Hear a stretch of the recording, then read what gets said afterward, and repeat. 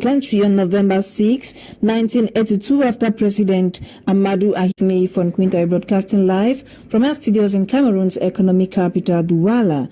Now, Prime Minister, Head of Government, Chief Dr. Joseph Dion Gouté, is in the Southwest region to represent the Head of State, Paul Biya, at the official burial ceremony of the 7 unarmed school children killed last October 24, 2020 at the Mother Franciscan International Bilingual Academy, Kumba. His visit to Kumba and participation in the funeral of the 7 kids killed is described as continuous efforts made by government to console the parents of victims as well as the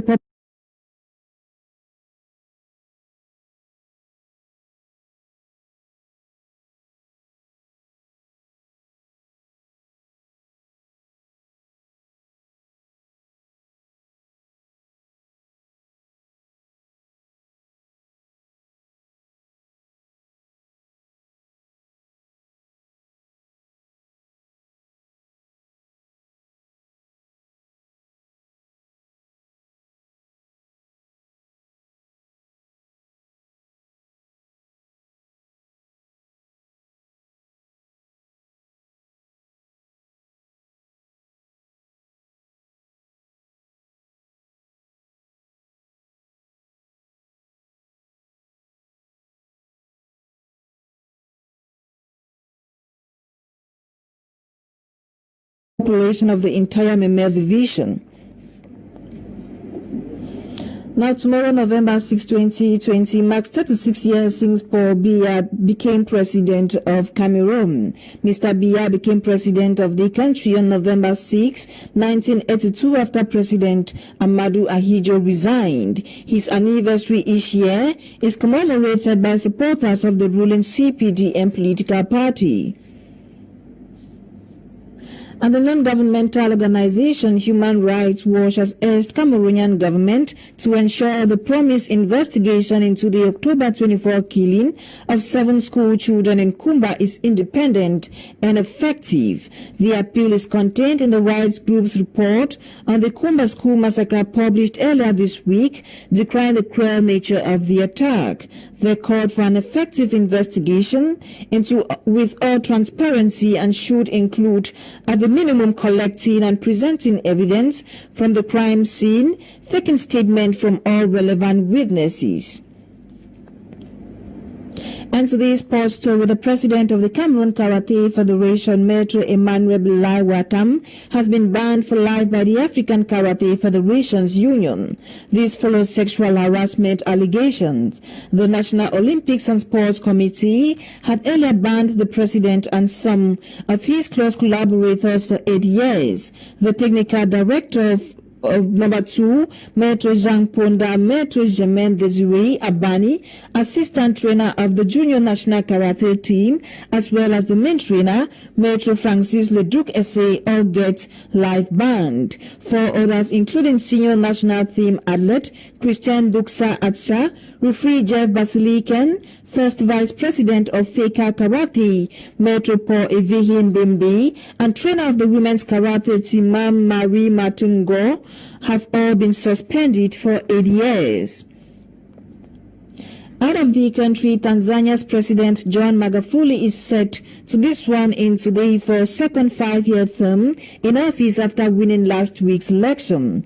The incumbent claimed more than 84.4% of their vote, which marked by allegations of significant fraud contested by his rival, who called on their supporters to take to the streets.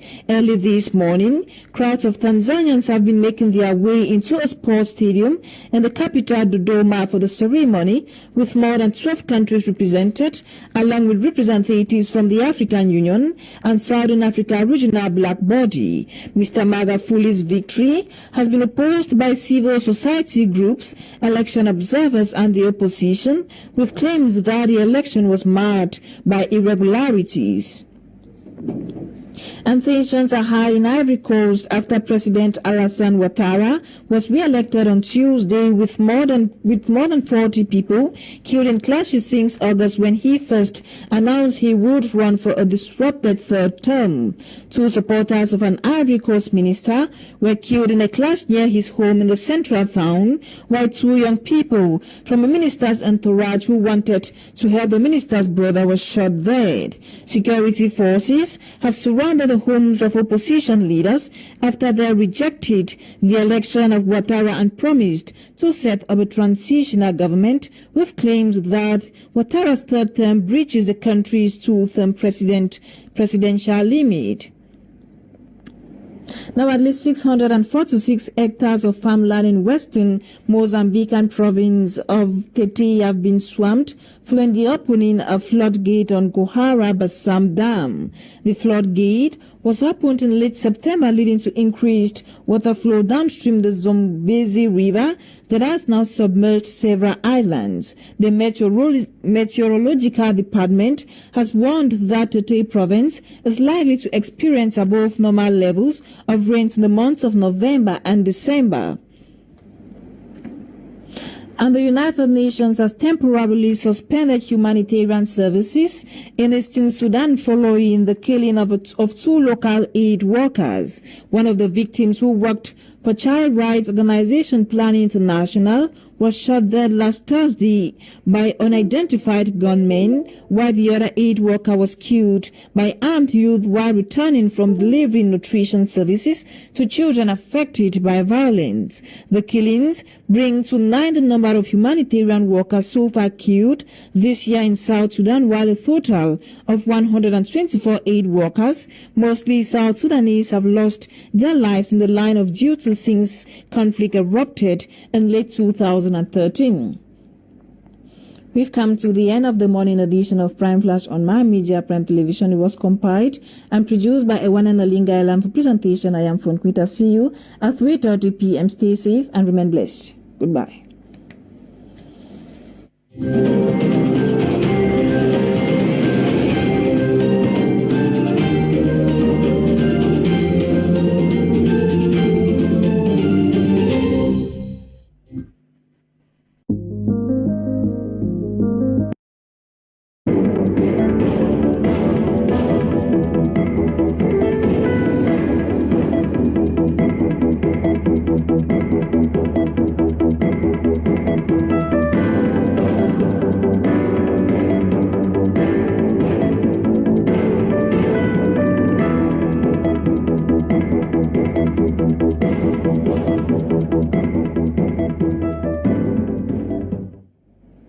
Good morning, televiewers, and welcome to the Thursday edition of The Brief, live on My Media Prime Television, the bilingual program dedicated to the review of newspaper on My Media Prime Television. Today we shall be digging several layers into or beneath the lone headline making news across the papers in the country. Today we are talking about the recurrent attack on schools in the northwest and southwest regions of Cameroon. Bonjour, Audrey Zaxa. Bonjour, Laisha Kingsley. How are you doing today? Ça va, sauf qu'aujourd'hui on pense aux enfants qui seront donc inhumés aujourd'hui. Yes, Prime Minister Chief Dr. Joseph Diangote is in the southwest region. He will be heading to Kumba to assist in the burial of these children, or the children that were killed or brutally murdered by armed men believed to be Ambazonia fighters in Kumba, Meme division of the southwest region of Cameroon. Bonjour également, Tapé Kanté. Bonjour et merci de m'avoir une fois de plus invité sur votre plateau pour parler de l'actualité. Surtout que je suis très écœuré pour la nouvelle qui est tombée hier, cette information qui circulait sur les réseaux sociaux, comment on menaçait, on tabassait des enfants encore une fois de plus dans le côté du sud-ouest Cameroun. Audrey Zaza, tell us what the French newspapers have for our audience this morning.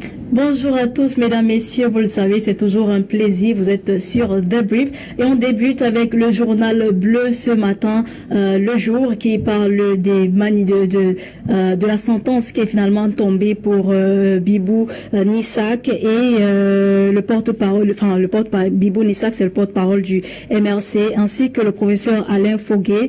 Ils seront donc transférés à la prison centrale de Kondengui. Ils en ont pour 6 mois. Le motif de leur envoi en prison: tentative de révolution, rébellion, attroupement aggravé, défaut de CNI. Le Messager parle à sa une de cette autre attaque survenue dans un collège à Limbé, le Koulou Memorial College. Hier, donc, d'après ce journal, des hommes armés non identifiés ont mis à poil des élèves avant d'incendier 2 salles de classe. L'intégralité, vous la lirez donc à la page 3 du Messager. Dans Mutation, on parle de football pro, le retrait des compétences de la FECAFoot. À notre confrère de titrer la Ligue Beauté en touche. Le même journal parle également de l'attaque dans le collège de Limbé hier. On termine avec Cameroun Tribune qui à sa une parle de la FECAFoot alors que le gouvernement leur a recommandé un consensus autour de la mise en œuvre de la dernière sentence du tribunal arbitral du sport. Les relations entre les 2 instances de football n'ont cessé de s'envenimer. Ces derniers jours, le journal nous informe donc que la fédération a décidé de retirer les compétences à la Ligue en ce qui concerne l'organisation des championnats. Vous lirez donc l'intégralité dans le journal que vous retrouverez chez votre marchand de journaux. Voilà pour les tabloïds en langue française. Place aux tabloïds en langue anglaise avec toi, Lasha Kingsley. Thank you, Audrey. We begin with municipal updates, newspaper municipal updates, which revisit the scene in Limbe yesterday where a school was attacked by suspected Ambazonia fighters. The paper writes that Amba attacks on education, a disgrace on humanity. The paper titled The Recurring Attacks on Schools Across the Northwest and Southwest Regions of Cameroon as a disgrace on humanity. And equally in the paper, Prime Minister's Chief Dr. Joseph Diongote, who is BIA's a special envoy to Kumba, will today assist in the state burial or pay state honors today in Kumba to the kids that were killed in Kumba recently by armed men believed to be Ambazonian fighters.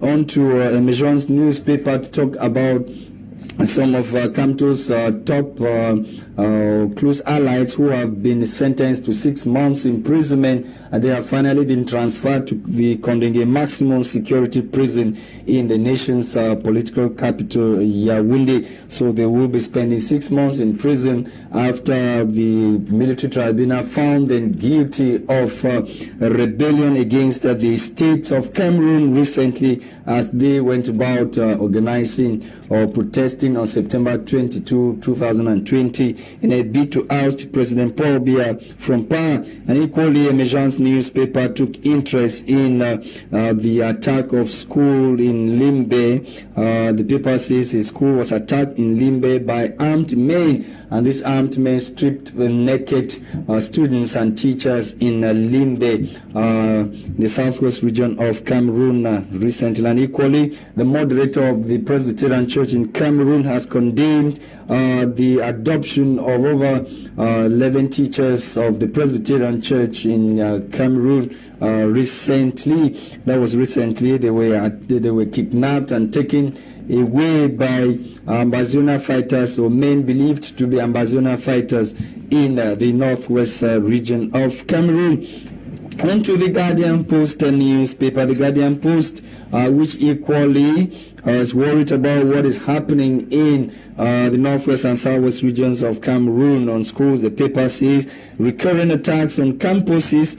Government should step up security or shut down schools in the northwest and southwest regions of Cameroon. The paper is worried about the recurring attacks and is urging the government of Cameroon to step up security or shut the entire northwest and southwest region of the country when it comes to education. And equally, the paper talked of September 22 protests, 9 detained MRC barons transferred to the Kondenge maximum security prison after they were handed 6 months life jail by the military court in Yaoundé recently. And UK bishops pressure government and separatists to cease fire, to call for a ceasefire in the northwest and southwest regions of Cameroon. We're ending with the Sun newspaper, which equally focuses on the Anglophone crisis. This time around, the paper begins by talking about the schools which are under attack in the northwest and southwest regions of the country.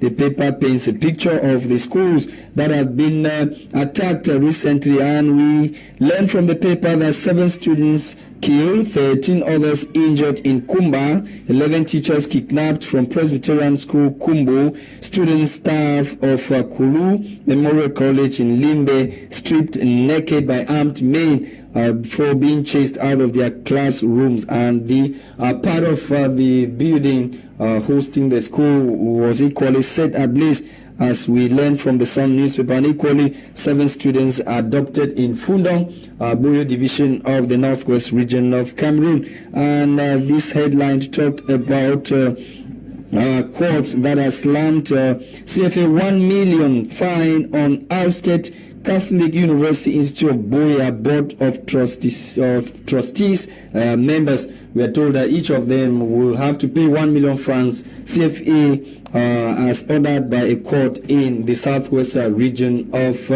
Cameroon. And equally, we are back in the studio to continue analyzing some of the striking headlines. Like I told you today, we will focus mostly on the recurrent attacks on schools in the northwest and southwest regions of the country. Audrey Zagza. Oui, exactement, Lasha Kingsley. Nous sommes de retour sur le studio et monsieur, enfin, quand tu es tapé, hein, on est tous fatigués. Enfin, je ne sais pas pour vous, mais nous, en tout cas, on en a marre un peu hein, des attaques à Limbe, dans le nord-ouest et tout. Hier encore, on a appris que des enfants ont été attaqués dans une école à Kulu, Memorial College, c'était à Limbe, et ces enfants-là même ont été mis à poil. La vidéo est diffusée sur les réseaux sociaux partout, tout le monde a pu la voir. Oui, c'est un fait qui est réel. Vous avez vu comment les activistes, je sais pas, ils sont permis de déshabiller les élèves, les enseignants, et les tabasser, brûler les cahiers, les livres, leurs tenues, etc., etc. Ensuite, incendier le bureau de l'école. Eh bien, vous voyez, ce n'est que le résultat, je crois, d'une sorte de négligence. Moi, je pense que si nos gouvernements sont protégés, voyez-vous, lorsqu'ils descendent sur les membres du gouvernement, lorsqu'ils descendent sur le terrain, ils sont entourés de la sécurité. Maintenant, est-ce que dans cette zone où il y a la guerre, ne serait-il pas aussi important de sécuriser les élèves qui partent chercher la connaissance, l'éducation, quand on sait qu'un enfant qu'on éduque, c'est un homme qu'on gagne? Ne serait-il pas important d'envoyer aussi cette sécurité de l'autre côté-là pour les sécuriser? La question reste entièrement posée. Maintenant, lorsque ces enfants, ou bien les établissements, jusqu'ici, se font tabasser par les soi-disant, je veux dire, terroristes ou bien les sécessionnistes, mais il faut comprendre qu'il y a une sorte de laxisme de la part du gouvernement dans cette affaire, parce qu'il était possible, il était possible. Moi, je me pose la question, lorsque ces gens sont entrés dans la salle de classe, n'avait-il pas moyen d'alerter la police, ou bien n'avait-il pas moyen? Voyez-vous, nous sommes dans un cas particulier, dans un contexte particulier, d'où il est nécessaire, moi je pense, d'installer les systèmes d'alerte, les systèmes d'alarme. Ça peut être caché quelque part dans le banc. Donc ces gens se pénètrent dans les salles de classe pour faire leur sale besoin. Allez, on déclenche l'alarme et les forces de maintien de l'ordre sont au courant. Du coup, je pense que la situation sera décantée. Voilà ce que moi je pense sur Okay, Quentin, thank you very much for coming. We hope to have you on other editions of the program. Le plaisir est pour moi. Okay, we'll be welcoming Alex Ngepi of the MRC political party, of Professor Maurice Kamto and he will be telling us more on what he thinks about the recent attack on schools in the northwest and southwest regions of Cameroon. Alex Ngepi, thank you very much for coming. Bonjour millions de personnes qui nous suivent en ce jour sur Prime TV. On a parlé il y a quelques jours, on a parlé des attaques du Kumba. Maintenant, hier c'était Limbe. Avant Limbe, il y a Kumbo. Là où il y a encore 11 enseignants qui sont en détention, qui ont été adoptés par les séparatistes. Oui. Et c'est déplorable, c'est déplorable parce que hier déjà, ce qui s'est passé à Limbe, ce sont des éléments à racisme. Limbe apparaît être comme une zone un peu plus ou moins sécurisée. Nous sommes un peu surpris de voir ces attaques qui ont lieu du côté de Limbe. Donc il faut déplorer ça, il faut nous condamnons ça avec la plus grande énergie. Ce qui se passe à Limbe, c'est inadmissible en République exemplaire, c'est inadmissible qu'on ait des enfants qui sont spoliés comme ça, qu'on met nu, voilà, on viole leur dignité humaine. C'est pareil, c'est un crime, parce qu'il faudrait qu'on dise. Mais les gens se posent la question, mais qu'est-ce qui s'est arrivé là? Il n'y avait pas les policiers, les militaires, ces gens-là, ils sont entrés, fait ce qu'ils devaient faire. Et quitter sans alors même qu'après l'attaque à Kumba, le gouvernement avait bel et bien promis de protéger les écoles. Mais qu'est-ce qui s'est vraiment passé? Asking this question. Oui, parce qu'on a un laxisme, gouvernemental, c'est-à-dire on parle de sécurité, mais réellement on ne fait rien pour la sécurité des Camerounais. Parce qu'on dit, en fait, on nous fait comprendre que les forces, le FMO et tout ça, le BIR sont déployés pour la sécurité, mais quand déjà il y a une attaque à Limbe, on se rend donc compte qu'on est en sous-effectif du norme. C'est-à-dire, on préfère garder en alerte certains membres du FMO dans les grandes villes comme Yaoundé pour une prévention des marches politiciennes parce qu'on voudrait empêcher à certains partis politiques de marcher. Par preuve, c'est qu'il y a au moins 25 personnes qui sont gardées, qui gardent la résidence du président Moïse Kamto, donc il n'a pas besoin de ces personnes. Ces personnes peut-être redéployées à Limbe auraient pu empêcher ce qui s'est passé. Donc on est dans un laxisme gouvernemental où le gouvernement ne veut pas prendre ses responsabilités d'assumer la sécurité des Camerounais. S'il y a un sous-effectif au niveau sécuritaire, qu'on embauche. Et s'il y a assez d'effectifs, qu'on redéploie les FMO là où c'est nécessaire, il n'est pas possible que Limbe, qui est une zone touristique, Limbe, qui est une zone pétrolifère, Limbe... military base. Le cas de Limbe, c'est le cas de Boya, c'est le cas de Kumba, c'est le cas de Kumbo. C'est le nord-ouest, le sud-ouest en général. C'est-à-dire que la sécurité camerounaise n'est pas véritablement présente. On a parlé des vigiles, du système des vigiles qui sont mises sur pied, c'est-à-dire qu'un système d'alerte où les gens, où les populations devraient alerter les FMO en cas de nouvelle attaque et afin de permettre leur déploiement. Mais malheureusement, c'est pas le cas. Les gens ont des les enfants, nos enfants, les mettre nus et retournent sans personne soit interpellée. Donc, c'est pour nous une occasion d'attirer une fois de plus l'attention du gouvernement camerounais de véritablement asseoir la sécurité dans le Nozo et au-delà de la sécurité qui devrait être mise sur pied dans le Nozo, de passer à un véritable dialogue national inclusif afin de limiter ça. C'est inadmissible ce qui s'est passé à Limbe. Et il ne faudrait pas qu'on se leurre. Pour nous, tout le monde est coupable, mais il y a un véritable dialogue with people who say that the only goal that they have is their independence. Vous savez, how do you get them to understand? Tous les conflits terminent par un dialogue, qu'elle soit interne ou externe. Aucun conflit ne s'achève juste par la guerre. Tous les conflits terminent par un dialogue. Mais monsieur Ngepi, avec tous les actes qui sont en train de poser là maintenant, est-ce que vous pensez on pourra vraiment, le président pourra vraiment leur accorder un dialogue inclusif? Le président il y a par exemple le dialogue, n'est-ce pas? Et ça c'est limite. Ça voudrait donc dire que ce dialogue-là qui a été accordé par le président la première fois n'était pas ce qu'il fallait. Donc il faut encore dialoguer. Même s'il faut dialoguer 1000 fois, nous devons le faire. Quand on est montant de la paix, comme le président Biala Soin si bien dit, on ne doit pas commencer à refuter la tête du dialogue en disant que parce que les gens tuent, on ne dialogue pas. Même si tu, on condamne, mais on doit dialoguer. Ce n'est que par le dialogue. C'est il tue qui? Vous savez, nous au MRC, parce que nous sommes conscients que la guerre est sale, parce que nous sommes conscients qu'en période de conflit, on aura ce genre d'image qui s'est produit à Kumba, ce genre d'image qui se produit à Limbé, on aura ce qui s'est produit au niveau de Gabon. Comme nous disons, on n'a pas besoin de conflit au Cameroun. Parce que nous sommes conscients, cela fait partie de la sale guerre que nous menons contre le peuple camerounais lui-même. Parce que nous sommes conscients que nous demandons dans l'État du Cameroun de ne pas seulement prendre en considération l'aspect des armes, l'aspect militaire, mais de plus privilégier l'aspect politique. Car nous restons confiants que la crise qui se passe au Nord-Ouest, c'est une crise en fait qui aurait débuté depuis 1917. Ça fait 100 ans qu'on a deux peuples, deux cultures, qu'on a un peuple qui parle français, l'autre qui parle anglais. Ça fait du 103 ans. 103 ans. Et lorsqu'il y a dans ce problème, on ne devrait pas dire parce qu'on est francophone, on impose sa culture francophone au peuple anglophone. On devrait dialoguer à part égale. Et Alex, compromis. so how do the children come in now? The children. Les enfants, les enseignants. Qu'est-ce qui se passe? Est-ce qu'on va utiliser les enfants? Non, ce qui se passe, nous avons condamné cela de manière forte. Hein? Nous avons condamné cela, c'est inadmissible. Maintenant, il faut chercher les pistes de solution. Et il faut d'abord, avant de chercher les pistes de solution, il faut reconnaître que l'État a échoué sur la politique sécuritaire. Nous devons tous être d'accord dessus. Que si ces gens ont pu attaquer cette école à Kumba, à Limbé, c'est parce qu'il n'y avait pas des personnes qui devaient assumer leur sécurité. Donc l'État est fautif.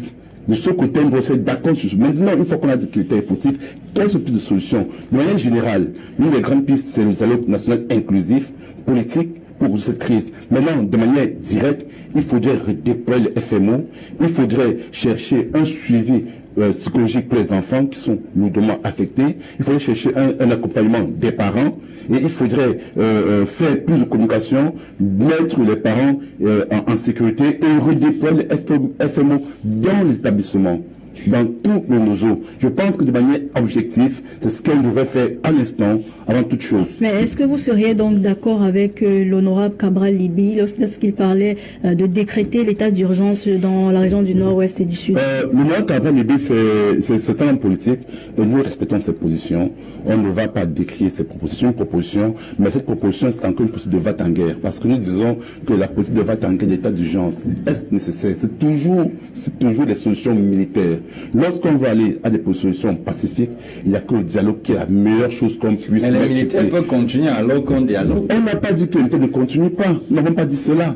Nous disons l'état d'urgence apparaîtrait être comme une politique de va-t-en-guerre. Aujourd'hui, on devrait dialoguer.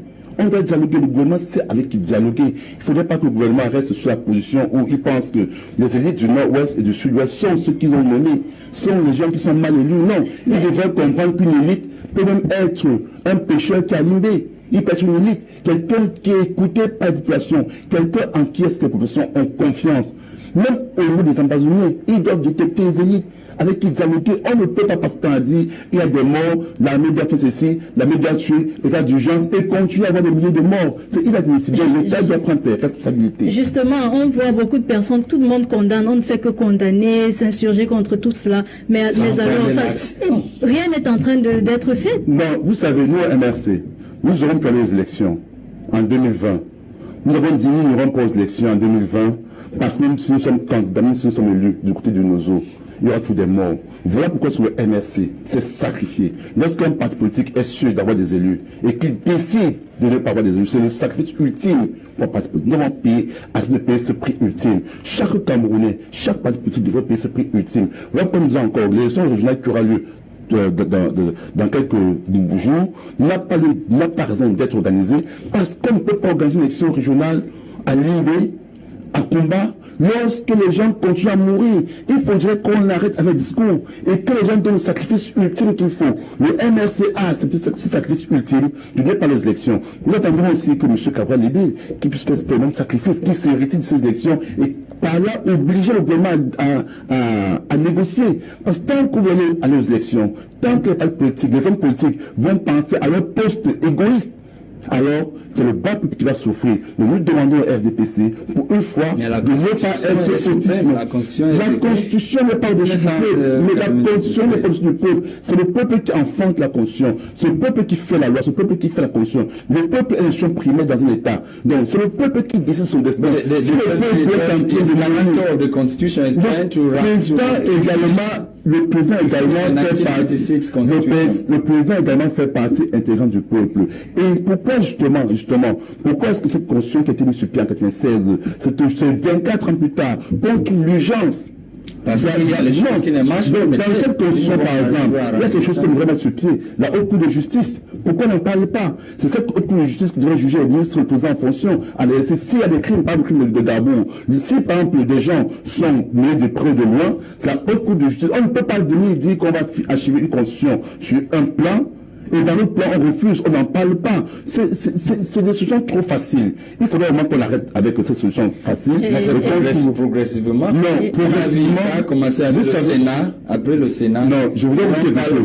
Il y a une frange partie des anglophones qui pensent au fédéralisme. Vous ne pouvez donc pas continuer à vouloir imposer l'État unitaire décentralisé. Quand un format de peuple camerounais veut le fédéralisme, donc déjà, vouloir parachever cette constitution au niveau de la décentralisation, c'est déjà monter, c'est déjà mettre en défiance ces peuples du sud-est et du nord-ouest. Donc il s'appelle urgent que l'État du Cameroun stoppe cela et va en négociation et dit on doit parler de la forme de l'État, pas de la sécession, qu'est-ce qu'on met sur la table et on négocie. Mais si vous voulez forcément achever la situation de la décentralisation. Alors qu'eux, ils ne veulent pas cela, vous comprenez toujours que nous aurons cela. Donc quand on veut négocier, on donne quelque chose à l'autre partie adverse. L'autre partie adverse, ce serait que l'État du Cameroun annule l'élection régionale et retourne sur la table de négociation. Et parlant du MRC, les journaux nous ont informé ce matin que 7 militants du MRC ainsi que le professeur Alain Foguet et Bibo Nissak ont été déférés à côté. Et justement, avant de parler de cela, et c'est regrettable parce que ils ont été convoqués avant-hier dans la nuit, très tard dans la nuit, ils ont été déférés par le magistrat Bias, juge d'instruction au tribunal militaire de Yaoundé. C'est le même qui a aussi déféré les 36 autres militants de Yaoundé. Donc on a l'impression qu'on a une justice aux ordres. Nous sommes looking at the 2014 anti-terrorism law, they were lucky to have cette loi fait partie des permettez-moi, cette loi sur le tourisme fait partie des tribunaux d'exception. En démocratie, la justice doit tout mettre en œuvre pour limiter au maximum les tribunaux d'exception. Parce que les tribunaux d'exception n'obéissent pas à l'ordre judiciaire. Les tribunaux d'exception obéissent à l'ordre gouvernemental, c'est-à-dire le tribunal militaire a pour chef suprême le président de la République, le ministre de la Défense, qui a même dans le ministre de la Défense. Donc, le procureur là-bas, je me rappelle également, il y a un nom, peut décider de vous arrêter sur ordre du président. Alors que dans une cour de justice normale, le président ne peut pas décider qu'on vous arrête. C'est deux choses différentes. Donc, les tribunaux de déception sont combattus en démocratie. Et nous supposons que Cameroun est une démocratie. Alex, sorry, we have to end here. We caught by time. Thank you so much. C'est moi qui vous remercie. Et je dis un bonjour à tous ces militants du MSC qui sont injustement incarcérés par cette justice aux autres au Cameroun, qui gardent le moral où nous sommes avec eux. Merci à vous, mesdames, messieurs. C'était Débrief pour vous. Merci d'avoir été des nôtres. Thank you so much, televiewers, for watching, and shout out to our production team led by Tini Ayo. My name is Lasha Kingsley, and you've been briefed. Tomorrow is another day.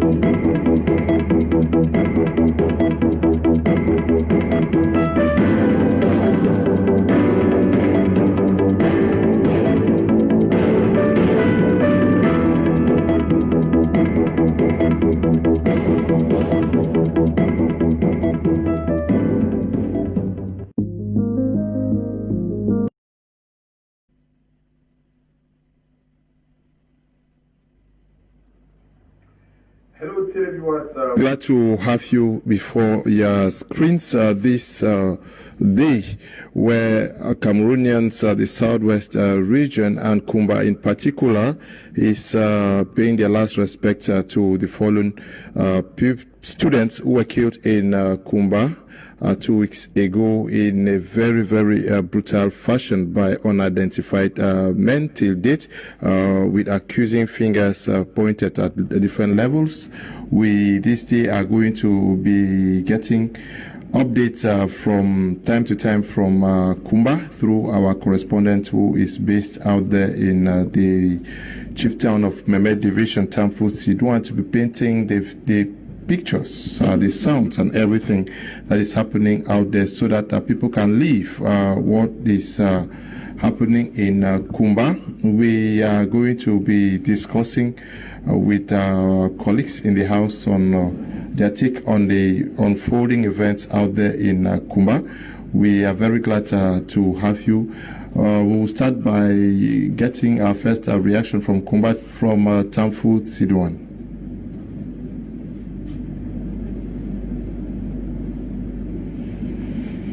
Can we get a first reaction there from Tamfo Sidwan, please? A sad day for Kumba, a sad day for the southwest region, a sad day for Cameroon, as we mourn the fallen students who unfortunately were killed in Kumba. And Eli, please, if it is possible, can we have recent pictures? Can we have recent pictures of what is happening in Kumba for the background and not what I'm seeing there, please? Can we have recent pictures? Okay, I'll struggle to get through to Sidwan, Tamfo Sidwan, to see if he can give us a picture of what is happening out there in Kumba. Is Sidwan ready, please?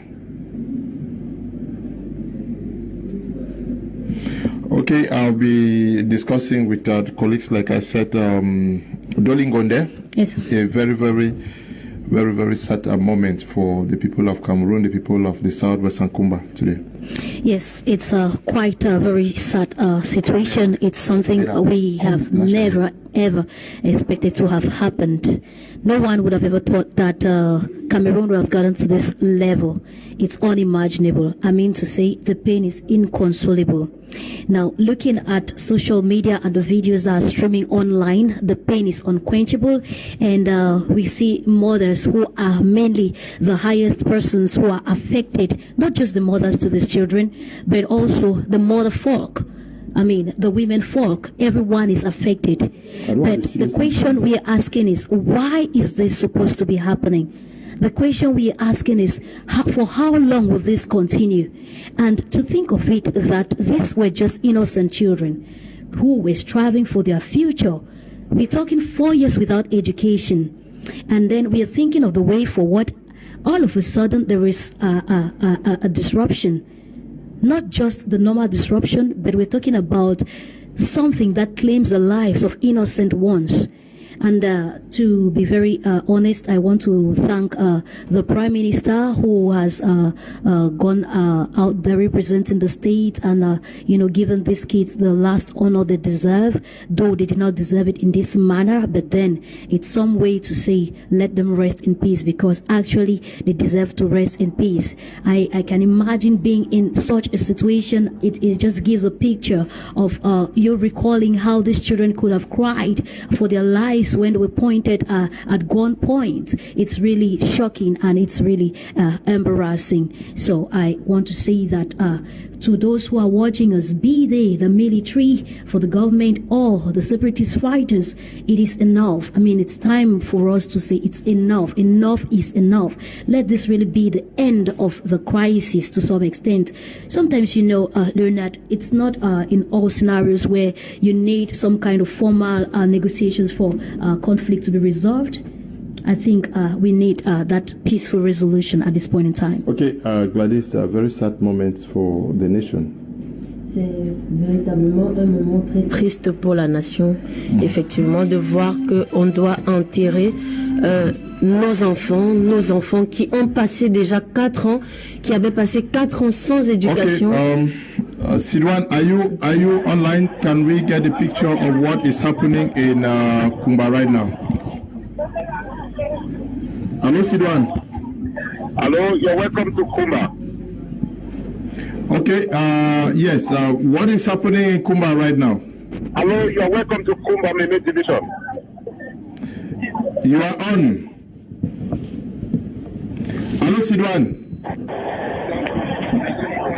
Hello, Sidwan. Hello? We've lost Sidwan Tangfou there. Oui. Oui, j'étais en train de dire que c'est une situation vraiment triste au regard du fait que nos enfants ont passé d'abord 4 ans sans aller à l'école et puis subitement, on leur a dit que, ok, vous pouvez retourner en classe et subitement ils se retrouvent massacrés de cette manière. C'est triste de devoir assister à ça au Cameroun parce que c'est une situation qui n'est observée nulle part dans le monde. Nulle part dans le monde ceci n'a été observé où des enfants se sont retrouvés victimes d'une bataille, où les enfants se sont retrouvés victimes d'une bataille socio-politique. C'est triste de devoir voir nos enfants être enterrés au jour d'aujourd'hui. C'est vrai, aujourd'hui le premier ministre est descendu sur Kumba. C'est une très bonne initiative, une très belle initiative d'ailleurs, de voir qu'il est allé représenter le chef de l'État pour ces funérailles. Mais je voudrais dire une chose, c'est que cela ne reste pas juste une visite pour aller accompagner nos enfants à leur dernière demeure, mais que cela soit un pas pour implémenter les forces de l'ordre dans nos établissements afin que nos enfants ne se retrouvent plus jamais dans ce genre de situation. Si effectivement ces mesures avaient été prises, je pense que jusqu'à aujourd'hui on ne serait pas assis ici en train de pleurer ses enfants. Je pense que si le Premier ministre est à Kumba aujourd'hui avec les forces armées camerounaises autour de lui, que ces forces armées camerounaises y restent pour protéger nos enfants ou alors... Yeah, we are going to connect with Sidwan Tangfou to paint a picture of how Kumba looks like this afternoon. Yes, Sidwan, what is happening in Kumba right now? Okay, presently, in honor of the 7 children who were killed in Kumba by unidentified gunmen. So presently, we are at the Kumba Amusement Park, where the funeral service is taking place and is being presided at by the head of government. Okay, Sidwan, I'll come back to you. Let's take a short break. We are coming right back.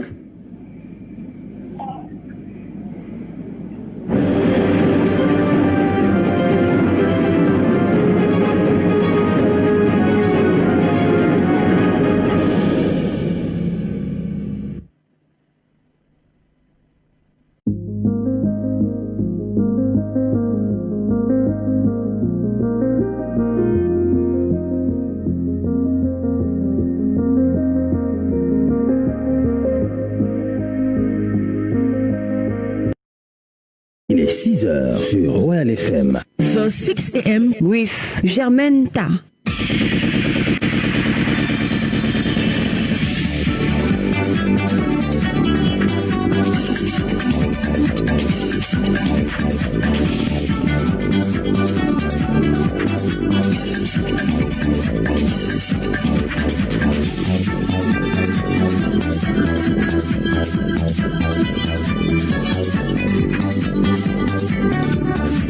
Good morning, ladies and gentlemen. You're welcome to the 6 a.m. news presented by me, Germaine. Our top stories.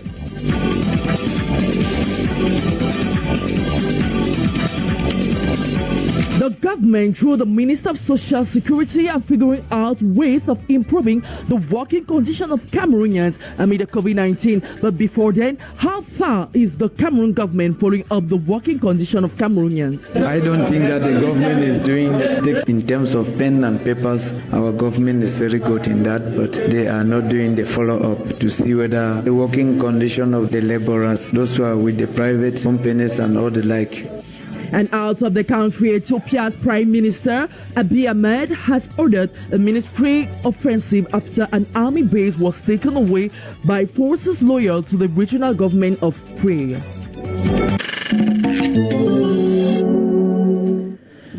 morning once more and welcome to the 6 a.m. news on Royal FM. The Prime Minister, Head of Government, Chief Dr. Joseph John Gute, is expected to attend the official burial ceremony of the school children murdered at Mother Francisca Bilingual Academy. An function of the National Decentralization Board has been outlined and is contained in a decree signed by President Paul Biya yesterday. The Minister of External Relations have received in urgence the High Commissioner of Great Britain and the first advisor and chargé d'affaires of the French Embassy. The aim of this audience is to invite Cameroon to join the UK Conference on Climate Change for the year 2021. Take a listen to His Excellency Juan James Laxton, the High Commissioner of Great Britain, after the conference on our microphone. I've just had a very fruitful meeting with the Minister of Foreign Affairs, and I was happy that my Italian and French colleagues joined me this afternoon in audience. And as on the UK, as you said, is planning to host the conference on climate change in Glasgow next year with our Italian co-presidents, and this follows on from the very successful meeting in Paris a few years back, which led to the Accord de Paris. And essentially, we discussed with the minister the importance of this issue in Cameroon, because Cameroon, you know, is not only facing the consequences of climate change in terms of, if you look at the Congo rainforest, the basin rainforest, and Lake Chad, and look even at the rain, the flooding which this country has suffered. But Cameroon, I'm happy to say, Minister, is also one of the countries which has shown its commitment over the years to this issue. And so we hope very much that Cameroon will continue in that role between now and the conference in Glasgow in November 2021. And we've been discussing today a number of ways in which we can work together in the run-up to that conference to give impetus to this global issue. So it was a very useful meeting. I hope the start of a close collaboration on this issue of global importance. The Minister of Finance, Paul Motaze, has placed a ban on some companies involved in illicit public offering in Cameroon. According to a press release from the Minister of Finance, the companies involved in illegal operations are called upon to immediately cease from the public offering and activities which involves the illicit sale of equity shares to the public for unrealistic gains. Meanwhile, the companies involved are expected to give reports to the Minister of Finance on the effectiveness of reimbursement of the unauthorized savings from national and foreign business persons. Ways of improving the working condition of Cameroonians amid the COVID-19 pandemic have come under review in Yaoundé yesterday. This was during the 26th and 27th session of the Consultative and Follow-up Committee of Social Dialogue, chaired by the Minister of Labour and Social Security, Gregoire Wona. Discussion during the conclave centered around health and safety of state employees at the workplace, as well as the collaboration between the administrative and social partners for the preservation of social peace. Secondly, you don't even see the transport. They don't give you this Thursday, 2nd November 2020. They were in total 12 teachers who were reportedly kidnapped in front of their students, but one managed to escape. This incident comes immediately after the 7 school children killed in the Mother Francisca School in Kumba last Saturday, 24th October 2020. In this light, our reporter Finyek Crispin interviewed some school teachers to get their state of mind concerning the abduction of their colleagues. She now reports. Barely 1 week after the Kumba massacre, 11 teachers have been kidnapped in Kumbu by separatist fighters. This situation has left teachers in a devastating atmosphere. Mr. Julius Neba is one of the teachers. It is painful to me that my colleagues who are going to impart knowledge into the heads of children are being kidnapped. The crime is directly proportional to that of the kids that were killed who were out to acquire knowledge. It's a painful thing, and it keeps happening. And we teachers are molded as parents and nurses to these children. They keep tormenting us because we don't know how to defend ourselves, and we belong to a government. What is now the purpose of this government at this moment? These teachers say the teaching profession has become scary because of the lack of security and uncertainty in the school milieu. How can I feel secured? We are dealing with a group of people who We don't know those involved. And they killed in Kumba. Now they kidnapped in Kumbu. Who knows where the next will happen and what will happen? I cannot feel secure. I now teach in the classroom with fear in my heart. And how can you be very, very productive with that type of fear? It's caring for you to send your own child, or even you as a teacher, to even find yourself in a classroom teaching because you don't know what can happen in the next minute. According to this teacher, the current situation is as a result of the laxity from the Cameroon government. The children died. They just went and gave condolence visits and great days of mourning. That is not enough. Who killed these children? Why? And we looked into it and solved it. Now, these are my colleagues that are following the same fate of these children because of the laxity of stakeholders in this country. They go further to say the government has to sit up and take appropriate measures to stop the killings in the country. If the stakeholders involved don't sit up, the insecurity will swallow the whole of this nation. I think it is about time the stakeholders in this nation stand up and learn to face causes of things and bring out solutions, not the consequences, because they have instead allowed the object and they are chasing shadows. The government on their own part, I believe they are not doing their best. They are risking our lives. And that is why it has just given right to any Jack and Jill to take control into his or her hands and does what he likes. As a result, they share diverse opinions on the resolution and a possible end of the Anglophone crisis. It will come to an end. It has to come to an end as long as God liveth. But it will not come to an end by magic. What am I saying? We need to come together as the people of Cameroon and look into our problem without distinction. I think that for peace to come back in this country, the head of this country has a very big role to play in the resolving of this problem, because I think that anything that has a beginning has an end. This situation, this conflict, I'm not sure it will end one day.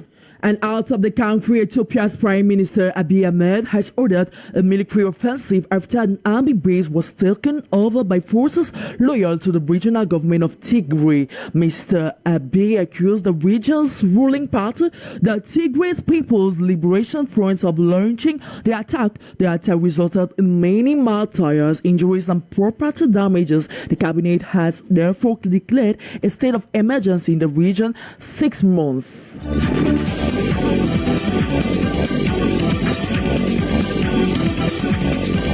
Solomon Esana was our sound technician, Alan Kwekama, video editor, Carol Prudence Tientu, our studios clerk. Editorial coaching was done by Bekran Wona, coordination Roger Kiek Dekeke, and the general supervision by Reverend Pastor Emmanuel Nwalbisai. At the presentation, I'm Germinta. Many thanks for listening. See you tomorrow, same time. And coming up next is La Matinale Royale with Dominique Lemba. Good morning. Bonjour, Germinta, mesdames et messieurs, bonjour. C'est un plaisir de vous retrouver ce matin encore avec l'équipe que vous venez de citer. Nous serons ensemble jusqu'à 8h. Nous aurons la musique du monde entier. Nous allons faire un voyage du nord au sud, de l'est à l'ouest, mais nous irons également à l'extérieur du pays. Il faut dire que pour la thématique de ce matin, vous savez, il y a un phénomène très commun. On décide désormais de confier la responsabilité de déposer dans les établissements scolaires nos enfants par des mototaximens, par des taximens. Est-ce qu'il est prudent? Est-ce qu'il est donc prudent de laisser nos enfants à la merci de quelquefois, même si on les connaît de près au quartier, de laisser la responsabilité du dépôt et du retrait de nos enfants dans leurs établissements? On va en parler tout à l'heure. Don't move a muzzle, dear listeners.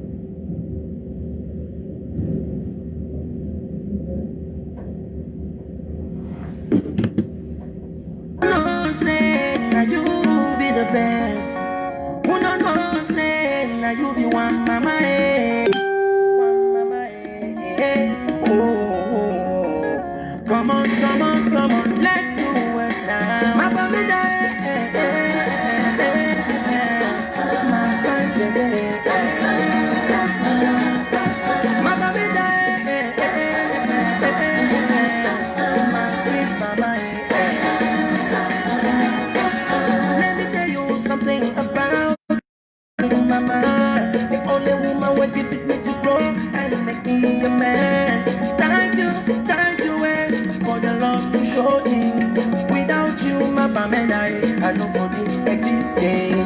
Thank you, my Pamela.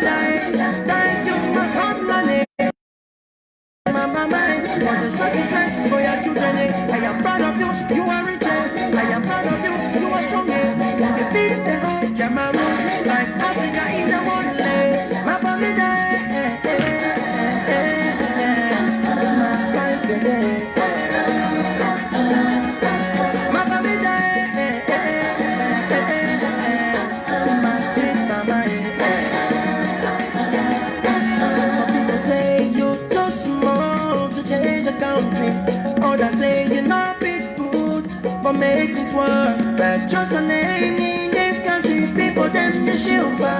The way we are picking them, they hustle people them they wonder. Thank you, Mama Medai. Thank you, my homeland. Bless you, Mama Mai. For the success for your children, I am proud of you. You are rich. I am proud of you. You are strong. You defeat the whole Cameroon, like Africa in the one land. Mama Medai.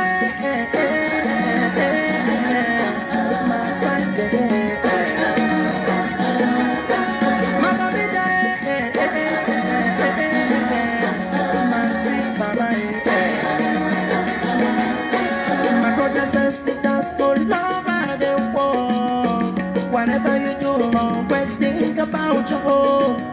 It's a place where you will come back someday. Let's clean it up, let's build it up. Thank you, Mama Medai. Thank you, my homeland. God bless you, Mama Mai. For the success for your children, I am proud of you. You are rich. I am proud of you. You are strong. You defeat the whole Cameroon, like Africa in the one land. Mama Medai.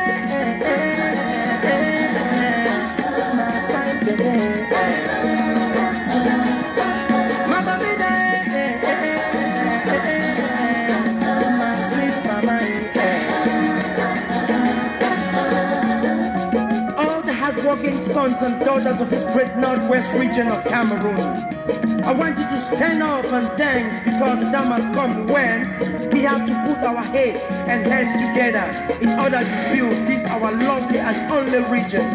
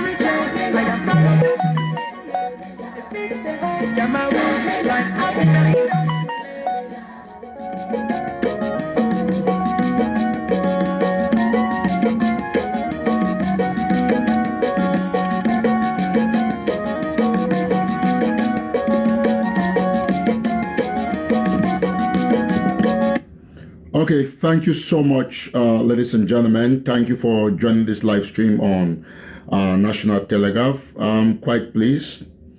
I'm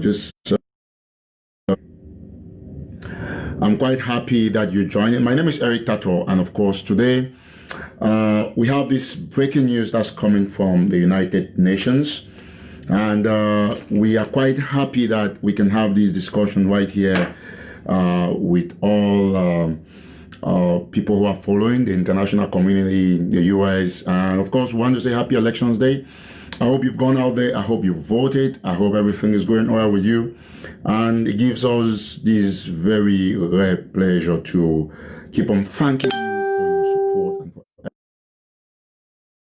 and I want to thank everybody who's watching, and I want to crave your indulgences, ladies and gentlemen, especially those who are watching from other parts of Africa, like the Gambia, Uganda, Burkina Faso, Mali, those who are watching from Cote d'Ivoire, and of course, if you're watching from Uganda, from Rwanda, from Ghana, from Tanzania, from Zimbabwe, we're saying a big hello to you. Let's just know where you're watching from. And of course, those who are watching from the United States, those who are watching from Cameroon, where we have the armed conflict going on there between the central government and rebel groups in Cameroon's northwest and southwest, aka Ambazonia. Once more, you're welcome. As I've explained to you, we need not to talk so much. We'll just go straight to the point. Today, I want to be talking very clearly on information of Southern Cameroons who are fighting for their independence. And if you join, you share, please make sure you share extensively and try to get everybody on board. We have 500,000, and that it's been a very long time since we came live on this our official Facebook page. That is why we're going to be discussing, so that everybody's going to be following. So if you're watching from Nigeria, I also want to say hello to you, all right? Let's know which Switzerland. A big hello to you. We want to say hello to Kesha Kenan, who is watching from Accra, Ghana. And of course, we will not forget all of our fans who are watching from the Horn of Africa. I'm thinking of those of you in Eritrea, Ethiopia. And of course, I want to say a big shout out to all those who are watching from Ethiopia. We have heard what's going on and we're quite sure what happened in one of your regions there. A big hello to those who are watching from Eritrea, from Somalia. And of course, we want to also say hello to those who are watching from the Gulf. From the Gulf, we're thinking of those of you watching from the UAE, from Oman and other countries within the Gulf. A big shout out to all of you. Thank you, those who are watching from Boston, from Massachusetts. We're reaching out to you. If you're watching from Bahrain, it's a big shout out. So, I'll just give a brief background in like a few minutes. Very brief background. And of course, this is basically about a couple of things that have been going on. You have all seen in the news and you've watched and you've listened very extensively about what happened in Kumba, one of the cities in Cameroon Southwest. And on this page, we have no compromise with how we call countries. We call countries according to their names and we explain things according to the details with precision and with international standard. This is not some kind of activism page. It's exactly what we're going to be talking here. And it's going to be about what's going on, what we found out from the United Nations. We're still seeking permission to play the recorded audio from the United Nations today. Once we have that clearance, we're going to do just that. Now, for those who are joining from other parts of the world who do not know what's going on, who of course do not know what's happening, Cameroon is in a deep crisis, an armed conflict. I think one of the worst in the world, or probably in Africa, let me put it that way. And since 2016, lawyers and teachers started a protest to demand better reforms within the legal and educational systems in the English-speaking regions of Cameroon. And this was, of course, for the government to enhance the common law and enhance the educational system, which is purely Anglo-Saxon. As you are aware, there's been two Cameroons, the Republic of Cameroon and Southern Cameroons, what they call today La Republique du Cameroun, and put it that way. And Southern Cameroon gained its independence in 1961, and Cameroon or East Cameroon gained its independence in 1960. Well, I don't want to go into the polemics of this history, but just to say that due to some political maneuvers, these two countries were merged. They were merged together. Remember that these colonies, after the British and the French as allies defeated Germany, and these two colonies finally were merged by some manipulation after they both had their separate independence. And so French Cameroon engaged in a policy of wiping out any heritage that was left within the people of Southern Cameroons. And so the police force, all their institutions were completely destroyed, I can put it that way. So in 2016, lawyers and teachers started a strike. They started a demonstration, peaceful demonstration, to call for an overhaul in the systems that were governing these two areas in terms of the legal and educational system. So the government did not subscribe to this protest, this early peaceful protest, and early 2017 or late 2016, early 2017, Manchon BBC started the Coffin Revolution, and this, of course, led to some social upheavals, and Cameroon has never been the same because this social protest finally has led to an armed conflict where we now have a lot of guns in the hands of what I would call rebels, what the Cameroon government calls terrorists, what the international community calls non-state actors. This has been going on for a long time, and the United Nations has been called several times to come and play a key role in this conflict. So I just want to say this. On the 24th of October, which was a Saturday, and I'll say it on this platform, on our news platform, authoritatively, after our findings, elements of the Cameroon military acting incognito, they're acting like disguised as armed separatists, entered a school in Kumba. Kumba is the chieftain of Meme Division, one of the restive divisions of Cameroon Southwest region. So they entered this school, Mother Francisca International Bilingual Academy, and shot. There was a mass shooting. They shot and killed 5 children on the spot, and 2 later died in hospitals. And so the total is 7, and they'll be burying these children a day after tomorrow, which is Thursday. And so these children will be buried tomorrow. And we at the National Telegraph, we can authoritatively, after we obtain evidence, that they can for this act. Okay, just today we also got a story that is coming out from Kumbu. Kumbu is the chieftain of Bui Division in Cameroon's northwest region, what their Ambazonians call today, they call the Northern Zone. But the Cameroon government calls it the Northwest. And of course, they still have their structures there, but rebels are fighting to claim it. So in Bui, but precisely in Kumbu, in one of the Presbyterian schools, without blinking, we can say authoritatively at the National Telegraph that a group of fighters commanded by a former pastor here in Maryland, who is not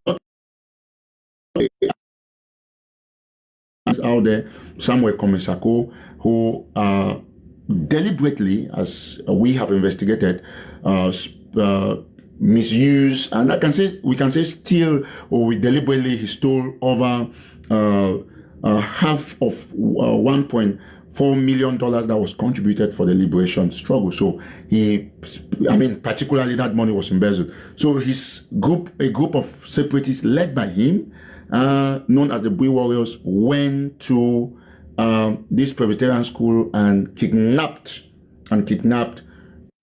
most of the pupils and teachers, but later released the teachers.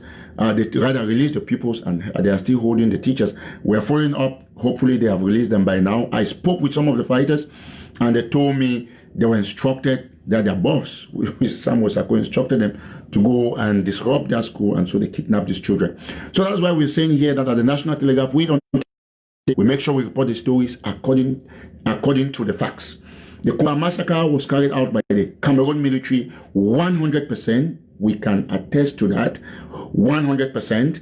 The Cameroon military killed these children. We have all the proofs, and we'll keep on educating and telling the international community. Why today in Kumbu, the Samuel Sako-led group of the Bui Warriors, which many Ambazonians are considering a proxy of the Cameroon government acting under the cover of Ambazonians, but because many have argued that it's possible that after the Kumba massacre, bury these children, and we find a group of rebels going to kidnap children in a school, and this is led by Samuel Sako. It is just a way to give signal to the international community that probably this Kumba Act is just to try to solidify what the Cameroon government is trying to put out there as conspiracies. So all of us we've investigated these 2 very terrible acts. 24th till now is just about 8 days or thereabout, 9 days. So these people should be held responsible. The Cameroon government should be held responsible for killing these children in Kumba. While in Kumbu, we have investigated and we can state authoritatively that Samuel Sako ordered the kidnapping of these children. This is National Telegraph, and we know a lot of people are joining from other countries who might not understand the scope. Same way we can be discussing issues in Zimbabwe and in Cameroon will not understand. So we just beg that you follow with us. Excuse me. Now, to the crux of the matter, we're talking about the United Nations. This breaking news from the United Nations. This investigation was triggered by a declaration from this same former pastor Sako, who is a dismissed and sacked leader of the Ambazonian revolution. Is acting only on his own volition, and probably many people say that it is for this reason that no international community or any member of the international community has ever recognized him as anything when it comes to the separatist movement. He has his following on WhatsApp, and A lot of people make audios. Let me say some people make audios sometimes to back him up, but he has zero recognition in America or anywhere that he ever shows his face. A case in point is a recent meeting that was scheduled to hold Senator Ben Cardin, but this meeting was not attended by the senator, although Samuel Ikome and his group claimed that the senator came there before, during, and after a meeting that was not attended by the senator. They came and lied to the people. So our analysis today and our investigation, we called the UN office here in New York, the communication department, and we follow up with other departments in the United Nations. What Samuel Sako said yesterday on a live show in a Facebook page that has over 11,000 followers or thereabout, known as ABC, that's a Facebook page, and he claimed that the United Nations has endorsed a process for negotiation between the rebels and the government of Cameroon. So we had to call the United Nations. But then what was most important is that two of the panelists who came on this Facebook page yesterday, yesterday was of course Monday, November 2nd, 2020, Samuel Sako and one other retired journalist, Bo Herbert. Both of them contradicted themselves. When the interviewee asked Samuel Sako if this, because we're talking about the Swiss-led talk, I'm coming with the breaking news from the United Nations.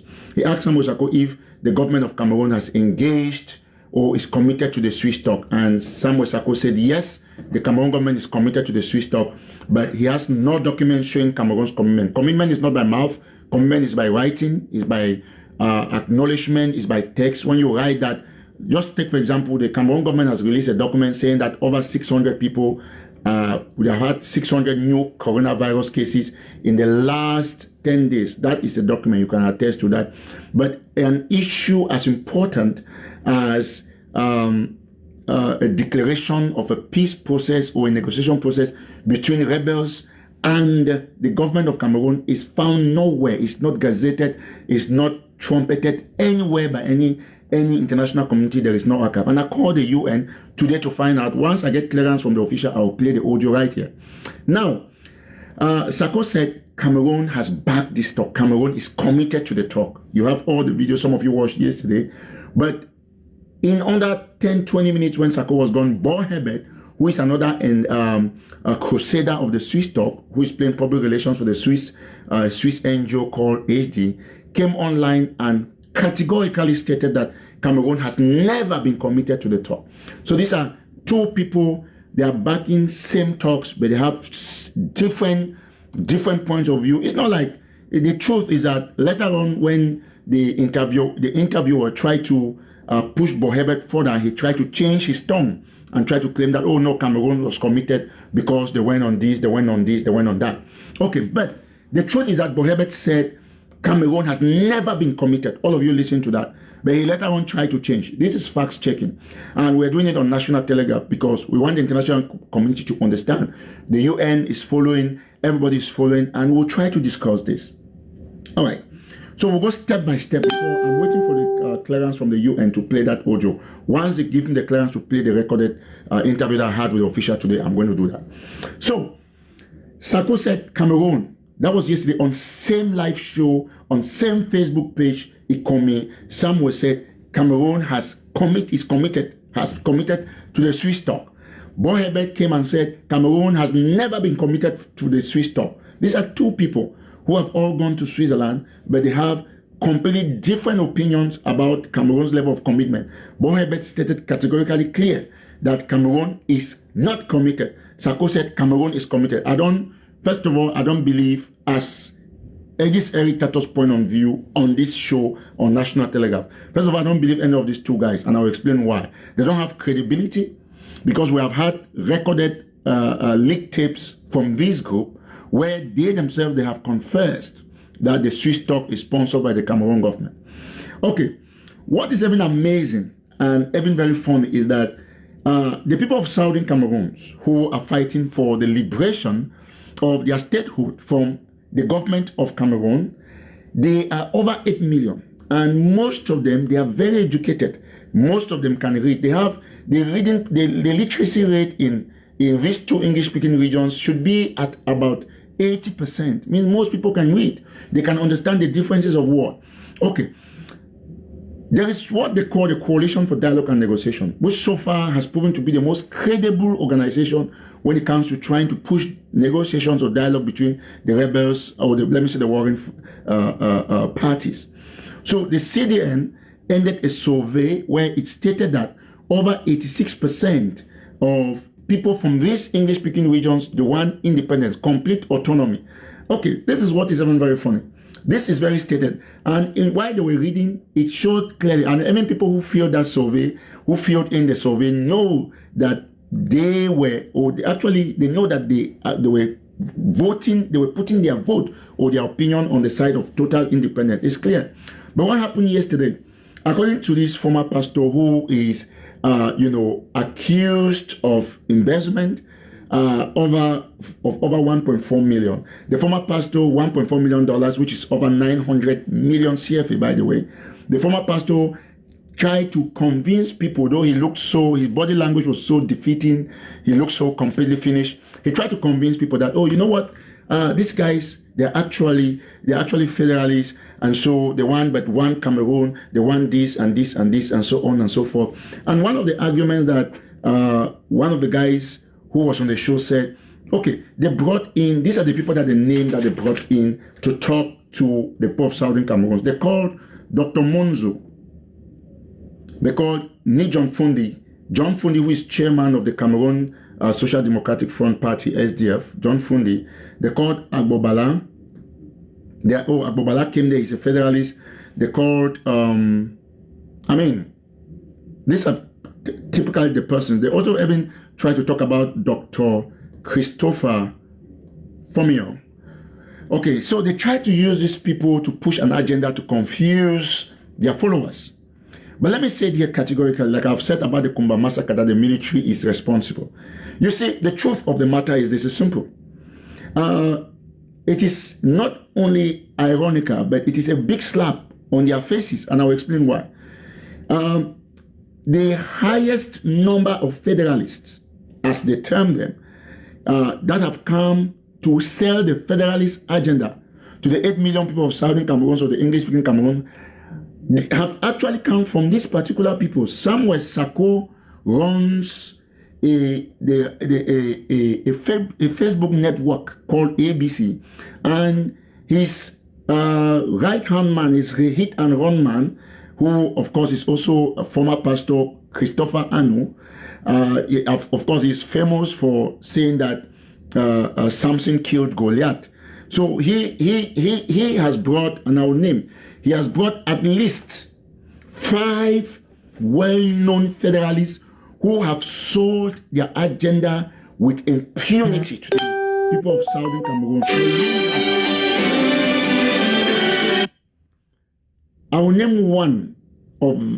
I'll name these federalists in the line. Number 1, Chris Anu brought in John Fundi, the same John Fundi that they today complain that came to this meeting.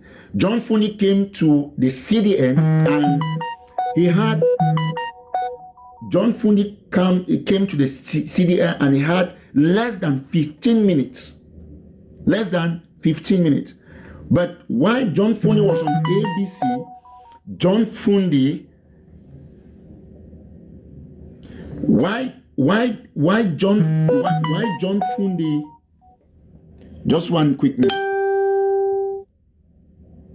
Okay. I'm just getting some messages. Very good.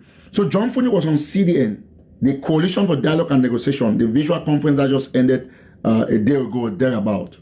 Okay. John Fundi came to CDN, he had just 15 minutes.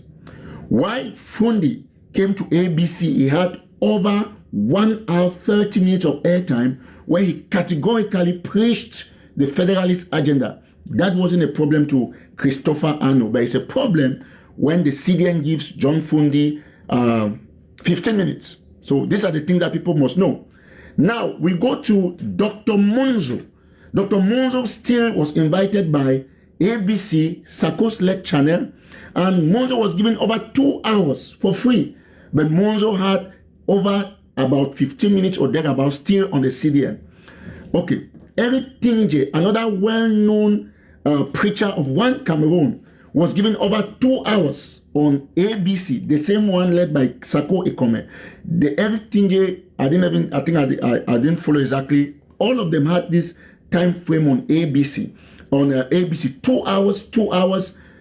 Chris Anu even held meetings, sacred meetings with Fundi, and they also brought one Pastor Kenneth, who is a federalist, well-known federalist.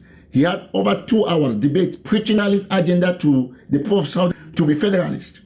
They also brought a certain, who did they bring? I mean, you know all the names. There are some names that we can't just 5 federalists and unionists to their own television.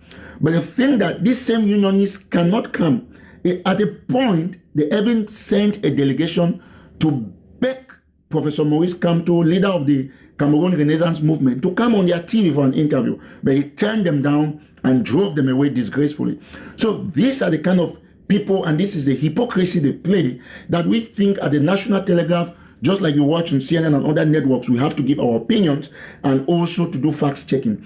So you cannot bring Fundi for 2 hours on your TV to come and preach a federalist agenda, and you think that Fundi should not be brought on a debate for 15 minutes where he was squarely defeated by those who stand for independence.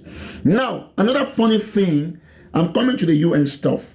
Another funny thing is that the CDN said 86% of Southern Cameroonians want independence. And he also, the CDN also said they talked of autonomy. So Samuel Sako, who according to our findings did not earn any degree in Nigeria, he actually faked his degree. According to what National Telegraph found out, we can say there authoritatively, this is not an Ericator platform, it's a National Telegraph platform where we research everything. So this guy who faked his degree, he tried to define autonomy. And he referred to the CDN survey, that autonomy, according to Samuel Sako, that's why you see Bon Herbert is a little bit educated. He did not answer that question on autonomy. He tried to play around. Samuel Sako tried to educate people, professors, 8 million people who have a literacy rate of over 80%, that, that autonomy means one Cameroon. It means federation. It means this and that. How do you define? Let us even look at the meaning of autonomy. Let me look it up from Google so I can read it for everybody to see. Now, listen very attentively, ladies and gentlemen. I'll pull out autonomy for you all to see. Most of you must have looked up the meaning of autonomy. Autonomy is a synonym to independence. Autonomy will never mean being one. It means you want, autonomy is, if you look at the definition from any dictionary, any book, autonomy means the people wanting to govern themselves, have their own say. You get the point. So that is the exact meaning of autonomy. And when someone says we want autonomy, it means they want independence.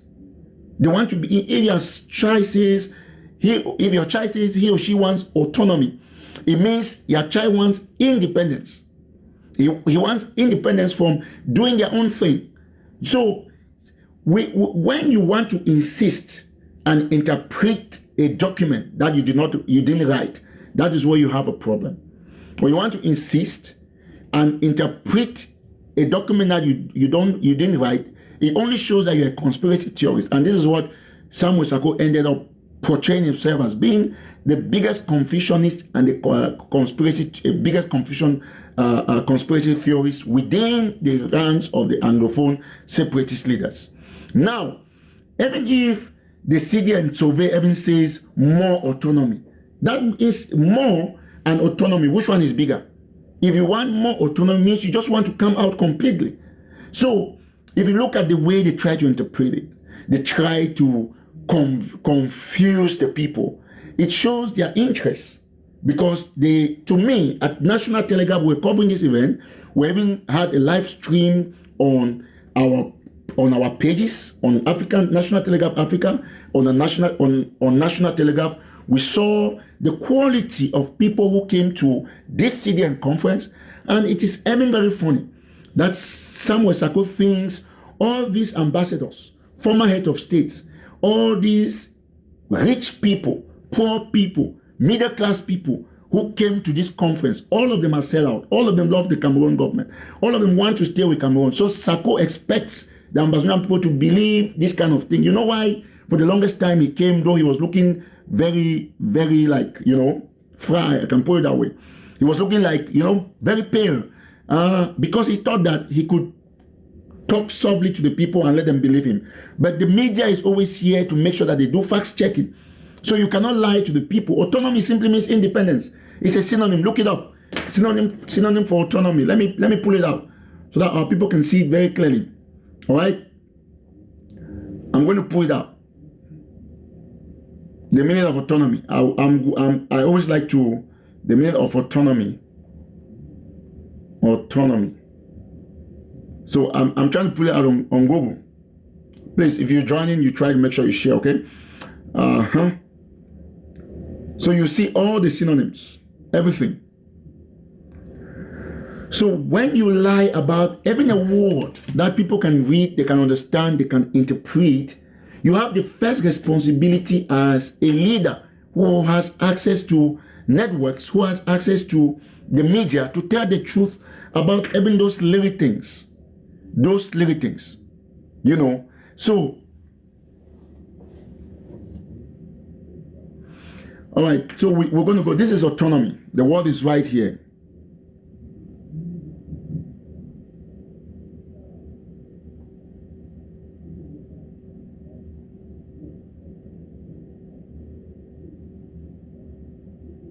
This is it.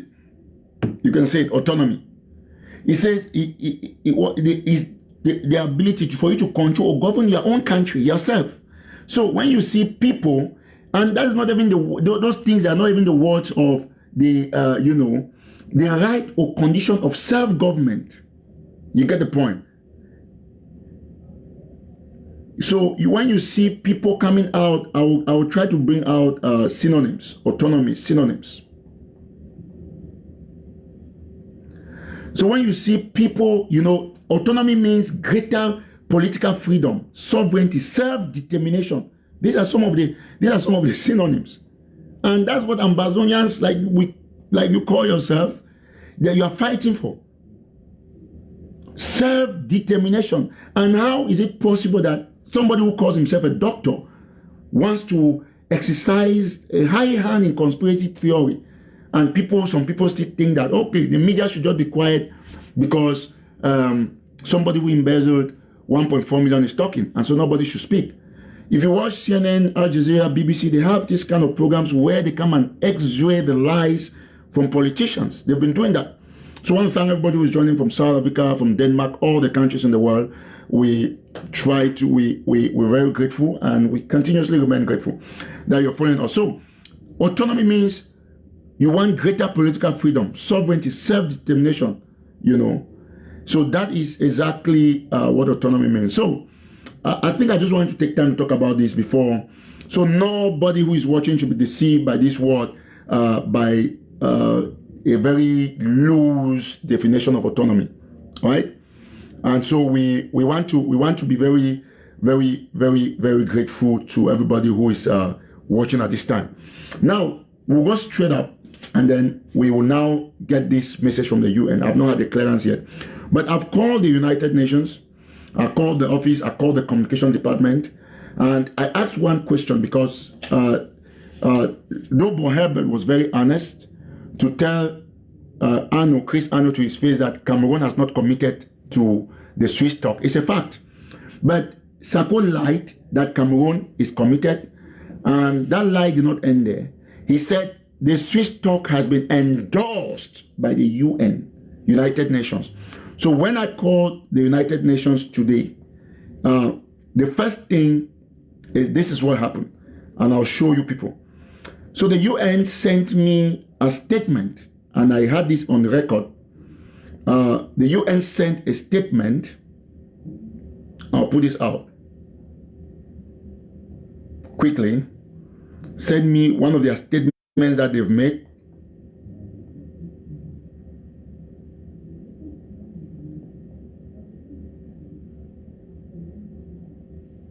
All right.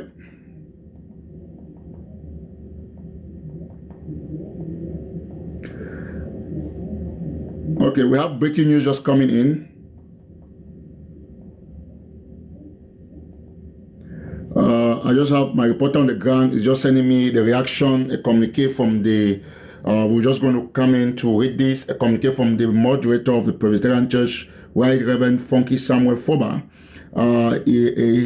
He's reacting to the kidnapping of that I was just talking about, which that's what I said, it was very dangerous.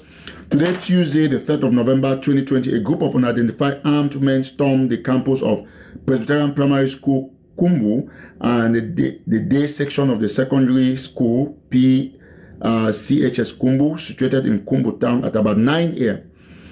In the process, they carried away a total of 11 teachers and dispersed the children to go home unhurt. So we have 11 teachers that are still being held. So the Presbyterian Church in Cameroon vehemently condemns the act which continuously deprives the children of their rights to education. The church is hereby praying for the teachers, parents, children, and other stakeholders during this very trying moment. Our hope is that such ugly scenarios will one day come to an end by the grace of God. The PCC hereby launches a passionate appeal to the perpetrators of this unholy act to release the captives as soon as possible. And I join my voice with the voice of the moderator. This just came in, my correspondent is just sending this to me. You can see the communique right here. I know very soon it will be on social media. I'll share it on other networks, as we can see. So I want to thank all of you who are following. Now, let me go. So it's a confirmation that a total of 11 teachers are still being held captive. So we are thankful all of you who are following National Telegraph. So we'll go further to talk about now in the next 5 minutes. I want this show to be very brief. If you have not shared, try to share. We'll talk about the issue with the United Nations. You see, lies telling is something that must be debunked at all times. We must condemn it. We must push it out. It's crazy. It's something that should not be accepted. So Samuel Sarko lied for the up-till time that the UN has endorsed this talk and that Cameroon is committed. Boy Herbert denied that Cameroon is not committed, which is the truth. Cameroon is not committed. And when I called the UN today, the communication department, I asked one phone for like 6 minutes. I have it recorded, but they have not authorized me to put it out yet. Once they authorize me, I'm going to do that. Now, let us get it very clearly. And when I contacted the UN, this is what they told me. They said anything that is endorsed by the United Nations is always gazetted, is written and certified. And they said that the Swiss talks have not been endorsed by the United Nations. And they sent me this communique from the UN Secretary General spokesperson on Cameroon. This was on the 25th of October. That is a day after the Kumba massacre. They sent it to me where they said that the UN is available. Listen, I'll read it to you. The Secretary General strongly urges the parties to answer his call to a global ceasefire. He reiterates the availability of the United Nations to support an inclusive dialogue process leading to a resolution of the conflict crisis in the northwest and southwest regions of Cameroon. This is it here, underlined. So you see, it was a brief statement from the UN, and they have still reminded me that the UN can mediate this. And when Samuel says that, oh no, you have never seen where the UN has mediated. For those of you who watched CCTV today, they were talking about the crisis, I think in Mali. Somewhere I have to pull that up, where they said there's a UN facilitator there.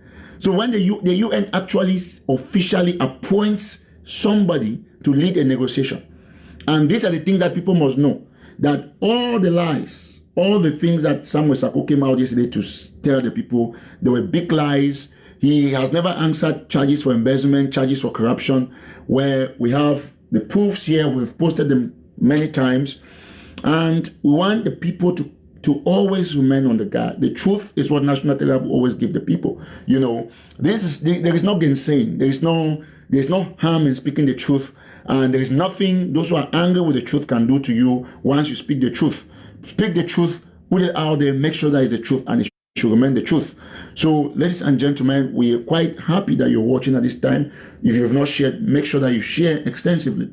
So you've seen the situation, we're just waiting. We'll get the clearance from the UN. We'll play. You listen to what the UN is saying.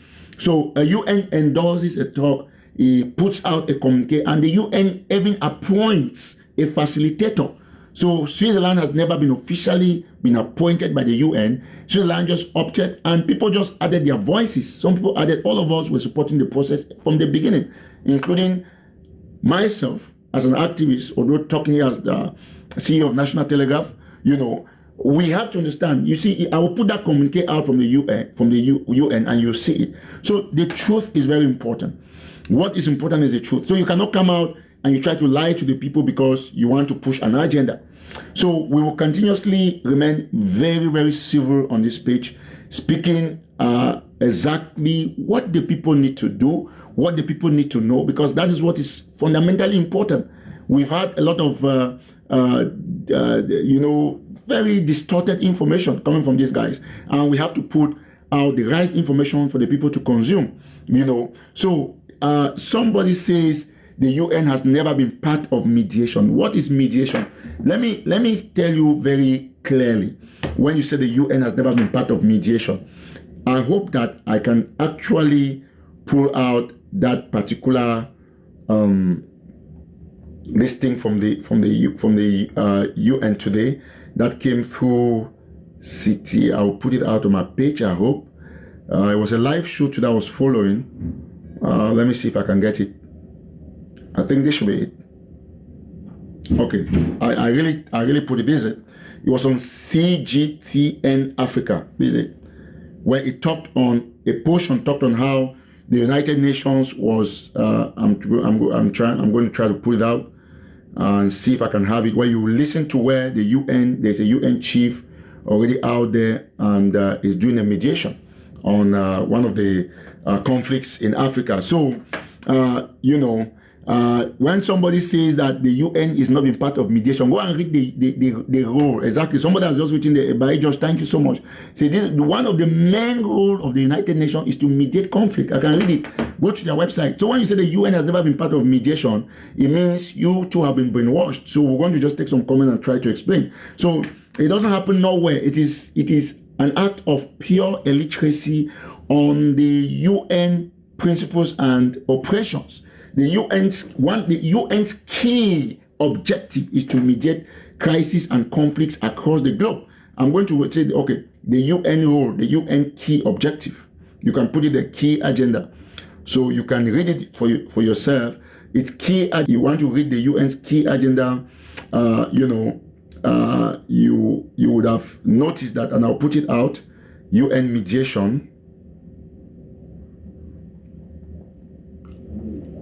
Okay.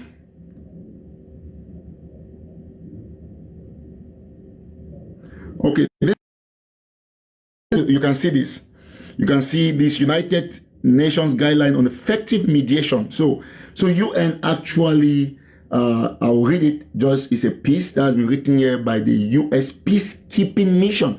And if you say the UN does not mediate, why do they have a peacekeeping mission? About the UN guidelines for effective mediation. This is published on the United Nations Peacekeeping Mission website. It said the United Nations has drawn on its extensive experience as well as expertise of partners to develop a practical guideline material to support mediation actors. In 2021, the Secretary General developed the United Nations guideline for effective mediation in response from the General Assembly. The guideline is designated as a reference document drawing on the experiences of member states, the United Nations, regional, sub-regional, and other international organizations, non-governmental organizations, women's group, regional leaders, the academic community, as well as mediators and mediation specialists. So when you say the United Nations does not mediate, that it begs the answer. The United Nations mediates because everybody is the United Nations. Switzerland is the United Nations. France is the United Nations. You are the United Nations. Everybody who is a signatory to the United Nations is the United Nations. So when you say UN does not mediate, it means you cannot be claiming that the UN does not have the capacity. The UN has no capacity to mediate a crisis.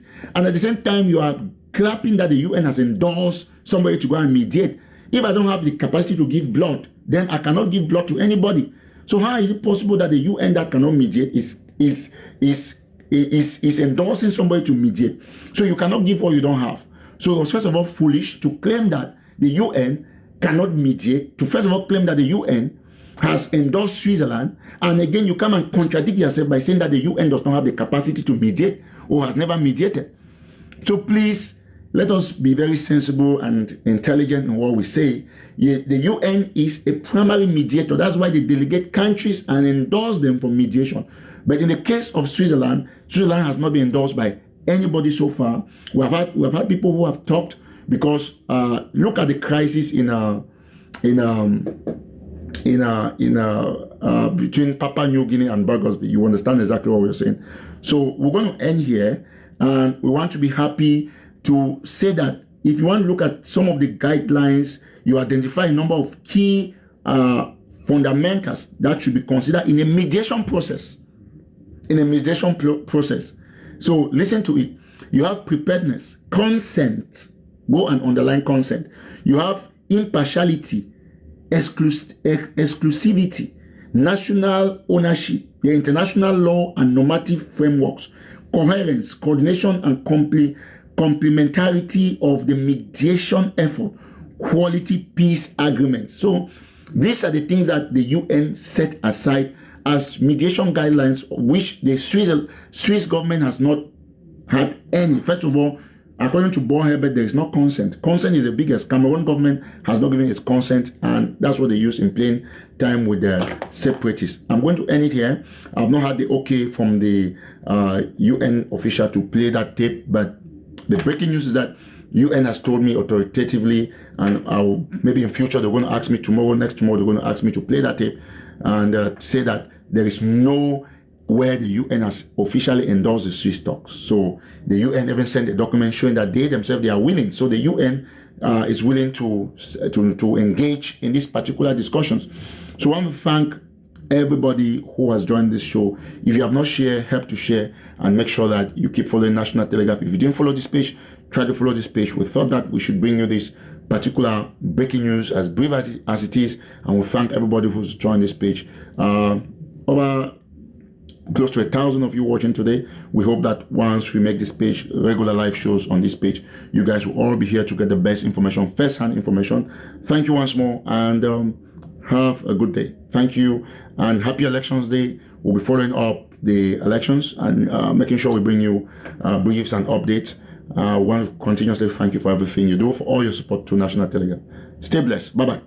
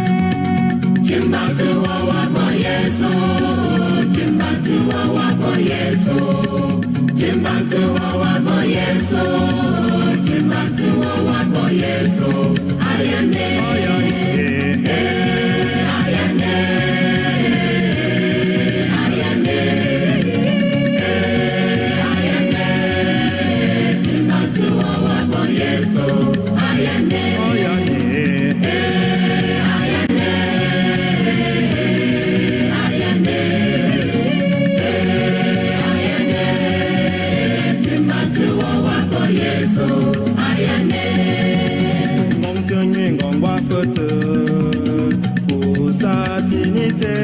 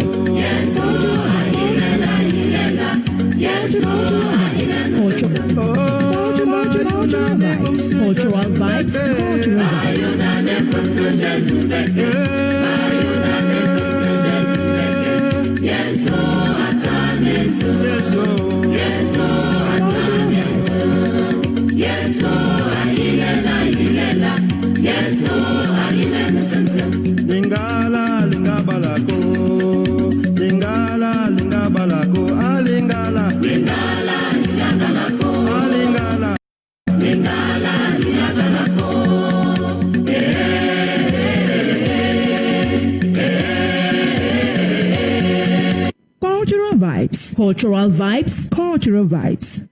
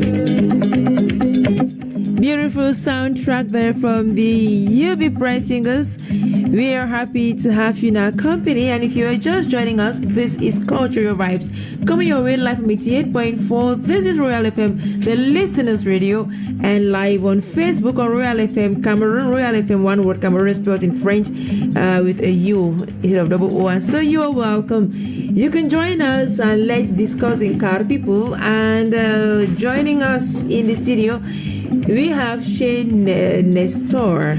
Good evening to you, Shane Nestor. Good evening, Promise. You should have told me how to say good evening, first of all. Ijine She. Ijine She. Very, yeah. Asaka. Asayuka. That is Kambe. That's Kambe. Yeah. I know. You sell Mosa. Mosa, yes, that's true.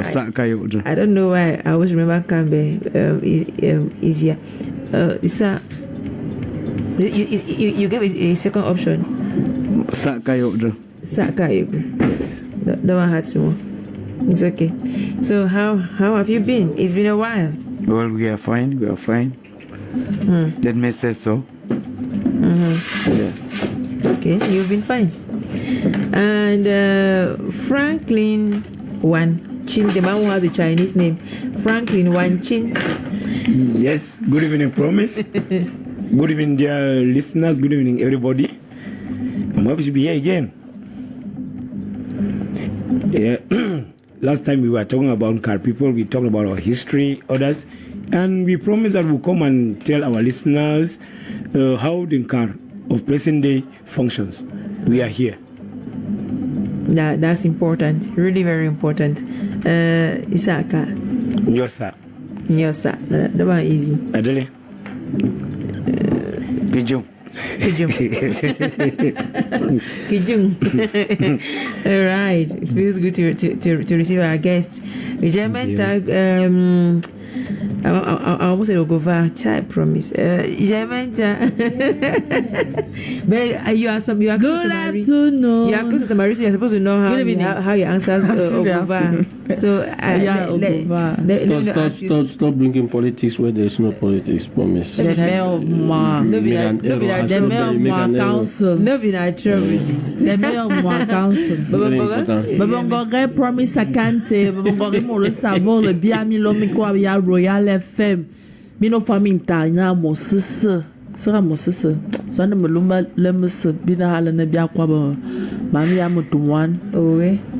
I am scratching your head there. I said no way.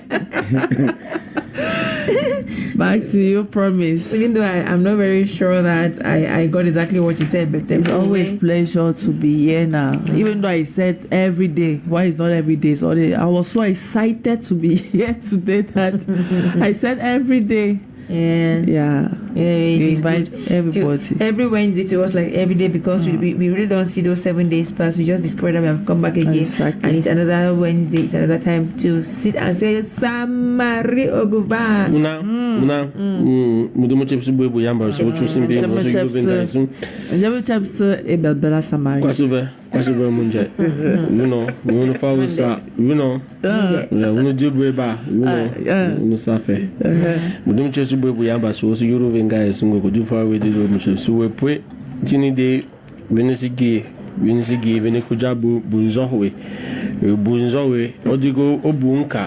Oso kanka oso guyale mukanturi bentinini tangam ninjao mudumu chopsu. I want to say good evening to all those who are listening to us from Sakante. Like Jemen said, it's a pleasure for us to be here every Wednesday.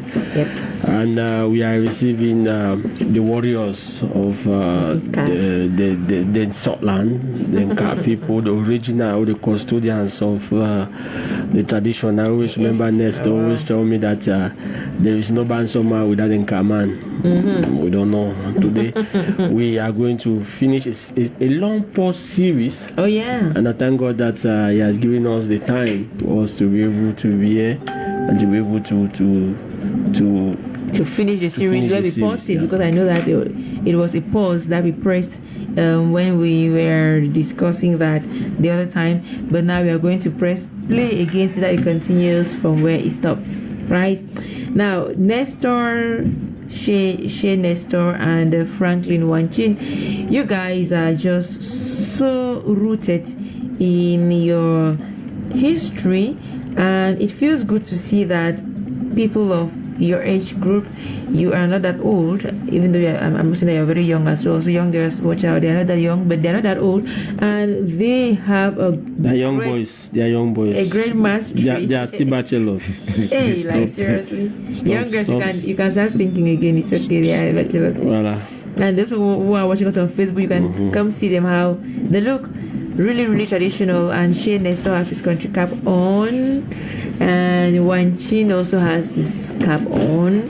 So if you are one of those ladies who get intrigued and touched in a special place each time someone talks about their culture very well, then feel free to watch these guys on Facebook, and why not connect to some other Franklin Wanchin, if you could just help us a little bit again, remind us where the Nkar people come from. Okay, in a nutshell, the Situen Nkar Fondom covers nearly the entire Jakri subdivision in Bui division of Northwest region in Cameroon. Wow. And when we talk of Nkar, most people think of the Nkar village. Nkar village is a village in Jakri subdivision. Yeah. But when we are looking into the Fondom itself, is the entire Jakri subdivision. Wow. Like the Fondom covers the entire Jakri subdivision. There are some villages there. The entire Jajiri. Yeah, I was going to ask that because there are other villages that make up that subdivision. Yes. So you're saying that those villages are sub-villages to you? Yeah, there are villages found in Nkar Fondom, but there is still Nkar village within this very Nkar Fondom. Wow. That's a little bit complicated. The Fondom is not a village? Actually, the Fondom is not the village itself, because the Nkar Fondom, we estimated looking at where our phone goes for sacrifices, where our traditional rules and regulations end. Like, for example, there is a bridge below Wainama before you enter Babisi. Yes. Where the Forum car always goes there every year to make sacrifices. When you go, and a distance from Wainama village to Nkar village, it should be around some 7 to 8 kilometers. Just the heat. Yeah, you love the hills, right? Just the difference of the heat. And when you check back into history, you see that in Nkar, people have been living in Nkar village since they came to Nkar. And they have also welcomed other Fondoms and other clans who have settled around Jakiri, same as those who have settled in Kumbu Center Subdivision. So they welcome them, like they don't fight over a piece of land, or they just like, okay, people should come and take this small land and stay in this place? Actually, Nkarman from the word go is a peace-loving person. We always conquer our home of hospitality. So when you come to Nkar, don't be sure that if you come to my mother's house, she will prefer that you eat, although she doesn't know you, and I stay without eating. Well, generally that is so African culture for you. So the Nkarman believes very much that when you come and he gives you a piece of land to settle, you will always be beside him. Those are people who love living together. Actually, who love living, because they see something. The issue of kola nut trees in Nkar, where you see a kola nut tree standing in this compound, but they will tell you that it belongs to somebody in a very far off land. It means that person came for a visit, and they gave him the kola nut to plant here, so that anytime he's coming to harvest the kola nut, Papa will still be seeing his friend. Like seriously? So that's how the people used to live in those days. But nowadays, with the creation of many things, and the fact that we claim we know everything, those things are not more there, and that was the real Africanism. I'm sure that we are going to discuss that off the program, right? Yeah.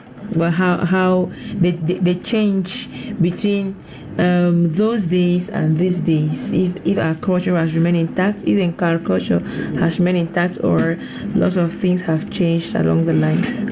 Many things have changed. Some are changing for the positive. Others have changed to kill the culture. Yeah, for example, because I know as I'm saying this, most people who live around Yaoundé who are listening to me, they will be looking at me with bad eyes, but I speak the truth. Because in our days, in those days, eyes are bad. Yeah, they have bad eyes. In those days, there is this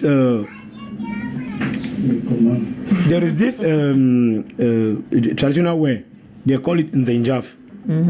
The Babi people call it Vandop. Yes.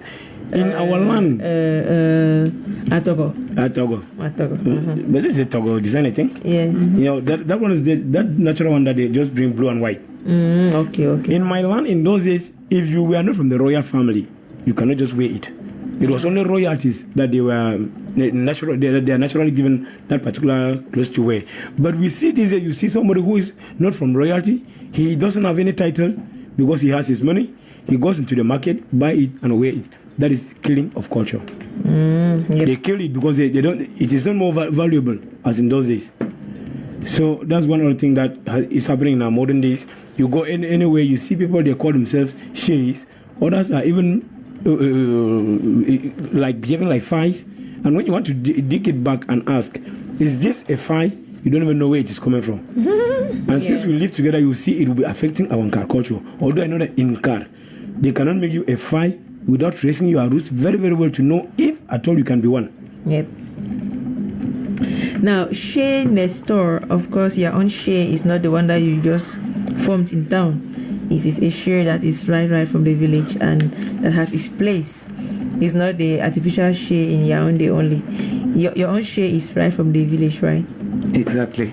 And what does this your own Shea signify? Well, the original Shea, what does the original Shea mean? Like for us, it signifies when a phone is around here. If they want to send somebody from a palace, because if the phone of Nkar is here in Royal FM, we no more call it Royal FM. We call it a palace. Okay. So if they want to send somebody, they will call either share this or share that and send him. So we are now in the royal palace because we have the share. No. Okay. The phone is not here. We call it the palace only when the phone is there. The phone is there. Yeah. Because the phone, Fontency is an institution, Abel. Yeah, so wherever the phone is, the institution is there, and that is the palace. Okay. So I can transform myself to become a phone? No.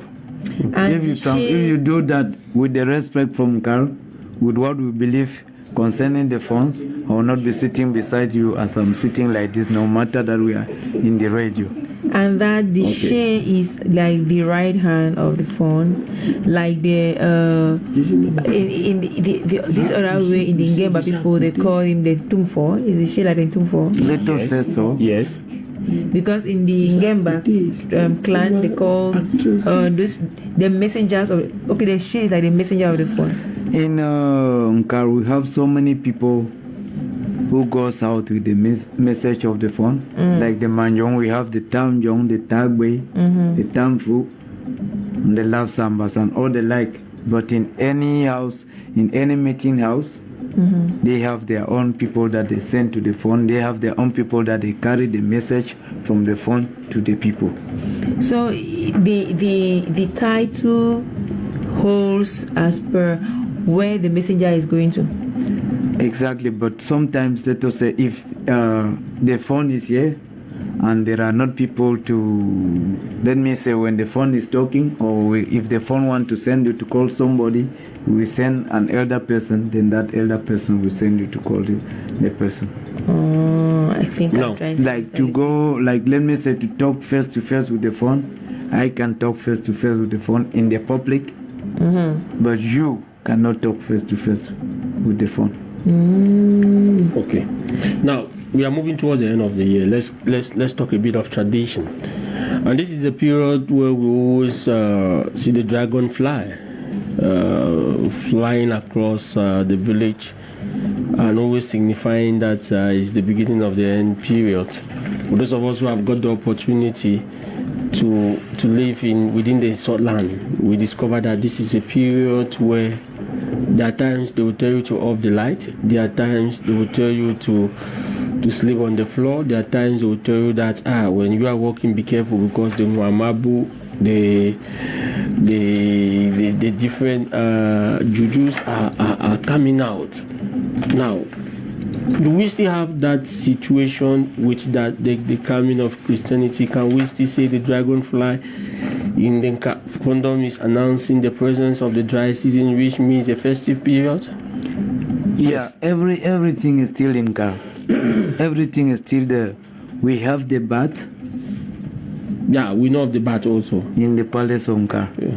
They are there. The dragonfly, they are there. So this time around we call it in Lamso, Ansea Waisan. Yeah. Ansea Waisan. Exactly. Yes. Time for sacrifice. Exactly. We'll see they will live from one palace to another, moving all on top of the hills. No. We don't live from one palace. In Nkar, we go to where the shrines are, and we please the God for everything. We thank God for everything, for all what we honor in the year. So those are some of the few things, like Nkar very well, and Kirumen very well. That is where the Ngumba first of all goes, and please the God of Nkar to bless everybody, each and everyone, especially in Tsokwa and in Boy Division. Now, we also discovered that, Franklin, that despite the Christianity nature or the Christian being what, but this period you always see, because this is a period of harvest Thanksgiving. I know what is happening in the land. It's a place that I know so very well, but we see a lot of culture in this process. Sometimes we see it goes to the extremes where they remove juju in the church. Yeah, we've seen that. Even there in the church, when the Lamso community are coming out, there is always a whole lot of culture, and we will call it juju in the technical way, like juju. Yeah, so everybody should understand. Yes. My question is this: why are you people blending the traditional aspect and the religious aspect? Why? Yeah, I would like to begin from somewhere before giving the answer. I would like to begin from the coming of Christianity. Yeah. We from Kar, we are always proud that the first Anglophone to be ordained a priest was from Kar. May his soul rest in perfect peace. Father Alois Wankui. He was ordained in 1949. He's from Kar. So from there you see that even before Sonking Kar? Yes. That's the way you see that Nkar received Christianity a long time ago. And I'm proud to be one of the altar boys in 1998 when Nkar was celebrating. Altar boys? Yes, Maseva. When Nkar was celebrating 50th anniversary as a parish. Right now, like this, Nkar is getting to 70 years as a parish. Yet, Christianity and culture in Nkar, they work hand in glove. The Catholic Church introduced something like enculturation. That is where you see that these people have their own particular culture. Yes, they believe in God. What can we do that they should worship God and feel free? Let them not feel like the house of God is somewhere that you have the dons.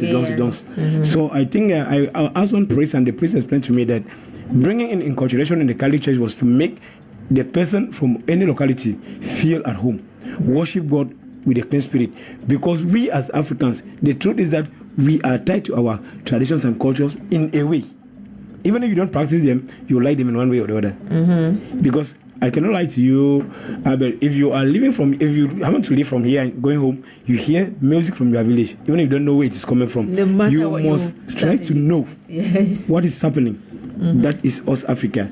So now coming back to the issue of sacrifices and Thanksgiving issues around this time.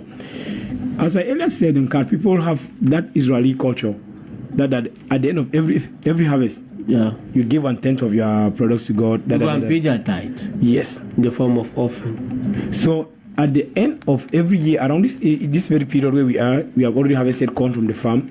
So now they go around and thanking the gods for the harvest of the year and pleading for more. The God with the big G or the God with the gods.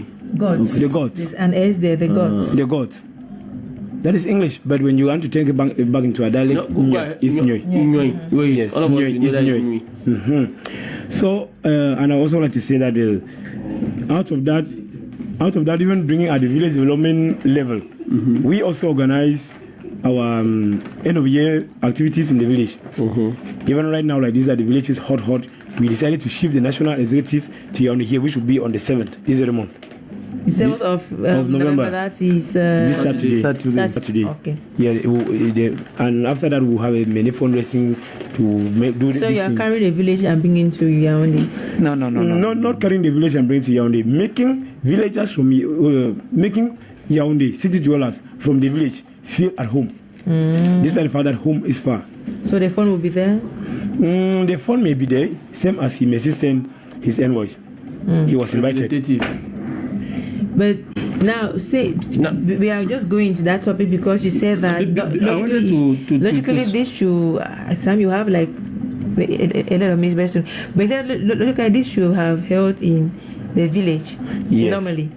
But due to the unrest, it's been brought to Yaoundé. Would there be some particular things that would not be done here because it is not being done in the village?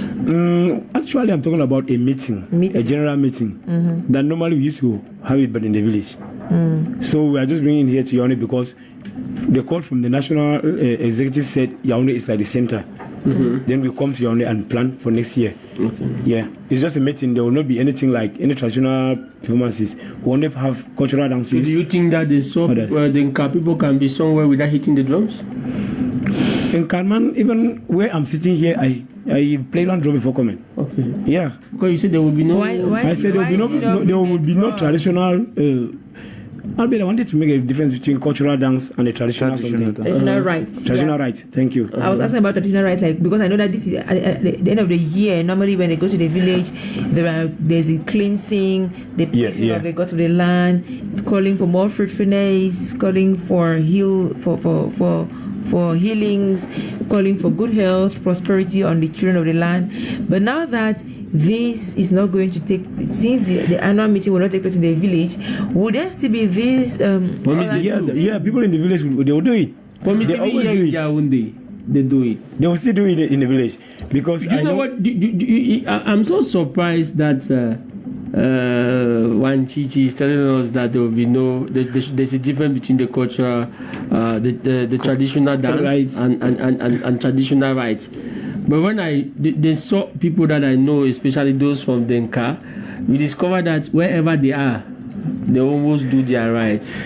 And sometimes you see they will take palm wine, drink, put in their mouth, and start to to spread it out. Sometimes they eat kola nut and try to and break it and throw on the floor no matter where they are. So do you want to tell me that is not right? Or which type of right are you talking about? Yeah, that is right. That is right. That is right. But those who do that, they do it for their particular juju or whatever. But generally for the village, that will not be done in this meeting because the phone himself and the Ngwerong, which is encouraged, they will perform the rites where the rites are supposed to be performed in the village. Wow. Also, what you are telling me, the issue of breaking kola nuts and throwing anywhere, I can even do it in the bar. That one, those who are gifted. Meaning that it's not significant. No, it's significant. Because you can do it when they throw it. I'm saying I can do it even in the bar because if I'm a seer, when you throw it, it's only a seer who will see and tell you what is coming next. So when you see like that, it's not like they are doing something very, very special. It's the same like you calling a doctor to come and put you drips in the house. The drips will still work. If it's still drip, it's still going to work. I'm going to ask this small follow-up question because I got intrigued by this. Like you said, when you throw down the kola nut, if a seer is around, the seer can see certain things and predict. Do you believe in these aspects of prediction? Predictions. Yeah, I believe in it. Do you think that you can actually convince someone to believe that what someone sees on from kola nuts or from cowries is true? I know in our world today it's not easy to convince somebody to change his or her belief. Even I believing it does. It's not like I just grew up and just believe it. I used to argue about it until it happened like 2-3 times to me. That I will sit, I just bring my kola nut through and I sit. Somebody will tell me something and I'll say, you should do this thing, I don't like it. Then the thing will happen. It happened like 3 times. And gradually I realized that, yes, there's something metaphysical about it. So I can never refuse what I've seen. If I could believe in God that I've never ever seen, why should I refuse what I'm seeing? And it is important to know that it is also a gift that people who are gifted with that prediction. Yes. Yeah. Yes. You can give birth to a child that from your womb, that child is already a special child. Yeah. Just a part of our cultures and traditions that. For example, promise. In my village, that's the grandmother of my father. She was chosen to treat people in our land. To treat everything. You are having baloko, you are having water. If people were coming from the north, east, far north, to come and have solutions. And what was she doing? What was she using? Herbs, barks of trees. There are people like that they chose you. At times, some of them, they don't even got married because the husband said that, oh, people are here every day. When am I going to have time to be with? The issue here is the difference between someone using trees and grass and roots to treat, and someone throwing down this that your mother's father's aunt's cousin does not want that you should prosper, or this your neighbor's neighbor and his child's uncle does not want you to be well, and all of those things. Yes, as I was saying that with time our culture has changed, our traditions have changed. Some have changed for negative, some have changed positively. So actually in those days there used to be people who will see and really tell you that do this, and you'll be fine. At times one will tell you that, look, this your uncle, like this is not with you, he's the one blocking you. And the simple thing you need to do, maybe you ever did something that uncle was waiting for you to come and say, uncle, I'm sorry. And when you say you are sorry, it's okay. But in our days today, enmity is growing in our families. Somebody will go and see like that, and instead of telling the person in the way that they used to say that, you see, when you go home, look for call and give to this your uncle, then just try to do something for him to smile. Those people used to see it like that, and they know that that's where the problem is, and when you go and do that, it will be okay. But the ones today, they will tell you that, is this your uncle that wants to kill you? Go and bring this amount of money, I know what to do, I know what to do. And that is how enmity grows in the family. But then the concern here is those people who have those natural powers, as you mentioned, some people are born with these natural powers, they use it just to heal you, to cleanse your destiny, and not to tell you that this person wants to kill you. or that you should do this thing to bring this person down. In the car line, do you have people who have such gifts, like they can, let's say things are not working out for you well? So yes. The fact that we are Christians does not mean that we have stayed away from our traditions, because we are first of all Africans. Exactly. And we have our African roots and cultures and powers that we can never neglect. So in the current land, we have people who can actually look at you and say, we have been blocked here and we need to do this and this and this, without necessarily hurting someone, but just setting you free. Yes. We have people like that. Is that I would not like to be calling their names because it will be a form of advert. No, because when they go and give them that color note and all those things, there are people like that. I, for one, I carried one girl from here. She's from Khartoum. She's like a cousin to me. Okay. I took her from Yaoundé here up to the village one night. We went to the hospital. She was not talking. Everything was normal. She passed 2 days in a coma, but everything, her temperature, everything was normal. So the doctor, it was a medical doctor who told us that take this girl back to the village. I was the one who took her to the village with the daughter. The moment we stepped on the soil of our village, I had to carry her on my laps the whole night. The moment we stepped in car, she coughed and asked me that, and just asked, she was asking for her daughter. I did not respond. So I just tried and kept her somewhere. Later on, I realized that she was like recognizing something. I asked what's the problem. She told me that something came like a cloud and covered her. Do you know when we went back to the village, I didn't even know what to do. But the moment we were reaching their house, someone was already waiting for us. I called nobody before going. The moment we were reaching their house, one old man there was already sitting. And the man was asking us, what were people doing on the road? You ought to have been here yesterday. I told him that because we went back to the hospital, he said no. Yeah, that was how that man took her and said, what is remaining for you to do is that when your mother died, you were not around and you did nothing. You did nothing to die for your mother. So all you need to do here, that you are here now, is you can go in there, just prepare corn fufu. Call people around, let them eat. That you are celebrating your mother's death. That was all. Wow. That was all. And that was all. That was all. We came back in the next 3 days. Wow. So that's beautiful. It's the beauty about our African cultures and traditions, and it's something that we not want to lose, because believe you me or not, whether you accept it or not, we are Africans. We have our African peculiarity, and it is difficult for any other thing to come and dilute it and really wipe it out completely. I'm going to turn to you, Shay Nestor. You are from the palace, so am I. So, and we know that there are lots of powers in the palace. There are lots of things that when people think and feel that it is not moving, they go back to the palace to see the phone for some washing. Do we still have that in this era where people think that we should go to pastors and go to churches and organize all-night vigils? Do people still come back to the palace to seek solutions? Well, we are here to talk about Nkar. In Nkar, we have it. Yeah, I'm talking about Nkar, the Nkar palace. In Nkar, we do that there. Okay. For example, when we like this period, the question that Abel asked concerning our traditional right, like going to shrines, we first of all started in the palace with a mass celebrated by Reverend Fathers. In the palace? Exactly. Wow. Is there a church in the palace, or is there an Yes, there is a church now in the Nkar Palace. There's a church, St. Patrick's Mission. It's in the palace. St. Patrick's Mission. 7 kingmakers. If you don't attend church on Sunday, you'll be punished by the phone. Seriously punished. That is true.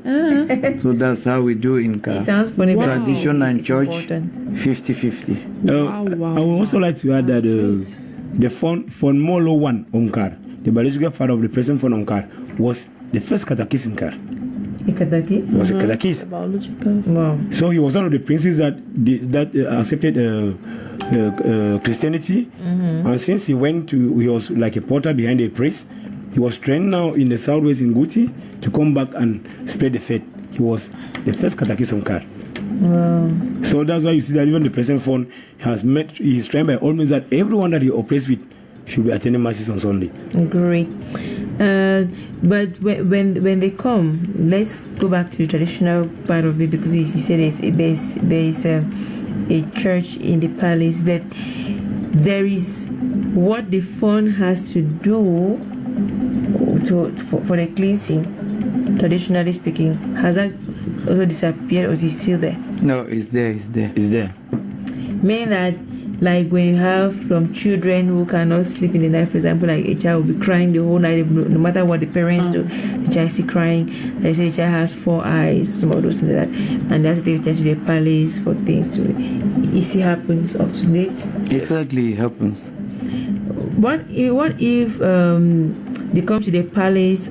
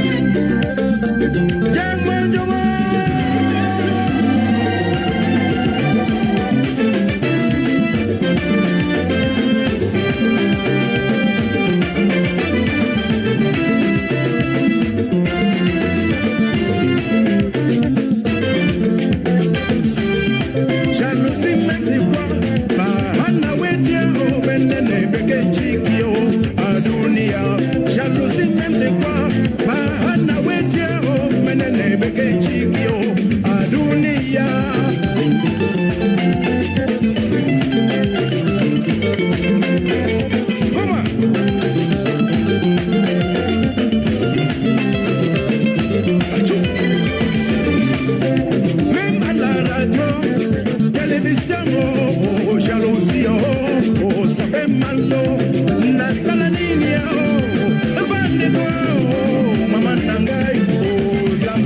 Dans la musique c'est très dangereux. Dans l'amour c'est très dangereux. Une maladie qu'on ne peut pas se soigner. Une maladie qui dépasse le sida. Dans la musique c'est très dangereux. Dans l'amour c'est très dangereux. Une maladie qu'on ne peut pas se soigner. Une maladie qui dépasse le sida. On dit souvent que la crainte de Dieu, c'est le début de la sagesse. Est-ce qu'aujourd'hui, il y a vraiment la crainte de Dieu chez nous? Jalousie, même c'est quoi? Bahana wedia, oh, menene, beke chikio, adunia. Jalousie, même c'est quoi? Bahana wedia, oh, menene, beke chikio, adunia. Francisco de la GP. Do di canard. Même à la radio, télévision, oh, jalousie, oh, ça fait mal, oh, na salaninia, oh,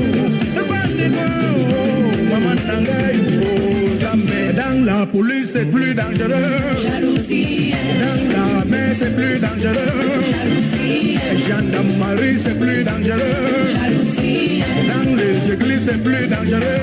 Jalousie. Dans la police, c'est plus dangereux. Jalousie. Dans l'armée, c'est plus dangereux. Jalousie. Gendarmerie, c'est plus dangereux. Jalousie. Dans les églises, c'est plus dangereux. Jalousie. Osilo Noga, Jama Jama.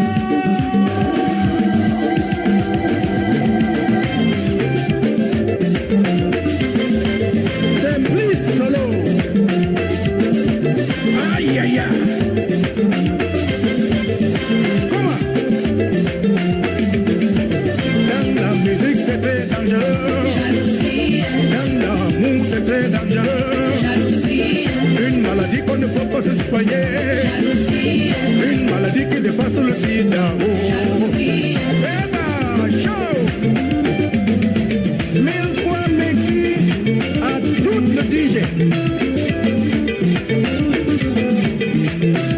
Mousse de mousse. Le maestro. Ijam jam, now more fun. Ijam jam, now more fun. Ijam jam, now more fun. Ijam jam, now more fun. Ijam jam, now more fun. Ijam jam, now more fun.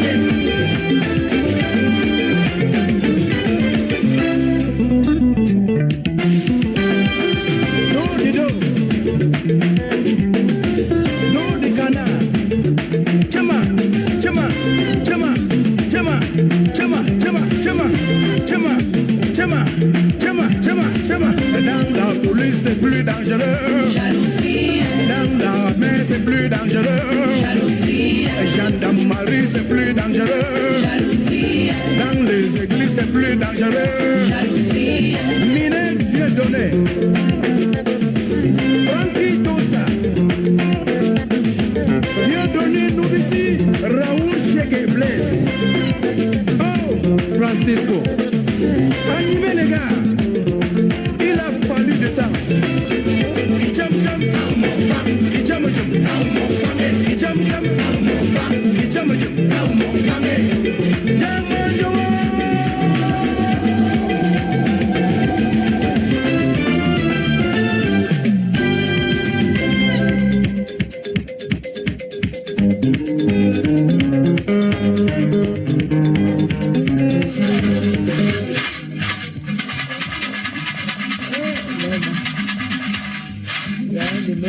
Iya, tamanjamana kumakuna. Iya. Makue. Oh, iya. Arunja Tum, tum, tum, tum, tum, tum, tum. Say easy. You say for dance, you can dance easy. Okay, you're welcome back. If you're just joining us, this is Culture Vibes coming your way live from 88.4, and we are on Royal FM. We are happy to have you in our company, and we are discussing with Nkar people. So far, so good. We are enjoying lots and lots of things from Shane Estor and from Franklin Wanchin. Well, it's supposed to be another person. Where is another person? Yeah, the other guy has been sent somewhere by the meeting. So it was just an emergency. And I would like to take this opportunity to greet the president of Nkadeka Yaoundé, Ngwang Wingo Emmanuel. What's Kadeka? Nkar Development and Cultural Association, Yaoundé branch. Okay. And also to say... What's his name? Sorry, I interrupted. Ngwang Wingo Emmanuel. Okay. That's the president for Yaoundé. And then I would also like to say good evening to all the one cars in Yaoundé. Say in country talk now. Yes, everyone car at the bed and Nkala Yaoundé. Yeah, why for Shea Immaculate or Jake Vejo in Oninge Kunji, Yuanira Kuan to Wabonin, the one yes, Vicky Venkar, Mashati, Ashati Shea Ben Banlawadrone, Gantom, Gadeka, oh Yaoundé, Ashati, Bo Irinos. Safe could only allow Watum to certain Carboko ad from me. About them Ashati be a license Binkar. Shame Binkar, about them license. I Malung Lionel. The way I only come on for Tom G. Certain car, Unankar. I want to have me. I come with them Jacob Versi, very Saturday Lodra, swim on with them quarter and Medonga, what Madame Yeshie, what Naya, what Bero Fay. Bero, she, Bero. Kijum. Bero. All right. Shane Nestor. The Nkar people will be meeting in Yaoundé for end of year meeting. What are some of the priority projects that the parties will want to see realized the coming year? Thank you very, very much for that good question. First, Chin Franklin already extend greetings to the powerhouse of Nkar who are here in Yaoundé to shock all of you, know that we are proud of what we are doing. The Nkar people here in Yaoundé take care of the IDP, those who are students and children in primary school, giving them a sum of 80,000 francs for the support of their school fees. Really? So that is what we actually do with the Nkar people, and there are some of the activities that take place in the village concerning what is happening in the village this time around.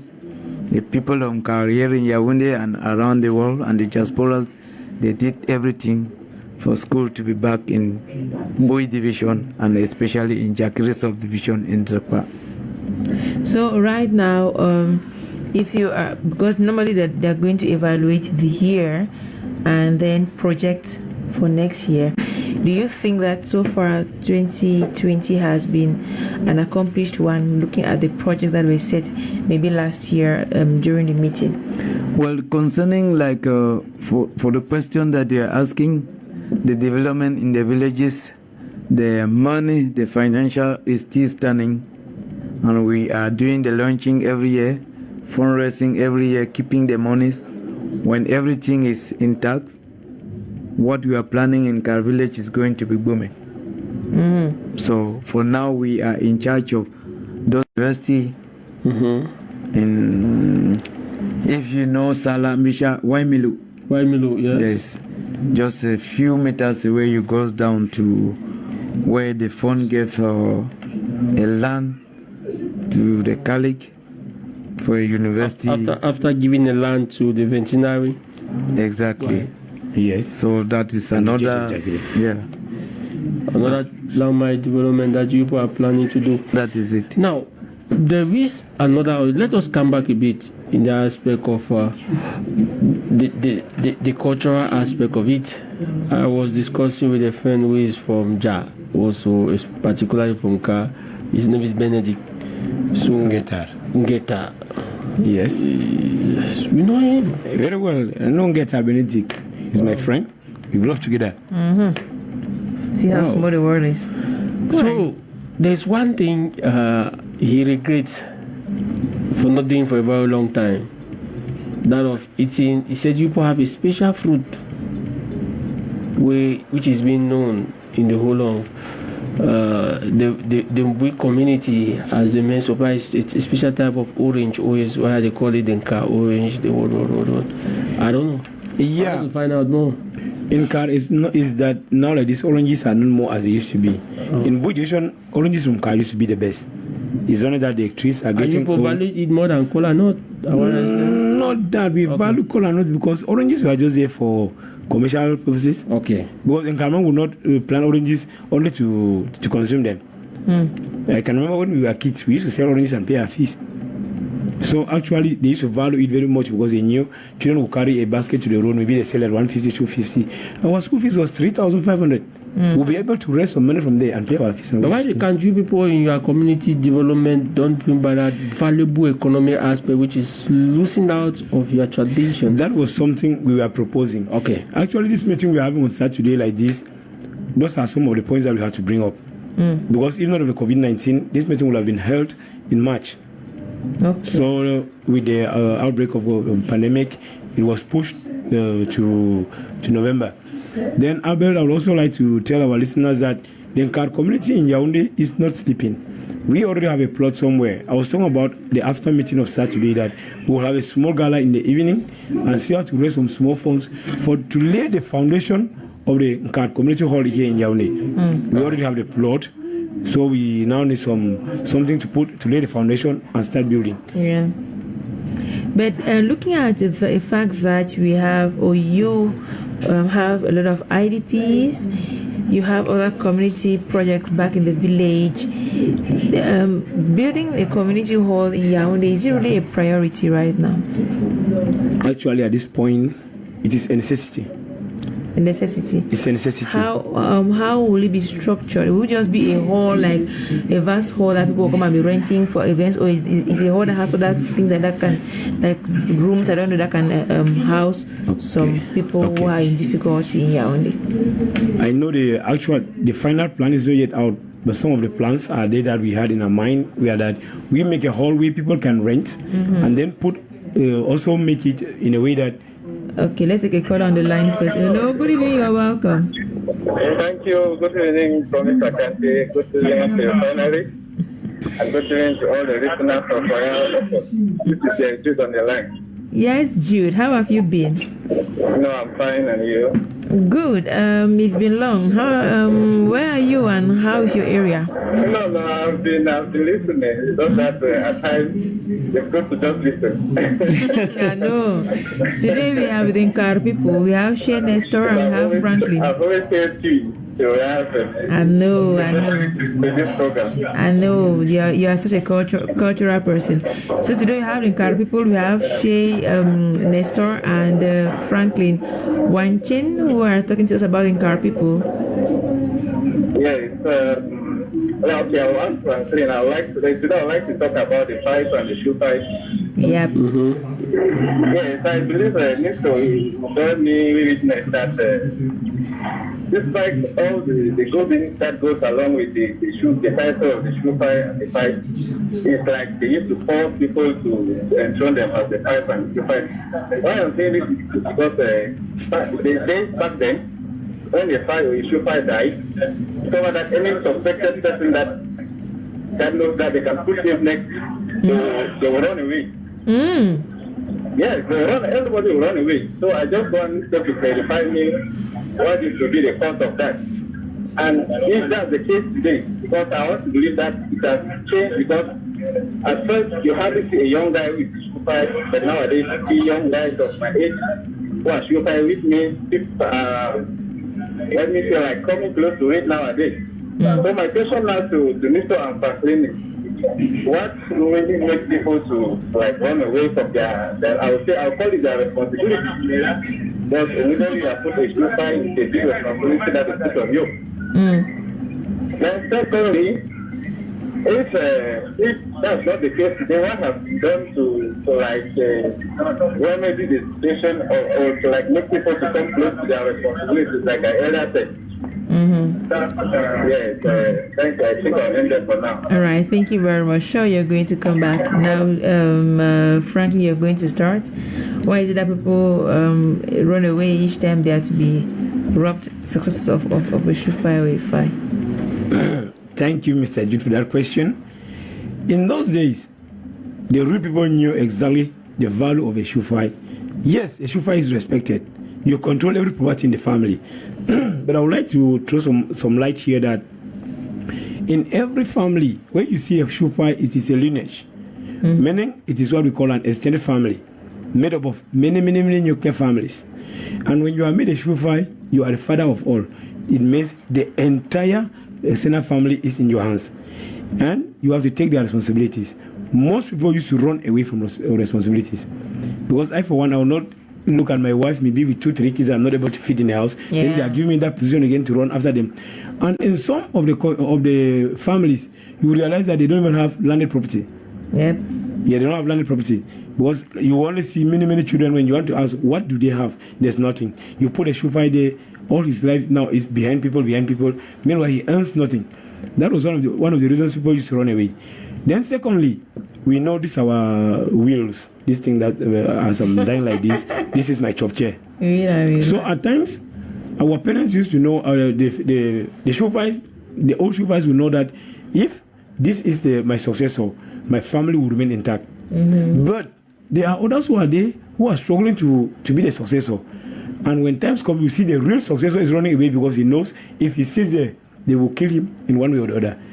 I've seen a case where people poison their own shoe fire because he was still a young guy and he was one that the predecessor chose to succeed him. So those who were eager, they wanted it. So some people do run away from either from responsibilities or they run away from their lives. Coming back to what Jude is saying, like these days he sees young shoe fires, it's very simple. Some people even like it. The case of Yaoundé here, I will always say it.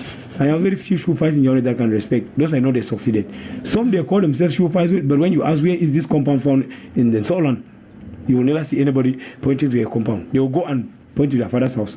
It means that now these days, culture has changed in a way that I don't even know how the custodians managed to give them those titles.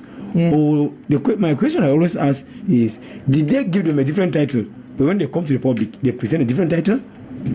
Yeah. Like this ever said here the other time that most of those titles, shays, shoe fires, fire gangs that are found here in Yaoundé, when the phone comes and sits, that's why you don't even see them. They will come and they are loitering around. Because they know that, who are you? How can you present to the phone as a shoe fire and the phone doesn't know? Doesn't know yet. So that's what we discovered. So normally it's the phone that's supposed to crown you. I don't know. The family make you. Okay, this is how to be made a shoe fire or a fire. For example, if my family decides today that I'm the one to be a fire, first condition is that my father should be of blessed memory. Oh, wow. Because your first ever sacrifice that you make in the compound is to appease the soul of your father. Yep. So secondly, I must be chosen by women, by my sisters.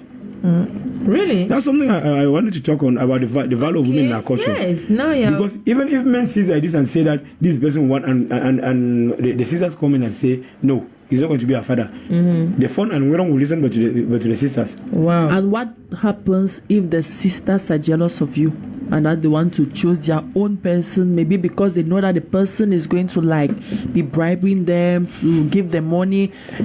What is it going to? Actually, when I'm saying sisters like this, in so they don't take but young women. They will look but for the oldest daughters of the compound, like 3, 4, or 5. They will be the one to bring the solution. What does it mean this? You know, our mothers know us very, very well, and they are always just. A man can be corrupt, but not a woman. So now, when the family accepts that this is the one that we need now, it depends. That women that we used to see with our mothers-in-laws now, she will love you because you are giving her money.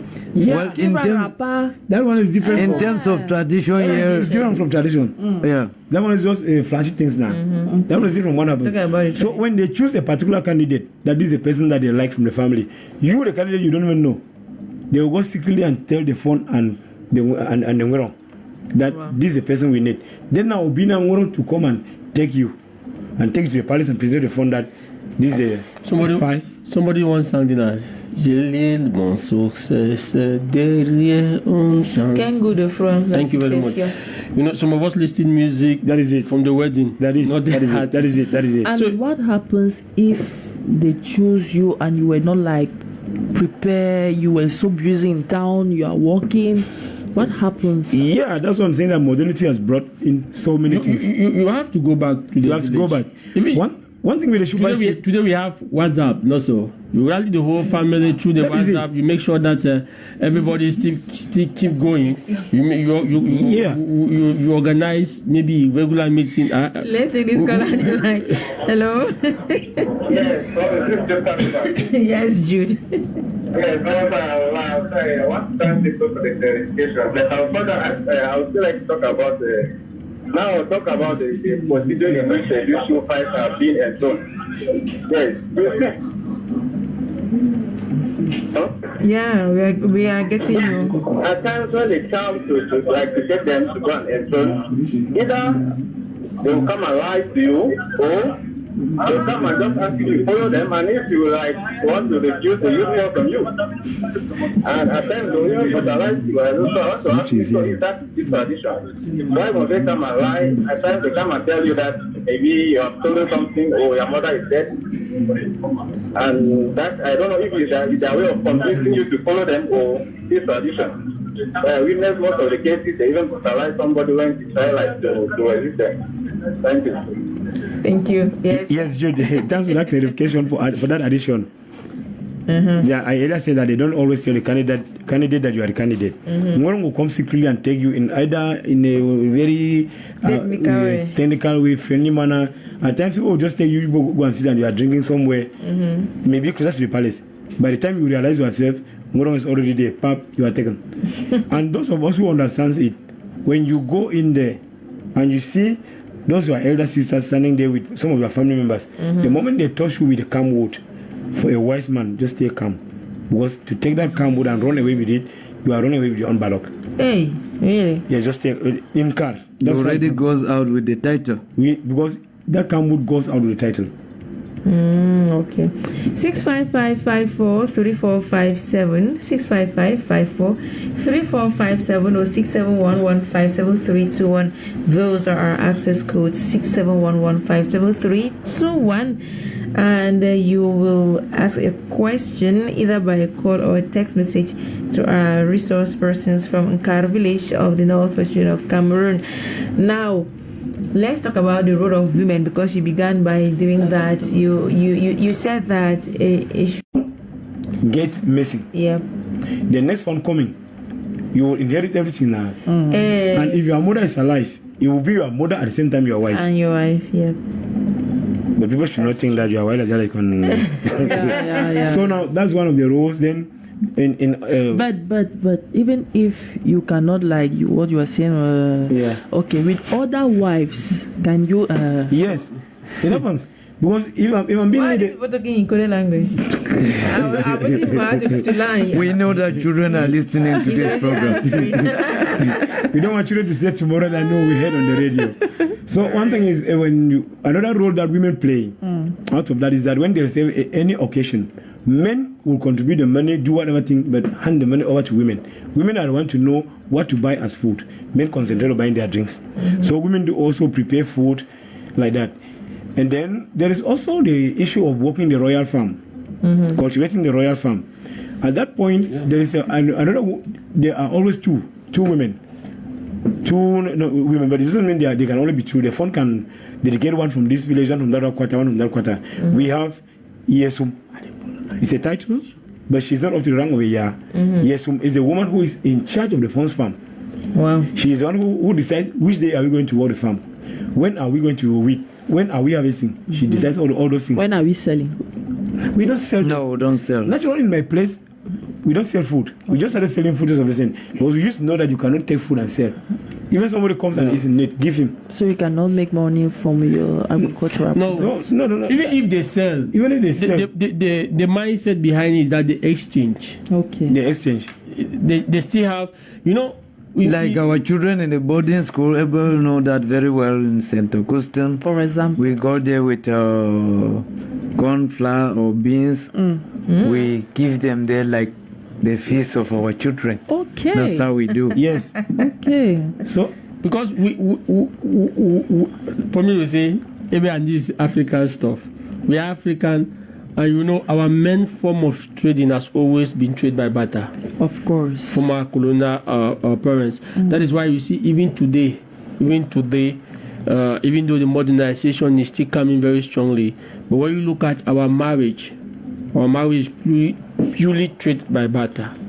It's today that people are even putting it to look monetary, but it is trade by barter in the sense that when you go to get married, they will ask you for gold, they will ask you for wrapper, they will ask you for material things, that is things not money, because they believe that when you give, you take. So most of our traditions in the Northwest region have this type of belief. They don't sell, especially when it comes to food. There's even this belief also that you don't throw away food. Yes. Yeah, even you don't throw away food. When you cook food, like people will cook food and the next day they go and throw it in the dustbin. Traditionally in the African culture, in the African tradition, it is wrong. It is really wrong. Because they believe that somebody somewhere might be hungry. Yeah. And how does it come again? When you throw away food, you call in hungry into the family, into the house. Wow. And still in that belief, you don't give somebody food because the food is bad. So, okay, since they say we should not throw away food, this thing is already sour. Let me just give it out, because no, you give somebody food because it is in a good condition, and the food should not. That is the mindset should be that you should not wait when the food is getting bad before thinking of the fact that. And yes, the moment you prepare the food, you need to call somebody around. Say, hey, there is food. People should come. Let's eat. So that is the whole show. Great. And let us take a very small musical breather, as we were saying earlier on, the issue of succession at the helm of our villages and our various families. And because we are going to come back to you tell us, I don't know, you or Nestor, how the hierarchy in the village is placed, and how we know who is going to be the next phone, and after the phone, who is next, the next, and then for the women as well, after the women, maybe the queen mother and the Mingento. You say, is it Vinto? Vinto, yeah. I'm calling it my dialect Mingento. Vinto, and all of that, the hierarchy. But first of all, let's have a very brief medical presentation. We are going to have Can go de Froid, la succession. Famille chérie, la succession. Pour beaucoup de guerres, dis donc. La succession. Et beaucoup de villages chéris. La succession. Regardons le cas de nos rois. Regardons le cas de nos chefs d'État. Après la départ, la guerre commence. Lorsqu'ils s'en vont, les problèmes commencent. Je laisse mon successeur. Derrière on change. Tu laisses ton héritier. Derrière on change. Il laisse ton testament. Derrière on change. Chacun veut devenir aussi successeur, président, héritier, notable, chef de famille, directeur, le roi, musicien, chef d'État. Ne détournez pas le testament, Mao. La succession. Ne gardez pas la succession du roi. La succession. C'est ça qui nous tue, maman. C'est ça qui nous tue. Ne changez pas le testament du roi. C'est vrai. Sache que ça va t'amener. Si tu changes, sache que ça va te tirer. Si tu rates, sache que ça va t'amener. J'ai dit que si tu changes, sache que ça va te tuer. C'est vrai. Regardez la chefferie du village Banjo. Regardez la chefferie Bameka. Dis à toi, chef, qu'est-ce que ça fait mal? Est-ce que ça c'est bien? Ouais. 600 ans d'archives brûlées à cause de la succession. Ayez pitié du roi de mon honoré. Après la mort d'un milliardaire ou d'un chef d'État, les gens bagarrent pour la succession. Lorsqu'un notable meurt ou un commerçant, les enfants bagarrent succession. Les veuves, regardez l'Angola, le Soudan, la RDC, le Congo, regardez la Centrafrique, ouais, la Somalie, regardez la Côte d'Ivoire, regardez toute l'Afrique qui meurt à cause de la succession. L'Éthiopie, certains enfants en guerre, certains pays sont en guerre à cause de la succession, ouais, c'est vrai. Regardons les commerçants, les pousseurs, regardons les hommes d'affaires, regardons les footballeurs et les musiciens, les beskineurs, regardons les notables, les maçons, regardons les chefs du village, regardons les darsimans et les beskineurs. Après le départ, c'est la guerre, vraiment c'est la guerre. Quand le chef s'en va, c'est la guerre, les familles se divisent. Après le départ, c'est la guerre, oui, vraiment c'est la guerre. Quand le chef s'en va, c'est la guerre, les enfants se déchirent. C'est vrai, c'est vrai, c'est vrai, c'est vrai, c'est vrai. Je laisse mon successeur, derrière on te change. Tu laisses ton héritier, derrière on change. Il laisse son testament, derrière on change. Chacun veut devenir aussi successeur, notable, héritier, président, chef de famille, politicien, le roi, pasteur, chef d'État. Ne divisez pas, c'est vrai, ne changez pas. Ne détournez pas le testament du roi, de sa majesté. Ne changez pas, voilà, ne volez pas. Comment? Ne gardez pas la succession du roi, du président. C'est ça qui nous tue, maman. C'est ça qui nous tue. Ne changez pas le testament du roi. C'est vrai, sache que ça va t'amener. Si tu changes, sache que ça va te tuer. Si tu gardes, sache que ça va t'amener. Je dis que si tu changes, sache que ça va te tuer. C'est que ça va te finir, hein? C'est que ça va t'amener très très loin. Chacun veut devenir aussi successeur, ministre, héritier, gouverneur, chef de famille, politicien, le roi, pasteur, chef d'État. C'est trop, c'est trop, c'est trop. Cultural vibes, cultural vibes, cultural vibes. C'est trop, c'est trop, c'est trop. Ne gardez pas la succession, Mao. La succession. Ne volez pas le testament du roi. La succession. Ne séparez pas les enfants, Maë. La succession. Ne détruisez plus le feu de Dieu. La succession. C'est ça qui nous tue, maman. C'est ça qui nous tue. Ne gardez pas la succession du roi. Ça va, mon ami, pas le tout, donne. C'est ton petit qui est là, c'est ton grand frère qui est là. Eh, mon ami, pas le tout, donne. C'est ton frère qui est là, c'est ton petit frère qui est là. Tu n'es pas successeur, tu n'es pas successeur, tu n'es pas héritier, tu n'es pas héritier. Ne détourne pas le testament de ton frère, mon ami. Ne garde pas la succession de ton frère, mon ami. Ne change pas le testament du roi, ma chérie. Tu n'es pas successeur, tu n'es pas successeur, tu n'es pas héritier, tu n'es pas héritier. Attention, mon ami, attention, ma chérie. Certains veulent devenir rois, d'autres des musiciens. Beaucoup veulent succéder, voilà la succession. Et voilà. Jam samadi, jam samadi, jam samadi, jam samadi, jam samadi, jam samadi. Everybody dance now, everybody shake, shake, shake. Everybody dance now, everybody shake, shake, shake. Dance it, dance it, dance it, dance it, dance it, dance it, dance it, dance it. Everybody dance now, dance it, everybody shake, shake, shake. Everybody dance now, dance it, everybody shake, shake, shake. Dance it, dance it, dance it, dance it, dance it, dance it, dance it, dance it. Aucun être ne peut changer ce que l'Éternel a créé. Je me dis, voilà. Mon ami, pas de feu, sonne. C'est ton petit qui est là, c'est ton grand frère qui est là. Eh, mon ami, ne force pas la succession. Si tu essayes, ton père ne va pas laisser.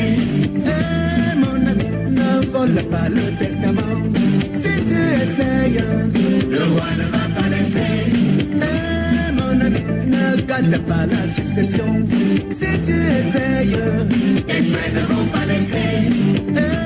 Mon ami, ne change pas le successeur. Si tu essayes, le roi ne va pas laisser. C'est vrai, attention à la succession. Oh putain, ne gâte pas son héritage. Ne gâte pas la succession. Si tu le fais, t'as pas infini.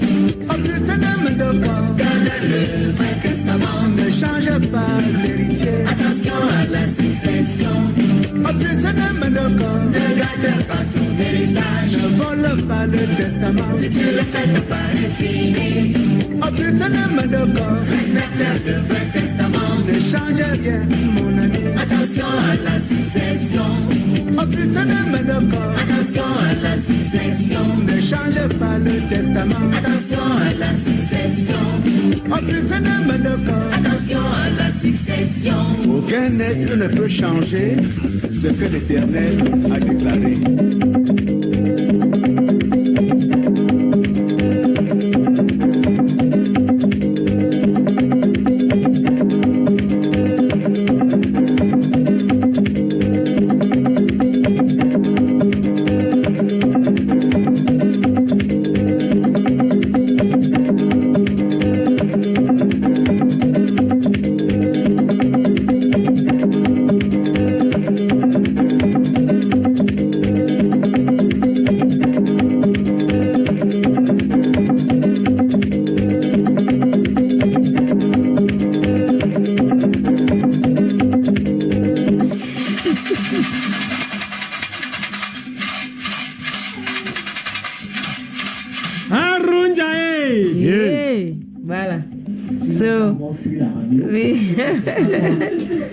Just like we got from that soundtrack, if you just join us, this is Cultural Vibes, and we are still discussing with the Nkara people. And you heard from that song that someone can live his or her will, and then those who are living will then change it. Is it possible that in Nkara, let me ask you next door, because he's the party's one here. I know you're going to answer after that, but let me ask him first. Is it honor to honor you? Yeah. So is it possible that a fund, when disappearing, leaves his successor, and then they change and put another person?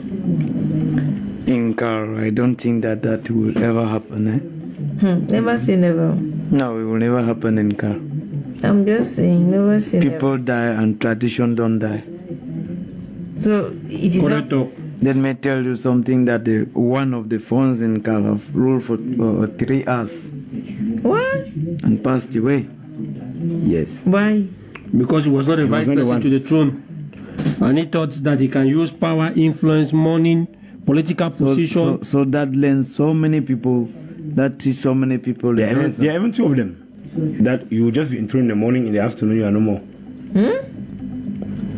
So it means that is it the laws of the land that are affecting those people, or is that why is it that it's like that? In Nkara, we die and tradition don't die. It's like what we always that is the first. It's like what we always say in journalism, that you will kill the journalist, but we will not kill the journalism profession and the story. It's the same thing. Right. In Nkara, when they say go to the right, follow what they are saying. One thing is that in Nkara, we don't judge. We don't always have courts or councils to judge. The gods will judge you. Okay. And just out of curiosity, do we have a case where they have taken the phone, and then he says that he does not want to be phone, and then he wants to place another person there? It might have ever happened in those days that we don't have detailed information, but recently nothing. It doesn't happen. Because as a prince, the reason is that as a prince in Nkara, we know that funds are chosen among the prince. They all know that as a prince, princes don't go to the Ngwerong Sanctum. They go but to the English Sanctum. They all know that as a prince, if you discover yourself within the Ngwerong, in that very home, just accept. Because that is the moment that if you say no, you will not only bring disorder on you, but it might bring calamity into the entire village, the entire fandom. At that point, you know that the fandom lies in your hands. And every responsible man will always like to take his or her responsibilities.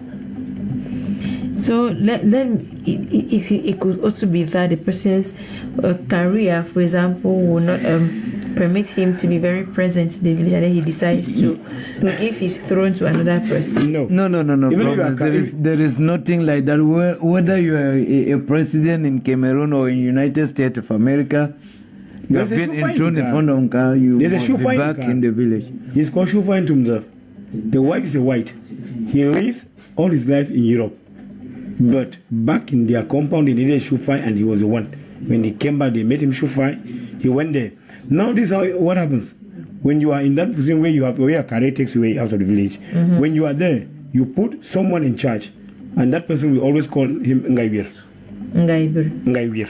Meaning the elder. This Ngaibir now is coming in as a title. When the chauffeur is not always present, Ngaibir will take care of everything and gives back the report. But as for the phone, even if he's wherever he is, he remains a phone. Because even the phone is in the palace, this sound car operates. Among the Atanto, there is a Tanto who is in charge of the bread price, dowries, and others. There's a Tanto who is in charge of the phone's palm bushes. There's a Tanto who is in charge of everything. So even if the phone on car was working here in Yaoundé, he can be working. All those people are there. They will take care of everything and give him a report. That's in the case where he's actually still ruling, but from a distance. I mean, like he turns it down and says, I don't want to be phone. I just want to live my own life and my own direction. I don't want to be phone. Nevertheless, you will never do that.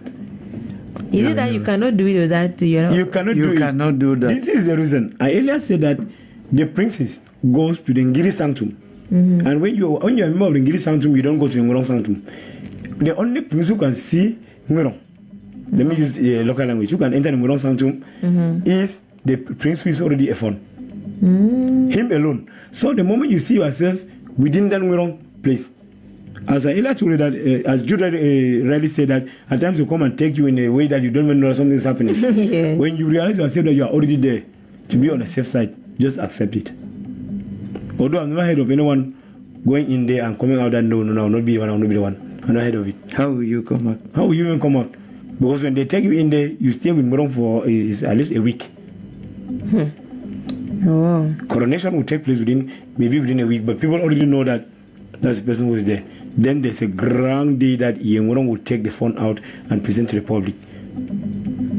Now let's look at the hierarchy after the phone, who is enthroned and crowned by the palace and by the chief kingmakers. The next person down from the phone, how do we call the person? Shufai. Shufai is like the prime minister. Not actually that, but there's a fake by Kimbiki, the first Shufai in command. He acts like the prime minister. But actually we have Shufais have their own categories. We have the first category of Shufais is Webai, Wewong. 7 kingmakers. The 7 kingmakers. Then there's another category. They have assistances.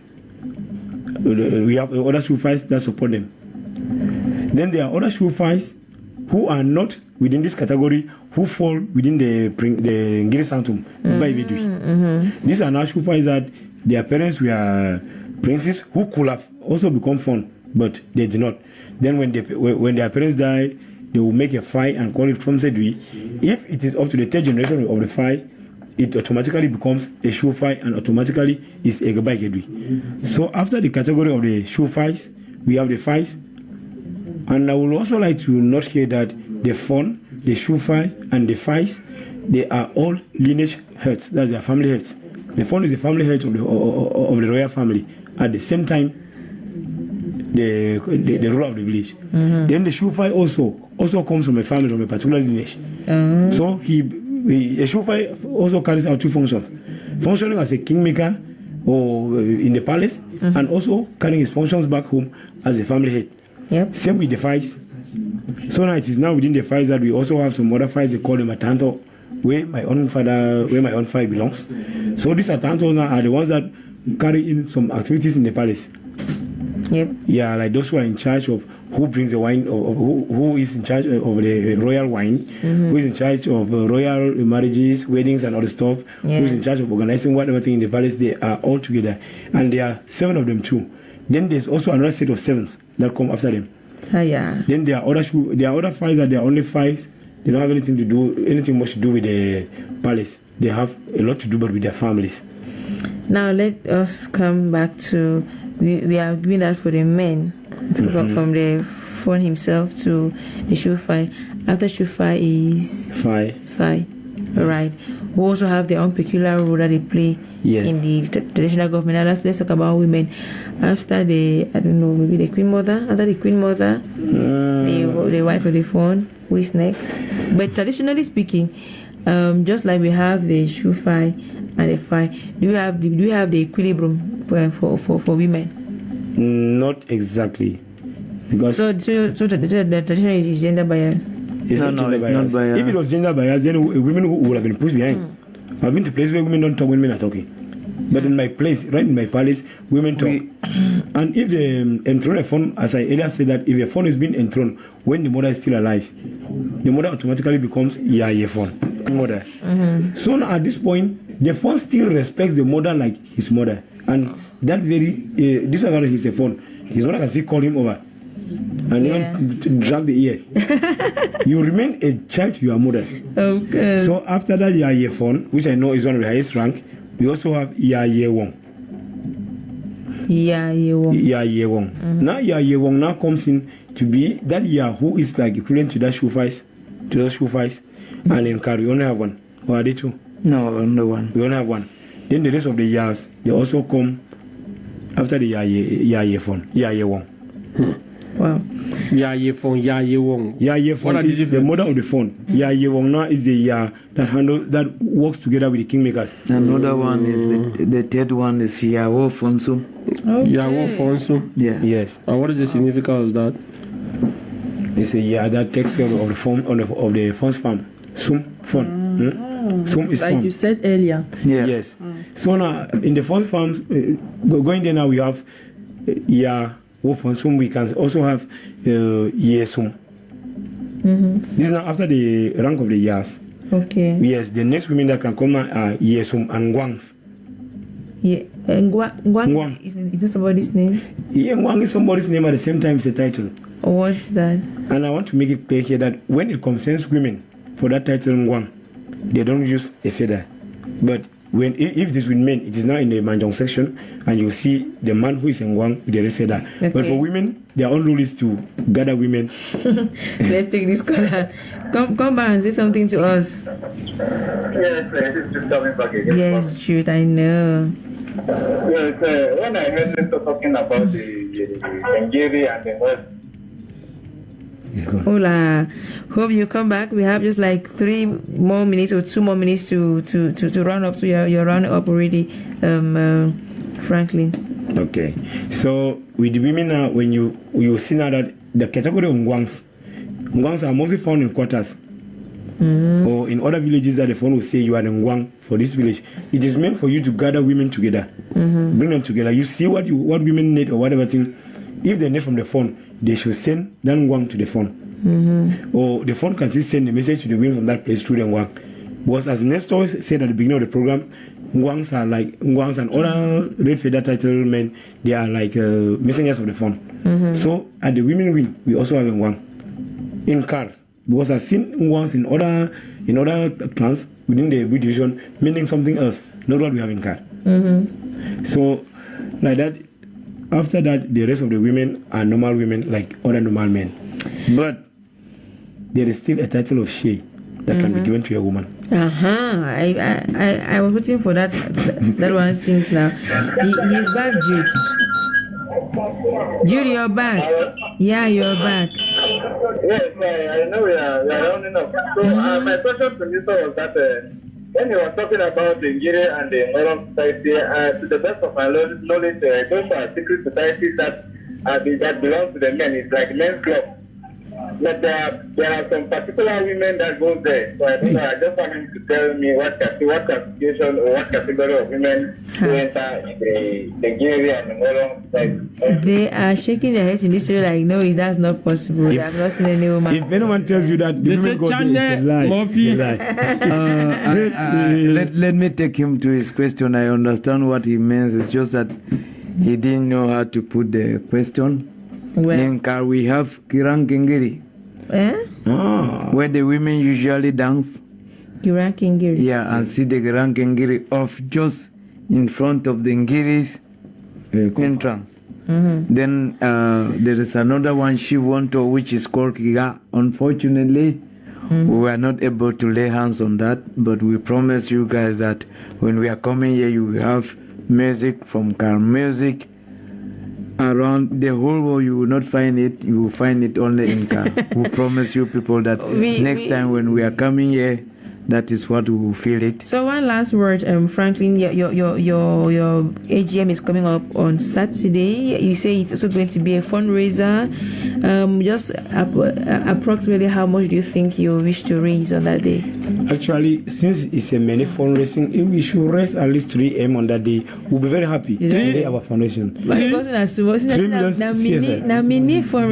It's a mini fundraising because the real fundraising will be coming up around March. Yes, it's just a minute. So the fundraising. So where is it going to be? It will be at Carrefour Billy at Fresh Planet. The fundraising will begin at 7 p.m.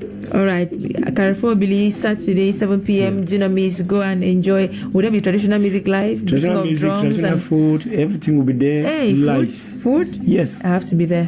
Kiban and message. What message? Fufukon and Jama. Fowl meat with dinner. Yeah. Of course, made in the traditional way. So definitely we will have to meet at Carrefour Billy on Saturday at 7 p.m. for a mini fundraising on Kadeka Yaoundé. Thank you very much, Jementa, for being there with us. Wednesday again, we shall be back together. Yeah. Okay, thank you very much, Shane Nestor, for being with us. Thank you very much, Promise. Wish you good luck. To all the people of Car and to all the South people. For those who have not received invitations, please still be there. The gates will be wide open to receive you. It's a fundraiser. That's Marie Monte. We'll see you next Wednesday. Salomon Esena was our audio and video editor. Carol Prudence Tienche for copyright registry. Roger Kiyaki for coordination, and Reverend Pastor Emmanuel Noel Beside for general supervision. My name is Promise Akante. If you do not know where you're coming from, you will not know where you're going to. Have a wonderful evening. Bye-bye.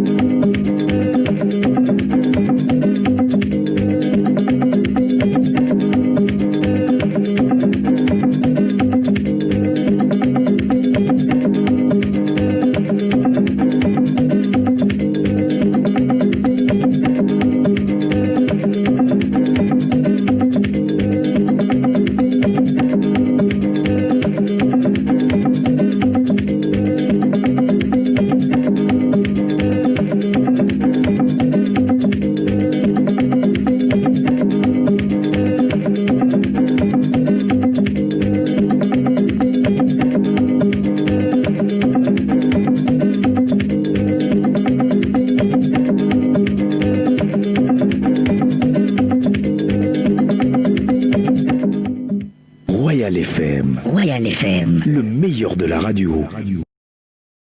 Le midi, le journal. Jean-Patient Salah. Le journal.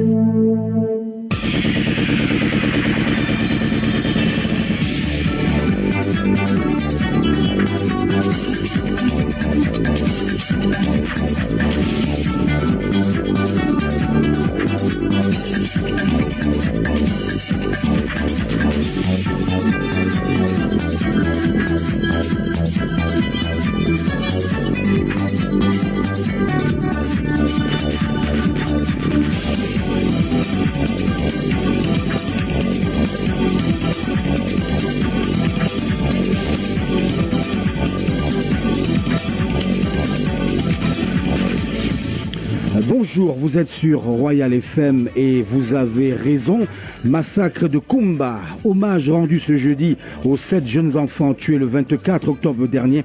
Le Premier ministre chef du gouvernement préside la cérémonie à Kumba, mais ces dernières heures dans la région, des écoles ont été attaquées et la psychose menace d'atteindre la cote d'alerte.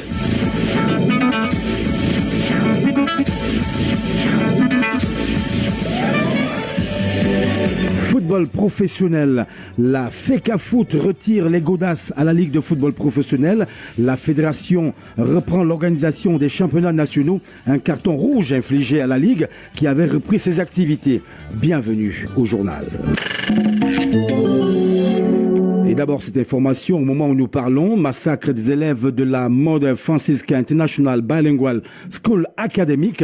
Le Premier ministre chef du gouvernement, Joseph Diongouté, préside en ce moment la cérémonie d'hommage, les obsèques officielles rendues donc par l'État du Cameroun. Ça se déroule à Kumba, dans la région du sud-ouest. Et à Yaoundé, les Camerounais ont chacun leur avis par rapport à cette situation, cet événement, mais également par rapport aux propositions à faire quant à la résolution de la crise débutée en 2016. En réalité, le gouvernement doit trouver une solution par rapport à ça, que les auteurs soient punis. Et ce n'est pas seulement punir comme ça, trouver d'abord un terrain d'entente face à cette situation. Par rapport à tout ce qui se passe ici dehors depuis ces derniers temps, vraiment, ça ne vaut pas la peine. On ne comprend plus le Cameroun. Particulièrement, moi, j'ai même déjà les cauchemars à cause de mes frères et sœurs qui meurent dans différentes régions, tel est Boulé, tel. Nous supplions seulement le président de la République. On va dire avec ses membres, pardon, qu'il se lève un peu. Non, on veut entendre notre président parler par rapport à cette situation. Oui, ce que je demande, c'est simplement que les Camerounais prient. Qu'ils prient parce que c'est la main de Dieu qui peut gouverner un pays. Qu'ils prient pour les hommes élevés en dignité, qu'ils prient pour le président, qu'ils prient pour les ministres, qu'ils prient pour l'armée, qu'ils prient pour tous les Camerounais. Voilà. Je suis juste touchée par ce qui s'est passé à Kumba le 24 novembre, où nos confrères camerounais ont sauvagement assassiné les enfants. Vraiment, le sentiment m'a tellement touchée. Cela m'a fourni les larmes aux yeux. Et cela me fait vraiment craindre à savoir si mes enfants aussi qui iront à l'école vont franchement peut-être y parvenir jusqu'à la fin de l'année. Donc je demande à nos confrères vraiment d'arrêter d'abattre les enfants, de s'en prendre aux enfants puisqu'ils sont franchement innocents et que la paix vraiment revienne dans notre pays car ces enfants n'ont pas demandé à naître. Des avis captés par notre reporter Benoît Bagoda. Des attaques se multiplient donc dans les établissements scolaires des régions du nord-ouest et du sud-ouest, selon le communiqué du gouvernement qui date d'hier. À Bamenda, les 4 terroristes qui ont ouvert le feu dans un collège ont pris la fuite grâce à la présence de la patrouille Bamenda Clean. À Kumbo, des terroristes cagoulés se sont introduits dans une école et ont kidnappé 6 enseignants et 10 élèves. Ces derniers ont été libérés suite à la réaction du dit établissement qui a spontanément mobilisé une 50aine de parents et fidèles. La dernière attaque date d'hier à Limé où des individus non identifiés munis d'armes blanches se sont introduits dans l'enceinte d'un établissement, ont dépouillé les élèves et enseignants de leurs vêtements avant de leur faire subir des sévices corporels. Nous retrouverons tout à l'heure Carole Prudence-Tchenche pour le regard de l'expert sur cette situation qui de plus en plus devient inquiétante.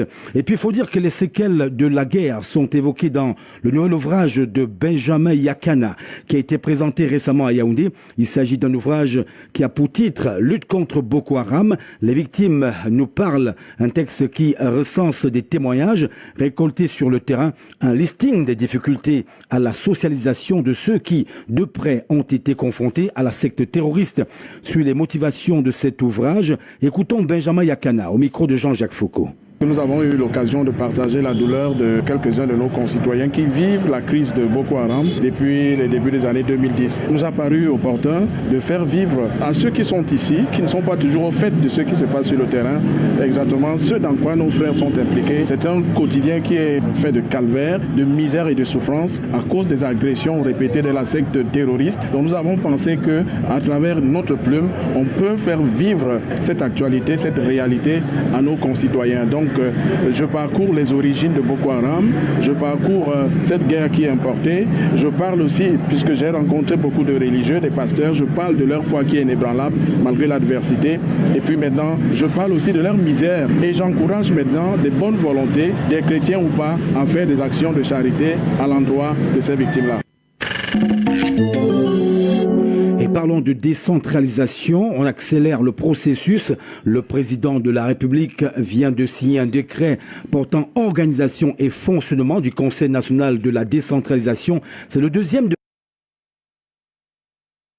secret pour un même organe en 10 ans seulement.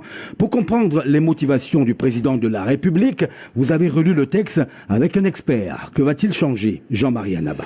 D'abord, sur la forme, le décret du 3 novembre 2020 abroge toutes les dispositions du décret du 17 janvier 2008. 2 textes pour un même organe en une décennie, des avancées dans le processus de décentralisation, selon Jean-Paul Foudaoutou, expert en développement local. Avant, on envoyait ce qu'on appelait le transfert de crédit. Le transfert de crédit ne laissait pas la latitude aux collectivités territoriales décentralisées de décider de l'affectation de la ressource publique, même si c'est dans le même secteur d'activité. Avec l'avènement des conseils régionaux, la décentralisation doit atteindre sa vitesse de croisière. De ce fait, il est clairement indiqué que le texte du président de la République tire ses fondements de la loi du 24 décembre 2019 portant Code général des collectivités territoriales décentralisées.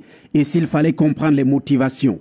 Ce qui justifie cela, j'ai vu peut-être maintenant qu'on dit les représentants des collectivités territoriales décentralisées sont élus par leur père. Je ne sais pas si avant c'était cela. Je crois aussi même les compétences ont été reprécisées, notamment donner les avis sur les textes qui concernent la décentralisation. Plus de 23 ans d'accélération du processus de décentralisation, tout un arsenal de textes. Ce nouveau décret qui réorganise le Conseil national de la décentralisation va-t-il servir de pont vers le parachèvement? Jean-Paul Foudaoutou. Cette commission doit pouvoir avoir des experts qui font le suivi et l'évaluation, qui non seulement se fait au bureau, mais se fait aussi sur le terrain. Donc j'ai vu qu'il y a un secrétariat permanent, pour que ce secrétariat permanent soit doté d'expertise pour faire le suivi, l'évaluation et réel. Le Conseil est présidé par le Premier ministre et chef du gouvernement. Il est chargé du suivi et de l'évaluation de la mise en œuvre de la décentralisation et il soumet chaque année un rapport au président de la République.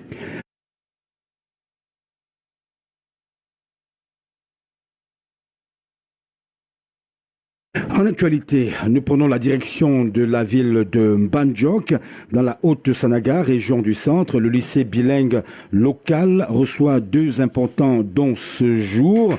Au cours d'une cérémonie que préside le préfet du 10 département dans le campus de l'établissement. Pour plus de détails, retrouvons Jean-Claude Ngué, qui est donc en direct du lycée bilingue de Mbandjok. Et voilà, vous l'avez bien indiqué, c'est une cérémonie de réception de 2 dons. Le premier qui porte sur la réception de 33 ordinateurs et une imprimante, offert par la CODCO, la Cameroon Oil Transportation Company. Et le second don, il s'agit de la rétrocession à l'État du Cameroun du bâtiment devant abriter un potentiel laboratoire pour le lycée bilingue de Mbandjok. Alors, toutes les autorités du département de la Haute-Sanaga sont pratiquement rassemblées ici, en tête desquelles le préfet du département, Monsieur Nangadam, et puis nous avons également la présence effective de Madame le sous-préfet de l'arrondissement de Mbandjok, Madame le maire de la collectivité territoriale décentralisée de Mbandjok, le délégué régional des enseignements secondaires pour le centre, les délégués départementaux de l'enseignement secondaire, de l'éducation de base, Madame le délégué départemental de l'éducation physique et sportive de la Haute-Sanaga, et puis le directeur général adjoint en charge des opérations de la SOSUCAM, Société sucrière du Cameroun, Gilles Lebrun, laquelle structure va donc procéder à la retrocession à l'État du Cameroun du bâtiment devant abriter un potentiel laboratoire pour le lycée bilingue de Mbandjok. Alors, depuis pratiquement 15 minutes, c'est toute la foule qui s'est rassemblée ici, en tête de laquelle les élèves du lycée bilingue de Mbandjok, qui affichent une allure véritablement de joie et de bonheur, parce que c'est leur établissement qui est honoré ce jour. Et bien sûr, vous êtes sans ignorer que le patron des lieux qui accueille cette double cérémonie n'est que le proviseur du lycée bilingue de Mbandjok, M. Aïssi Jean de Dieu. Pour l'instant, c'est véritablement la mise en place qui fait son plein, avec l'arrivée protocolaire de différentes autorités qui doivent prendre place au niveau de la tribune d'honneur. Par la suite, vont devoir démarrer effectivement les festivités ici, avec, comme vous pouvez l'imaginer, les différents discours qui devront forcément porter sur le point culminant concernant la cérémonie qui rassemble ceux qui sont ici aujourd'hui au lycée bilingue de Mbandjok. Et le lycée bilingue de Mbandjok, justement, je suis Jean-Claude Ngué pour RTL, pour Royal Media. Merci Jean-Claude Ngué en direct de la ville de Mbandjok pour Royal FM. Gestion durable des déchets, le sujet préoccupe un groupe de parlementaires est réuni depuis hier pour trouver des voies et moyens en vue d'implémenter l'économie circulaire au Cameroun. Ce système qui consiste en la précollecte et la valorisation des déchets. Anne-Lisette Ambassa. La culture du recyclage des déchets s'adapte très peu dans nos mœurs.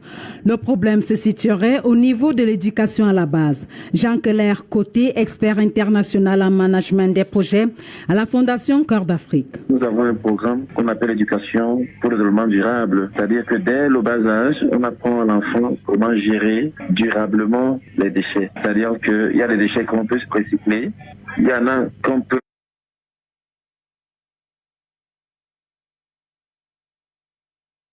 réutiliser, il y en a qu'on peut valoriser. Donc c'est juste une éducation qu'on essaie d'implémenter au niveau des mentalités dès la base. Comme il en était déjà il y a quelques années avec les cours de morale dans notre système d'enseignement, aujourd'hui encore plus que jamais. Il est important que l'enfant sache qu'on ne jette pas les ordures n'importe où, et puis quels sont les différents types d'ordures qui existent, que faire des déchets organiques, que faire des déchets industriels, que faire des déchets biodégradables ou bien non biodégradables. Donc c'est juste une question d'éducation. Nous, au niveau de la Fondation Oceania, nous avons un programme. Nous faisons le tour des écoles primaires pour former des enfants dès le bas âge sur la gestion, et j'insiste, durable des déchets. L'humanité est en danger et prend un sérieux coup si les déchets sont mal gérés. Vous voyez, quand on parle de changement climatique, c'est lié à la gestion des ordures. Vous voyez les cours d'eau qui sont bouchés, les routes qui sont détruites, les maisons qui tombent, tout ça est lié à la mauvaise gestion des déchets qui ont un impact sur la nature. Vous voyez, il y a un problème de surpopulation. Plus on fait des enfants, plus la population est nombreuse, plus les déchets sont nombreux et moins il y a de l'espace pour qu'on puisse vivre. Il est important que chacun s'implique dans la gestion des déchets parce qu'il en va même de la survie de l'humanité. À côté pourtant, il y a à gagner. L'économie circulaire génère des emplois et des richesses. Jean Keller Côté. Aujourd'hui, la valorisation de tous ces déchets constitue une grosse niche d'emploi. Ça crée des richesses. Au-delà de l'emploi, ça crée beaucoup de richesses. Aujourd'hui, l'économie circulaire, qui consiste à récupérer tout ce qui est comme déchets, que ce soit les déchets organiques, que ce soit les déchets industriels, que ce soit les déchets plastiques, aujourd'hui, on peut les remettre dans le circuit économique. Et non seulement ça crée des déchets, mais ça crée des richesses aussi. Le recyclage des déchets se présente donc aujourd'hui comme une bonne alternative pour le Cameroun. Régulation monétaire. La BEAC se prononce sur les moyens de paiement en zone CEMAC. Compte tenu de la réglementation en vigueur, les experts de la Banque des États de l'Afrique centrale précisent que les unités de crédit téléphonique ne sont pas des unités monétaires d'échange. Yannick Ngelui. La mesure réitérée s'adresse aux opérateurs concessionnaires de téléphonie mobile opérant au Cameroun et dans la zone CEMAC. Une suite logique des interprétations portant sur la collecte des droits et taxes de douane par voie numérique sur les téléphones suspendus après contestation et récrimination. Le désaccord consommé, l'autorité monétaire se positionne. Elle somme les opérateurs de téléphonie mobile de mettre fin à l'usage et à l'exploitation des unités de crédit téléphonique en francs CFA. En effet, au soir du 9 octobre dernier, la Banque des États de l'Afrique centrale avait été saisie par correspondance dans laquelle il lui était demandé de permettre la transformation des crédits de communication figurant dans les comptes téléphoniques en moyen de paiement, c'est-à-dire en monnaie, ce qui est non conforme au règlement de la Banque des États de l'Afrique centrale. Elle informe. En termes de crédits de communication, il faut noter justement que ces crédits de communication sont une marchandise, un produit ou un service. Ils ne servent que pour les services des téléphones et même s'ils ont une valeur marchande, ils ne sont pas des monnaies, tranche la Banque des États de l'Afrique centrale, avant de rappeler qu'elle est l'unique instance habilitée à émettre de la monnaie. Aussi, les unités de crédit de communication téléphonique ne sont pas en l'état de la réglementation communautaire applicable, ni des monnaies fiduciaires, ni des monnaies électroniques, ni encore des instruments de paiement conclus. La BEAC.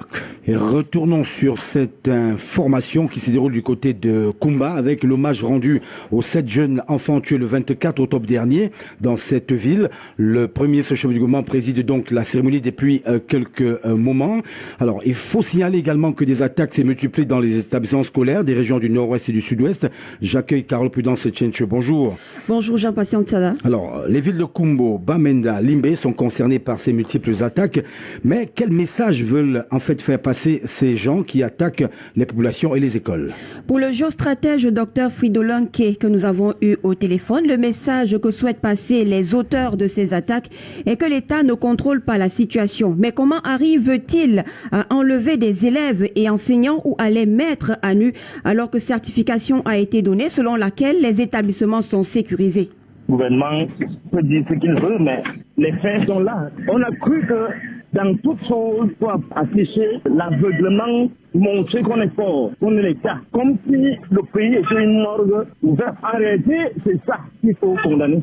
Maintenant, que faire pour ne plus assister à de tels spectacles et atrocités? L'espère est ferme. On n'a pas élu à Tangazo. On a élu un président qui doit résoudre le problème. Il doit aller faire le déplacement, organiser une grande assise au niveau de Bamenda et, à partir de là, libérer des espaces de liberté qui sont requis. Si on ne fait pas ça, il faut attendre à ce qu'on peut avoir la rhétorique, on peut rassurer comme on veut, qu'on puisse préparer les consciences à comprendre que le pays n'appartient pas à une clique de gens et qu'on peut renouveler la classe politique, on peut renouveler. À chacun de prendre ses responsabilités en main. Merci Carole. Nous amorçons le point Covid dans ce 12h sur Royal FM avec Jean-Jacques Foucault. Bonjour Jean-Jacques. Jean-Pascal Tchala, bonjour. D'abord, le point monde de la pandémie. Oui, sur les dernières 24 heures, les États-Unis d'Amérique enregistrent 107 584 cas. En Allemagne, c'est 20 828 alors que le Brésil note 610 morts sur 24 heures. Le total de cas déclarés sur la planète est de 48 467 802 cas, avec à côté 1 238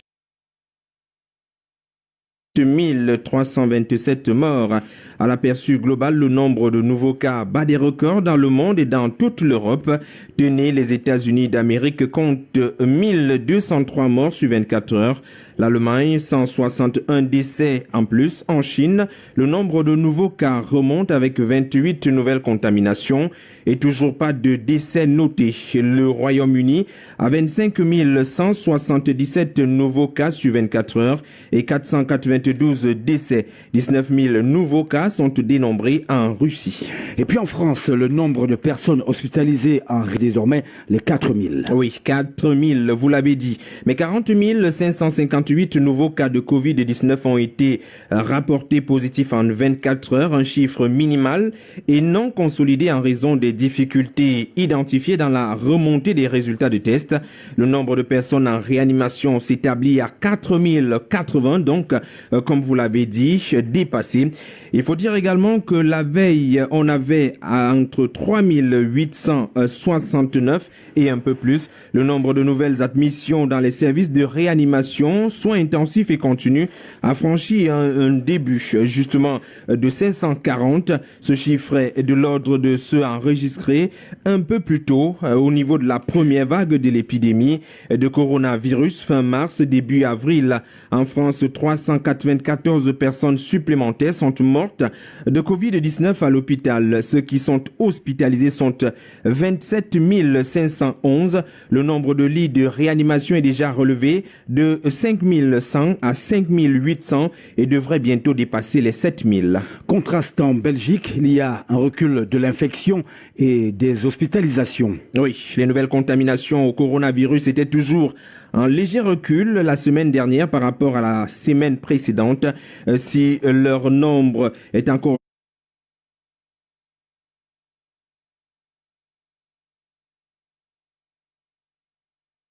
très important, il faut quand même noter ces avancées. Les chiffres du jeudi indiquent qu'entre le 26 et le 1er novembre, 14 091,7 cas en moyenne ont été recensés chaque jour, soit un recul de 6%.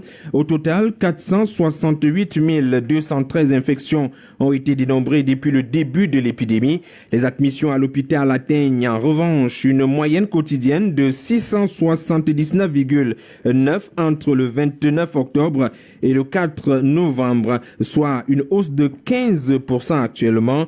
7 405 personnes sont hospitalisées pour cause de Covid-19, soit un léger recul de 1%, donc 1412 en soins intensifs, donc plus 4%.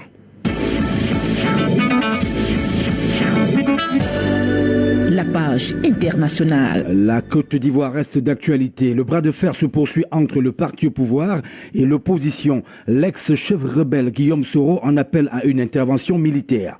Il se dit également prêt à mettre sur pied depuis son exil en France un gouvernement de transition. Des propos taxés d'extrêmement graves par le porte-parole adjoint du gouvernement Mamadou Touré. Il y voit d'ailleurs une logique de coup d'État et exhorte Paris à réagir. Il faut noter que depuis la réélection du président Alassane Dramane Ouattara, les contestations ou alors contestations violence se multiplient dans le pays. Et puis au Brésil, à 10 jours des élections municipales, le sénateur Flavio Bolsonaro fait l'objet de poursuites judiciaires, motif blanchiment d'argent et corruption. Les faits remontent à la période allant de 2003 à 2018, alors qu'il occupe le poste de député. Un scandale qui vient davantage ternir l'image de son père, le président Jair Bolsonaro, fortement critiqué pour sa gestion de la Covid-19. Toutefois, la requête est soumise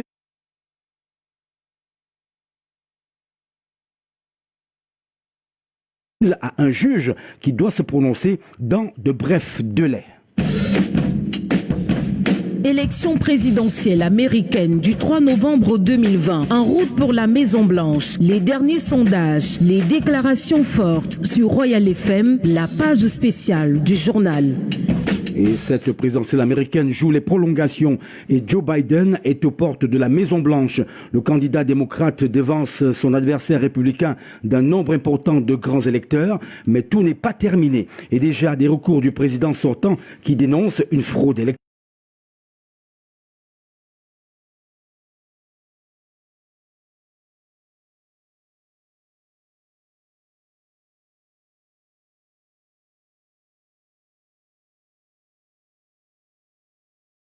La victoire qui doit se jouer encore dans 4 États importants où les résultats sont attendus, notamment en Caroline du Nord, en Pennsylvanie, en Géorgie.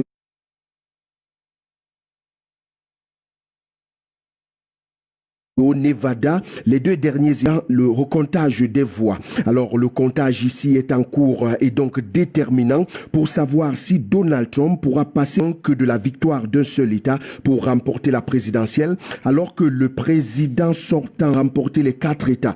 Mais certains pronostics indiquent que Joe Biden pourrait atteindre les 270 délégués nécessaires en journée. Son adversaire, lui, a déjà saisi la justice pour demander la suspension du comptage des voix en Pennsylvanie et un recomptage au Wisconsin remporté par les démocrates.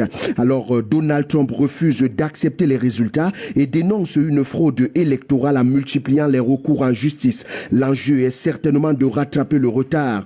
Toutefois, les recours du président sortant ont peu de chances d'aboutir. Ils ne peuvent être considérés que si l'écart est réduit entre candidats, aussi lorsque la contestation se joue dans un État et non dans plusieurs. De plus, le recomptage de voix ne peut se faire que si les résultats définitifs sont connus. Et ici, chaque État est responsable des résultats qu'il publie au niveau fédéral et les règles ainsi que les conditions diffèrent d'un État à un autre. Dans ce contexte, le candidat républicain cherche à forcer la victoire au risque même de plomber la démocratie américaine. On dirait une crise constitutionnelle est en vue aux États-Unis et le monde entier retient son souffle devant la situation. Élection présidentielle américaine du 3 novembre 2020. En route pour la Maison-Blanche. Les derniers sondages, les déclarations fortes sur Royal FM, c'était la page spéciale du journal. Voilà, en actualité en sport, évidemment, cette affaire, la fameuse affaire FECAFOOT, football professionnel, la FECAFOOT justement reprend l'organisation de ce championnat en retirant toute compétence à la Ligue de football professionnel du Cameroun. C'est l'essentiel de la décision des résolutions prises hier lors des travaux du comité exécutif de la FECAFOOT au quartier Chinga Yaoundé. Après cette session ordinaire, le président de la FECAFOOT, Seydou Mbombonjoya, était face à la presse. Je vous propose de l'écouter dans cet extrait sélectionné par Eric Christian Kwam. Il y a une seule instance fêtière de football au Cameroun, c'est la Fédération camerounaise de football. Sur l'ensemble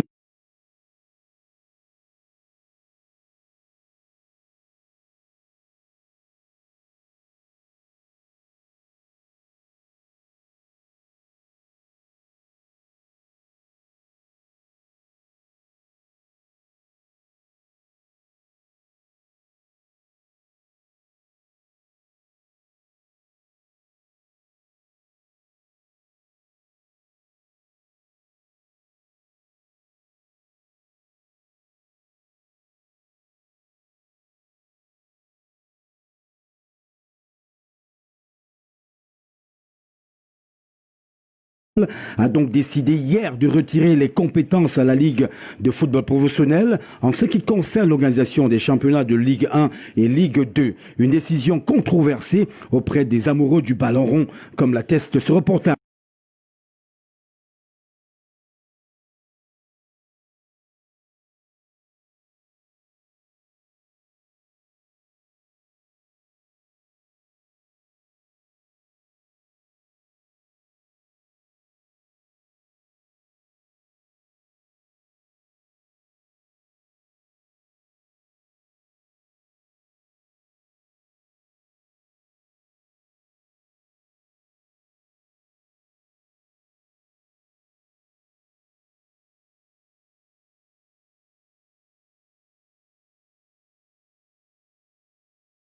Tribunal arbitraire du sport et la médiation du Premier ministre chef du gouvernement, le match LFPC contre FECAFOOT continue de se jouer.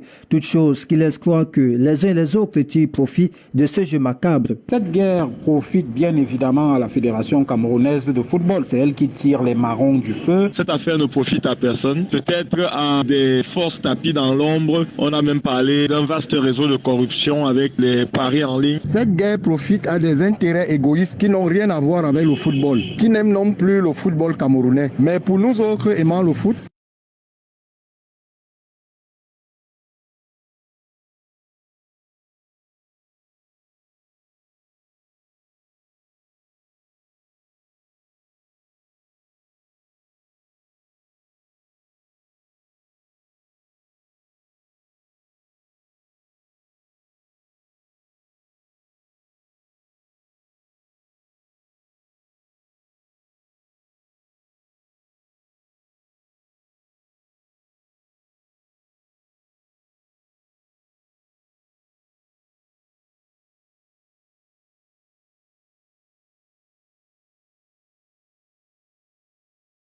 de deux grandes échéances sportives que le Cameroun compte organiser. Il y a péril en demeure. Bien sûr qu'il y a lieu de craindre pour l'avenir du football camerounais et des compétitions à venir.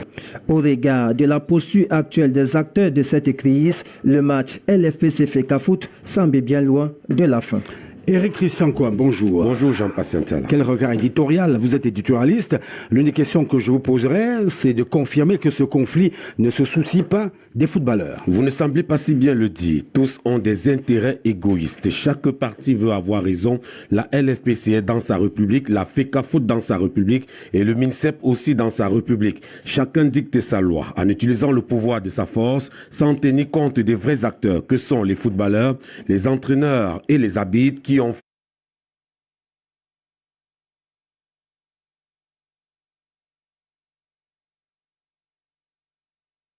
fait de ce domaine leur métier, mais en chômage depuis presque 8 mois, sans salaire et l'âge pesant, certains footballeurs ne sont plus sûrs de leur avenir dans ce milieu. Tout ceci à cause des hommes tapis dans l'ombre qui manipulent les présidents des clubs en leur promettant qu'ils sont la force du pouvoir et que rien ne peut leur arriver tant qu'ils n'ont pas décidé du contraire. Cette déchirure entre la LFPC et la FECAFOOT est une mafia bien orchestrée, le pari sportif étant au centre de la discorde. Du coup, les pièges sont tendus de part et d'autre. Ni le droit, ni les compromissions ne sont plus respectés. C'est le cafouillage total et à chaque fois que l'État veut arbitrer, la FECAFOOT brandit la loi de la FIFA qui parle d'ingérence avec pour conséquence immédiate la suspension du Cameroun aux compétitions internationales. Ce qui fait reculer à tout moment l'État qui a laissé place au micmac dans le football professionnel. Les dirigeants ont décidé de jouer ce football dans les bureaux, dans une gestion par embuscade. Les tourtereaux d'hier sont aujourd'hui dans un dialogue de sourds, au point de vouloir offrir 2 championnats professionnels aux Camerounais, dont les vedettes que sont les footballeurs seront réduits au simple rôle de spectateurs.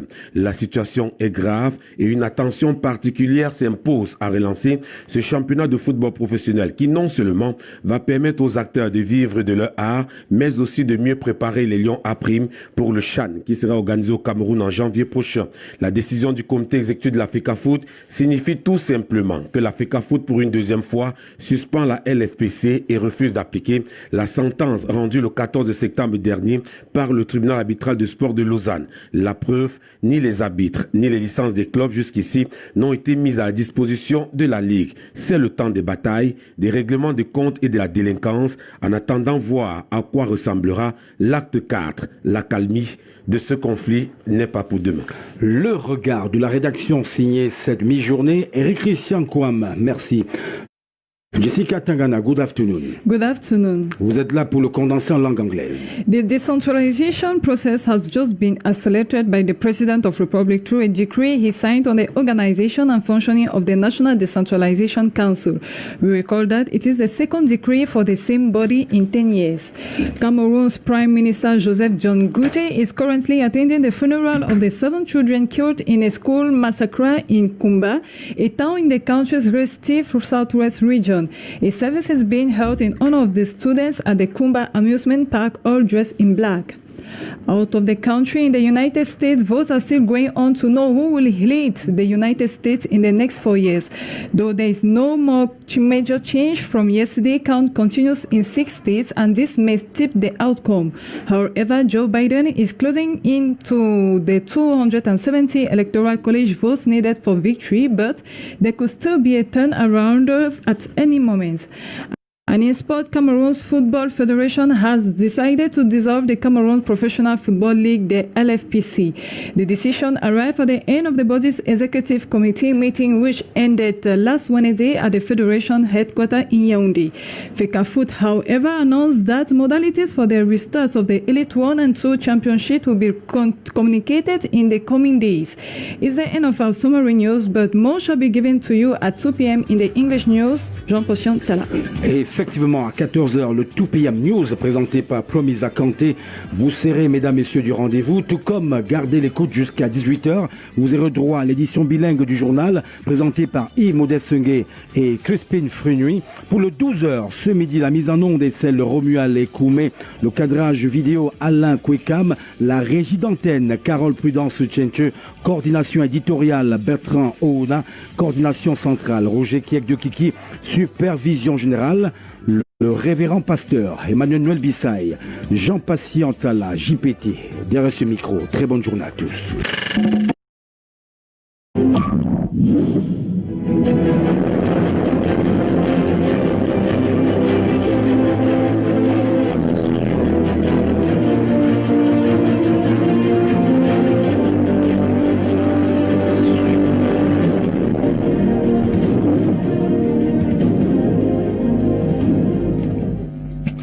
Good evening, televiewers. Welcome to this other edition of Prime Hour on My Media Prime.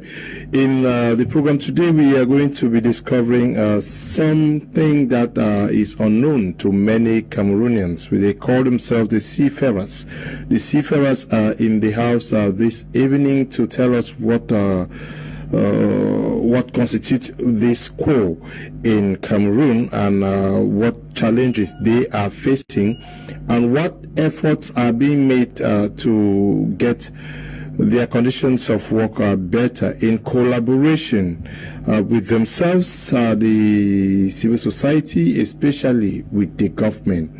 We are going to be discussing this with our panelists who are already in the house, who are professionals in the domain of seafaring. We have Captain Young, Patrice Lumumba. He is the coordinator in charge of the General Secretariat, Chef de Mission. We are glad to have you, Captain, with us. Thank you. Captain Young Patrice Lumumba, when they say captain in seafaring, what does that mean?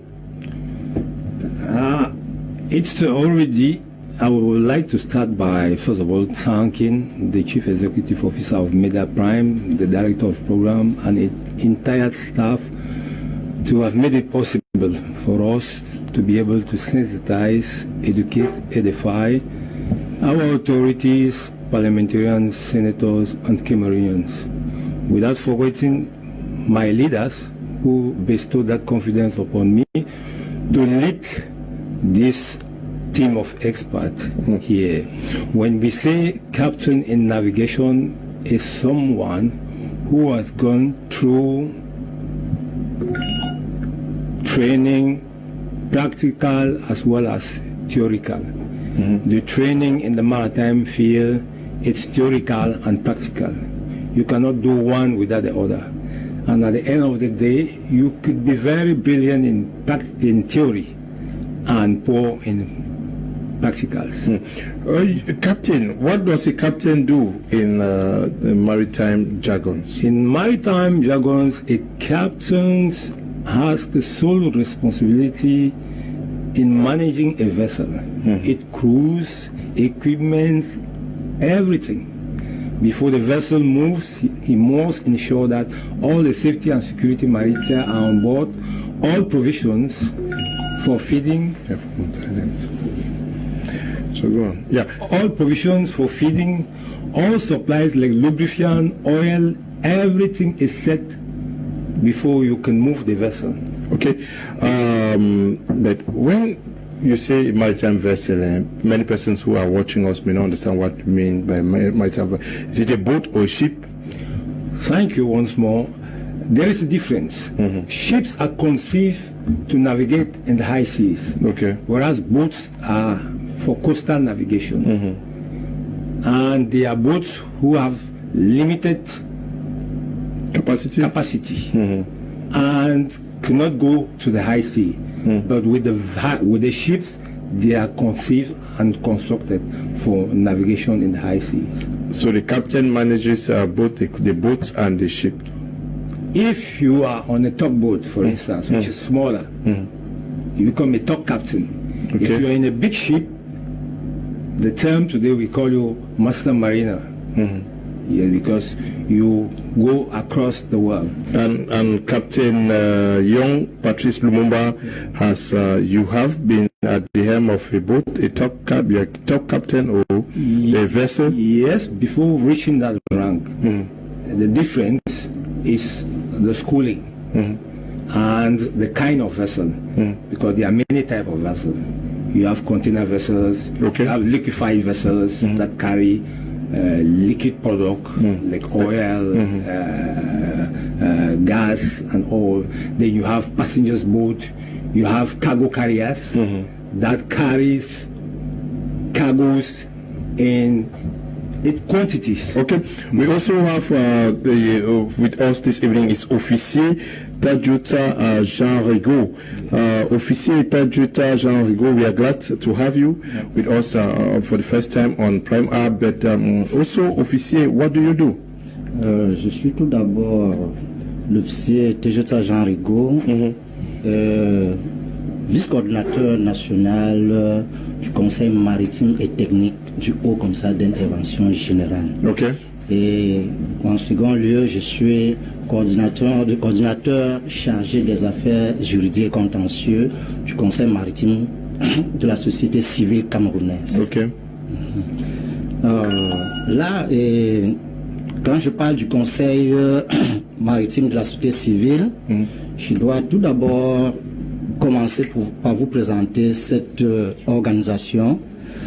Et dans un premier temps, vous allez avant ça, vous êtes officier. Officier en quoi? Je suis un officier humanitaire. Quand on parle du Haut Commissariat d'intervention générale, c'est une organisation humanitaire. Donc, c'est la défense des droits et des libertés fondamentales de l'homme. Bon, et nous intervenons dans le domaine à travers le Conseil maritime et technique du Haut Commissariat d'intervention générale. Also with us is Mr. Ayon Henry, a non-tie chef de département oil et gas. Yes, we're glad to have you with us. Thank you, sir, Mr. Leonard. Yes, and what do you do, Chief of the Oil and Gas Department? What is that role? To oversee the operations when oil and gas is operation. In the sea, the high sea? Yeah, when the whole operation government stop. We have the stakeholders. They come together. Project is why has a part to play. It's really taking place. My role is to make sure that the contract, the agreements, and also what covers the operation is being respected. Because I have to, and to make sure that the tax, the work, and the operations run smoothly, and we also have to oversee that within these operations, you know, a job is not well done until completion. So where does it start and where does it end? It starts from when we sign the contract, and then it depends on what we are going to do. If it is drilling or exploration of the gas and the yes. oil, When the exploration is going on, Cameroonians are taken into consideration first to be there to do the job. And so Kamasisop is handling that. Okay, it's handling that. Let's get to understanding what this is all about. I don't know who takes the first question, but I want our televiewers to understand who a seafarer is. Who is a seafarer? Seafarer, thank you once more, Mr. Leonard. A seafarer is an international civil servant. Why do we describe them like that? They are called upon to sail around the world. And to do so, actually, presently, it entails a lot. Like the captainship you were talking of, you don't just get up and become one. You start from a level, from the lowest level, ordinary seaman to AV sailor to bosun, and you grow. But some people might leave the university with their degrees in sciences or the advanced level in sciences and go to a maritime academy or to a university and come out directly as officers. There are stages you have to go through before you get to the highest level. But okay, but I was made to understand that seafarers cut across many domains. But everybody who works in the sea, there could be officers, there could be captains, there could be just yes. That's the great. I'm giving you. You have ordinary seaman who is a subordinate, who is at the first stage when he leaves school with his basical. The basical are what? Firefighting, safety at sea, first aid, social responsibility, ISP escort. Those are basicals. He work on the deck. Others, like the oilers, they work in the engine. Others are stewards, others are cook. Everybody has his specialty. So they all constitute what we call seafarers. Yes, they all constitute. Today, during the past years, those who were working like they in the oil and gas field, they were not enrolled as seafarers because they had no obligation to fulfill the conditions that seafarers fulfill before going in their oil field at sea as well as on the land, because the oil field is at sea and land. But with the seafarers, they had the obligation. There is a process you must go through. Like in Cameroon, my country, formally, you must start from the fishing sector. Okay. Because no matter how you are genuine in the field, if you did not start from the fishing sector and you even grow at a given time, you always have difficulties because you never started from the basics. Okay, the basic. Now, you have, is it a trade union, an organization that is bringing all Cameroonian seafarers together? It's Kamiscope. Oui. Yeah. In English, it's Kamasisop. Kamasisop. Yes. Can we understand what this is all about? Quand nous parlons de Kamasosik, Nous devons d'abord entrer 5 ans en arrière aujourd'hui où, en 2015, tous les acteurs du secteur maritime ont mis sur pied une structure dénommée la coordination des associations et syndicats maritimes. Et cette coordination avait en sa tête M. Wa Marcel de l'association RMMRL. Aujourd'hui, 5 ans après, nous sommes donc en 2020 où le congrès extraordinaire de cette coordination a eu lieu le 23 juin 2020. Il a donc analysé et élaboré un bilan d'éjection de management et d'administration et d'éjection. De ce bilan, il en ressort des actions qui sont médiocres et très négatives. Alors, ils ont donc procédé aux amendements statutaires. Dans un premier temps, il fallait donc mettre sur pied quelque chose de plus convaincant. Alors, c'est là où ils ont décidé de penser à un rassemblement de tous les acteurs du secteur, y compris ceux qui n'étaient pas de la consultation des associations et syndicats maritimes.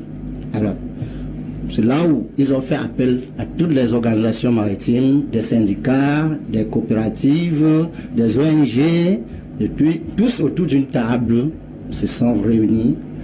Lorsqu'ils ont déjà réussi à réunir tous ces acteurs, ils ont donc pensé déjà à donner un nouveau nom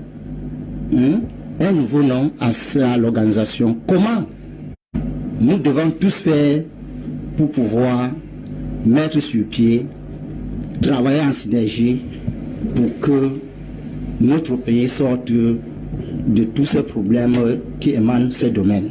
Yeah, but what are the different domains that come together to form this trade union? Les différents composants qui fait votre structure. Oui, là, tous les membres sont des personnes morales, ça veut dire des associations. Oui, des associations de quoi et quoi? Du secteur maritime, qui tous interviennent dans le secteur maritime. Comme quoi qui exerce dans quoi et quoi? Que ce soit dans le domaine portuaire, dans le domaine oil and gas, dans le domaine de la pêche, ainsi de suite. Toutes ces organisations ont donc décidé de se regrouper et de travailler en synergie. Ok, donc ça marche bien. Non, actuellement, c'est pour cela que nous sommes ici pour présenter ces structures qui, aujourd'hui, veulent tout faire pour que notre pays sorte de la liste noire. Okay. Now, when we talk about oil and gas industry in Cameroon today, Mr. Ayon Henry, what are we talking about? Oil and gas. We are talking about seafarers and we are talking of oil and gas. Must it be in the sea? Actually, in Cameroon here, all those working offshore, including the fishing and the navigation, all of them are called les gens de mer. So we are working offshore oil and gas. Oil and gas, we all know that it comes from crude oil. And crude oil is being extracted from the ground. And when it is extracted, gas is produced. It is broken up in 3 segments. Okay. We have the upstream, we have the downstream, and the midstream. What is upstream? Upstream is the drilling, exploration, and production. And then downstream is the movement of personnel, and then refinery and transportation. And then we also have the midstream, which is logistic and other means of carrying the oil to tankers, pipeline, and also reservoirs. So when this process is all joined together, we have the oil and gas industry in operation. Yeah, how does it operate in Cameroon? Midstream, where is midstream in Cameroon? I want televiewers to understand. Where is the exploration, the drilling, the dawn? Where do we see the midstream and all of that? Midstream is when the crude oil is ready, it is transported. So transportation of the crude oil through the pipeline and to the storage. These are the midstream. Mm-hmm. The drilling. The drilling is the upstream. Drilling, it starts from exploration, drilling, and then production. That is the upstream. Somebody who may be watching us now from Mundemba, Ikondotiti, and somebody may be watching us from Kambe, he would really want to understand all of what you have cited is theory. Practically, can you describe to them how it operates in Cameroon? That the drilling is done, say, around Bakassi, it is transported to so location, and then it is brought to Limbe for refining. How is the process? Actually, Kamasisob is concerned with the workers. Okay. They do the drilling. Okay, the workers will do. They do the drilling. These are Cameroonians that are called upon from time to time to carry on the exploration. And when they go to the field, it's because the projects are there. When this project is over, they are abandoned.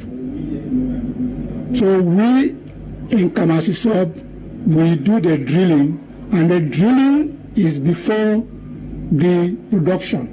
So these are the actors. Okay. Somebody who is watching us feeding on the floor, he's watching us from Douala. He says he has a question. I'm sure you answer it all. You can take it. Say some years back, some seafarers camped 24 as 7 days for about 3 years. About 3 years at the government bilingual primary school, Bipanda. What were their grievances and what has changed? Good question. You know, as I rightly said, to be a seafarer, the legislator in the world has validated and put a process. It's not just a question of submitting your file and obtaining a seaman card. Once you obtain that seaman card, the first obligation is you have to navigate for at least 180 days. That's 6 months. You bring your pay slips to make proof at local level. Okay. Then, if you have ambitions to walk out of the country, there are basic certificates you must go for the training. And up to now, we don't yet have schools that deliver those certificates. That's why most Cameroonians, they do go to Ghana, the Francophone, some go to Ivory Coast. Those who have their money, they go to Alexandria in Egypt, Casablanca, or South Africa. So, you must have that regular process. Recycling. Example, myself today, I cannot board a vessel. I have to go back to school and update myself because I've been for more than 3-4 years without going to sea. Nobody will confine you a vessel. Is that why some seafarers had a problem 3 years ago? No, they had a problem which we do not even want to talk about because it's left to know whether they were seafarers. Okay. Yes. But they were working at sea. Is it the fact that they were not recognized? I don't think, to my knowledge, they were not working. Okay. They were not working. What was happening? They went to school and claimed that they were seafarers? They had a training organized in Cameroon by somebody. Okay. Whose name I don't need to call. And after they were given certificates that were not recognized by our maritime authority. Because it was delivered from an institution that was not recognized by the International Maritime Organization. They did not go through the right process. And those certificates and licenses for officers, for the ratings, that's the subordinate, their certificates, STCW 2010, standard training certification of watchkeeping. For the officers, you must have third officer's license, second officer's license, captain's license. And all these are subject to renewal. Once you fail in renewing, you cannot be embarked. Even the basic certificates, after 5 years, you must go for renewal. That's one of the difficulty in our profession, because the training courses, they cost a lot of money. And one of the objectives, aims and objectives of Cameroon Maritime Civil Society Board is to bring the attention of our government to be able to organize the basic trainings in here, because we have the capacity, the potentials. We are going to come to that, but when we talk about the pêche industrielle et artisanale, that is fish and industrial fishing, what do we talk about? What do we mean? When we talk of pêche industrielle and pêche artisanale, they are two different things. Industrial fishing are those vessels that can go fishing for 1 month, 2 months, 3 months. Or even more. They stay there. Yes. And when they are coming back, the products are already packaged in the cartons. They only deliver the finished goods. But some industrial fishing vessels, they still use the local way. They use ice blocks, and when they come, they disembark. When we talk of pêche artisanal, it's local fishing, where people go at sea with their canoes and their paddles, some with their engine boats, some just with paddles and the fish, and they bring back the products and they dispose in the market for the locals to consume. Okay, now the issue of the seafarers who had a problem here in Douala, he's raising the issue of the recognition of their certificate. Is that not a core problem? Not many persons who would like to engage in the seafaring industry, is that not a core problem they are facing in Cameroon now? Can you speak in French? Non, il y a quelqu'un qui a demandé qu'il y a 3 ans, il y a eu des seafarers qui avaient des problèmes ici au Cameroun, et j'ai demandé ce qui n'allait pas. Il a dit que ça avait à faire avec, c'est pas, reconnaître les diplômes. Est-ce que ce n'est pas ça un problème véritable ici au Cameroun aujourd'hui? Vous savez, dans un premier temps, sur le domaine maritime chez nous, franchement, il est très compliqué. Et il y a beaucoup d'organisations qui ne sont pas reconnues et qui ont passé leur temps à recruter beaucoup de gens ici dehors, et ils les forment, ils les attestent de diplômes qui ne sont pas reconnus.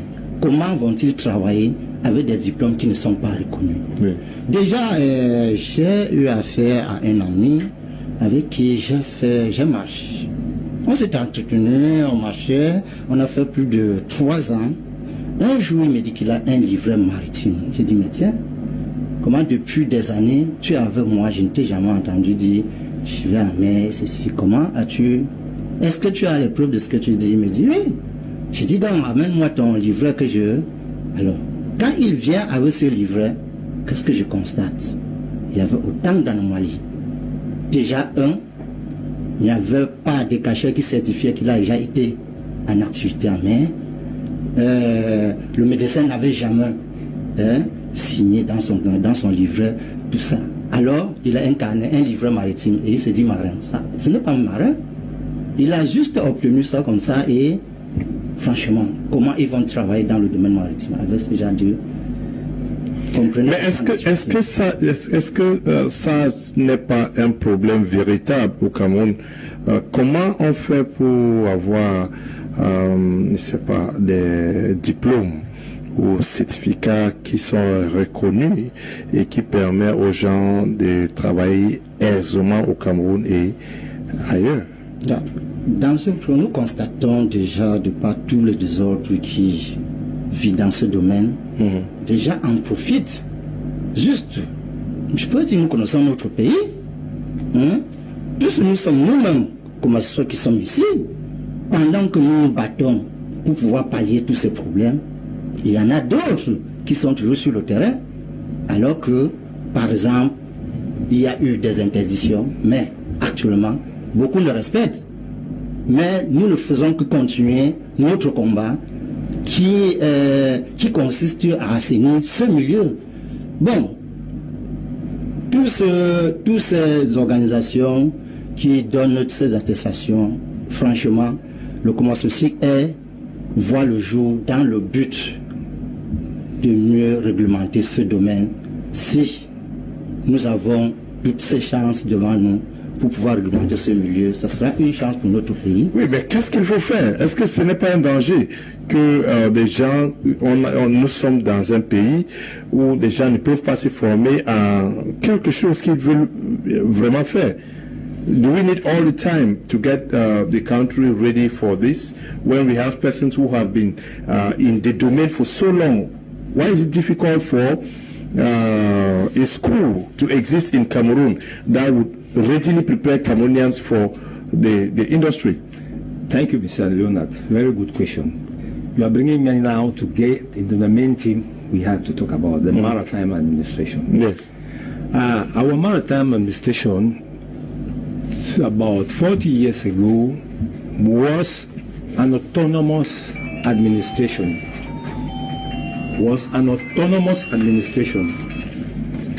Our maritime administration was an autonomous administration with the general manager and its assistant appointed by presidential decree. So it was a so powerful administration. But after some periods of good functioning, we saw the creation of 4 fishing companies in Cameroon: Crevet du Cameroon, Sipeg, Chalukam, many others. We saw the creation of Cameroon shipping lines. The shipping industry was booming in Cameroon. And the first director, once this administration was created in March 1962, was a French guy who handed over to a Cameroonian by the 69th. By 1771, a Northwesterner in the name of John Waller was appointed general manager of that structure by presidential decree. And that is when this administration boomed up to the point of creating all this structure I just named. 4 parastatal fishing company and Cameroon shipping lines. So training, career profile, all this was secured. But after 1985, during the structural adjustment program, came a problem that some people, I assume, deceived our head of state, because most of the maritime companies in West Africa, Nigeria shipping line had closed down, Ghana shipping line has closed down, Société de Transport Maritime Ivoirien had closed down. Only Cameroon shipping lines survive.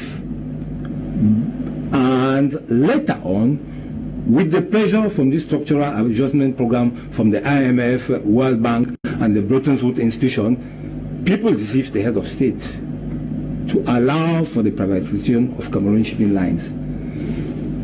After this, there was a tussle among the maritime administrators themselves, the civil servants and the state contractors.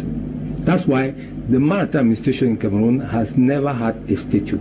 And gradually, this problem led the government to subdue, to reduce the powers of this administration and put it as a sub-directorate of the Ministry of Transport.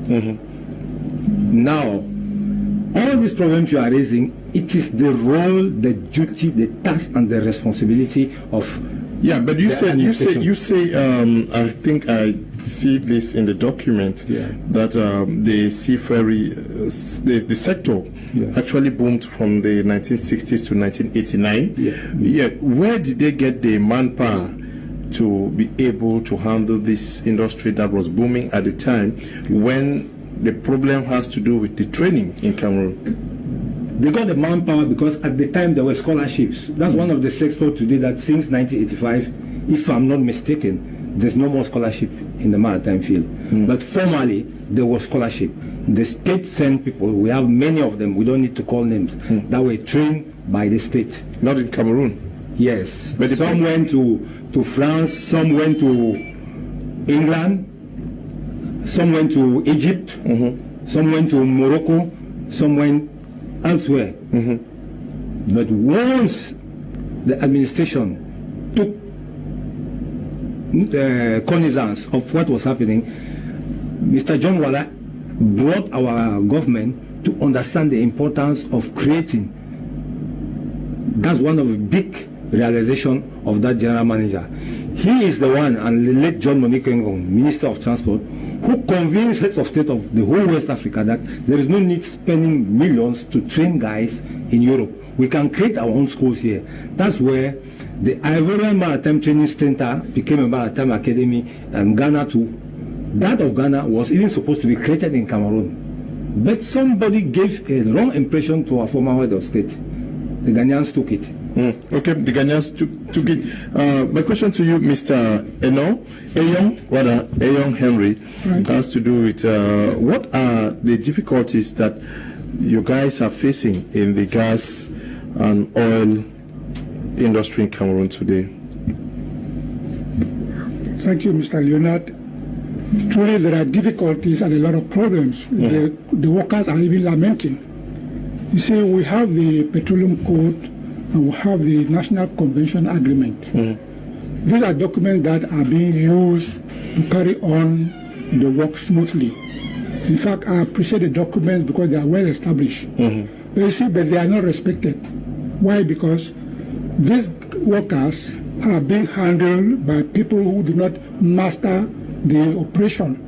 These subcontractors are coming from among us and recruiting people as professionals when they are not trained. That is the problem. So when they go offshore, they do the job. Offshore means in the sea? They go to sea, they go to the platforms. We have drilling rigs, we have platforms that carry on most of this operation. We are talking now about drilling as an exploration operation. So when this exploration is going on, drilling is the main activities. So when they are going to work, they are trained there by experts who bring the machines, they bring those platforms. The platforms and then the rigs are not owned by Cameroonians. They are owned by foreign partners. And these are stakeholders who are working in synergy with the government. So we have the Article 77 and also Article 77 of the Petroleum Code and Article 20 of the Collective Convention, which talks about the transfer of manpower, the transfer of knowledge and transfer of know-how. So when the workers go offshore, when Cameroonians go offshore, they do what is called on-the-job training, OJT. So these workers go to work and they are trained on the job.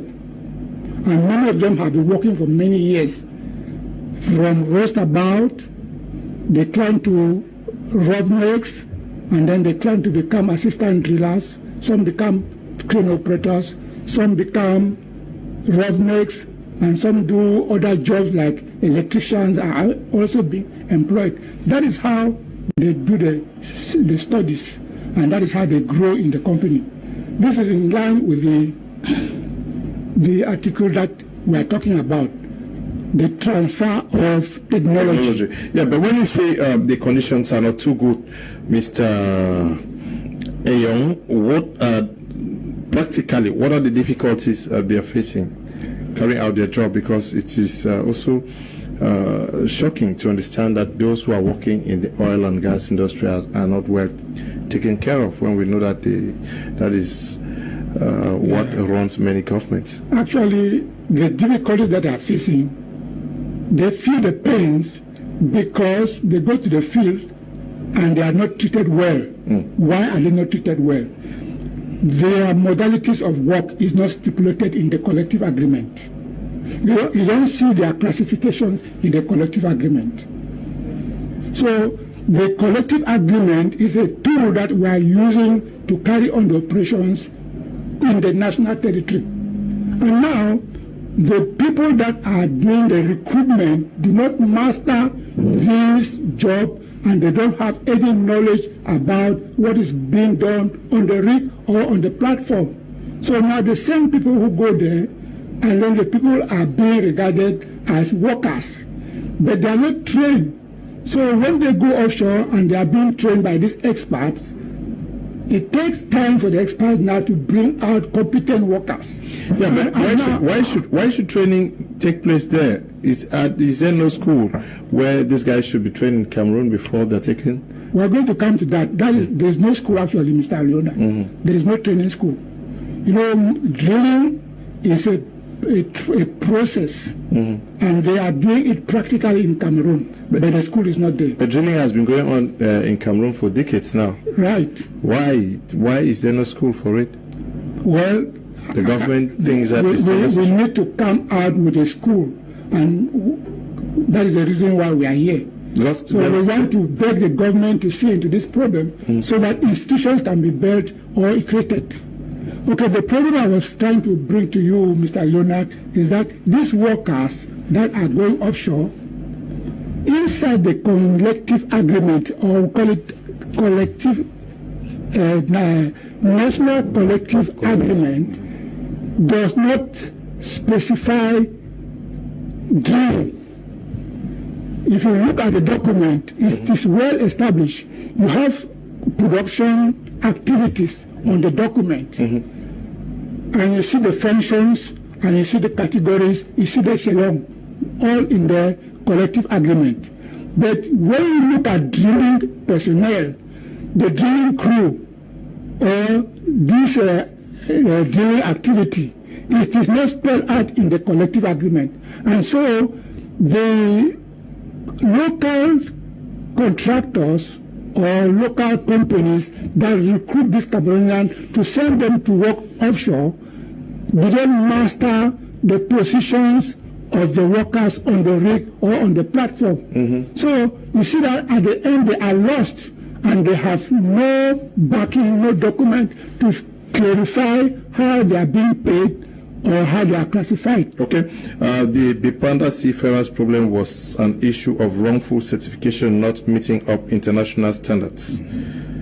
For instance, Cameroon being in the international blacklist, Cameroon not having ships to absorb these seafarers after graduating from more than 10 years. This had to provoke the strike you saw at Bipanda, which lasted for more than 3 years. These maritime schools are called mushroom schools because they are made just to extort monies from Cameroonians in conspiracy with some administrators. Okay, thank you for that clarification. I think Andifo is watching. Good evening, Mr. Liu. I did a maritime training program here in Douala in one training center known as CIMAP. And we were told that our diploma is awarded from MINIFOP. Please help ask the panel if MINIFOP recognizes any maritime school here in Douala. Thanks for such a panel. Can we answer him? Yes. Okay. Thank you once more, Mr. Leonard. It's a very good question. In order to promote professional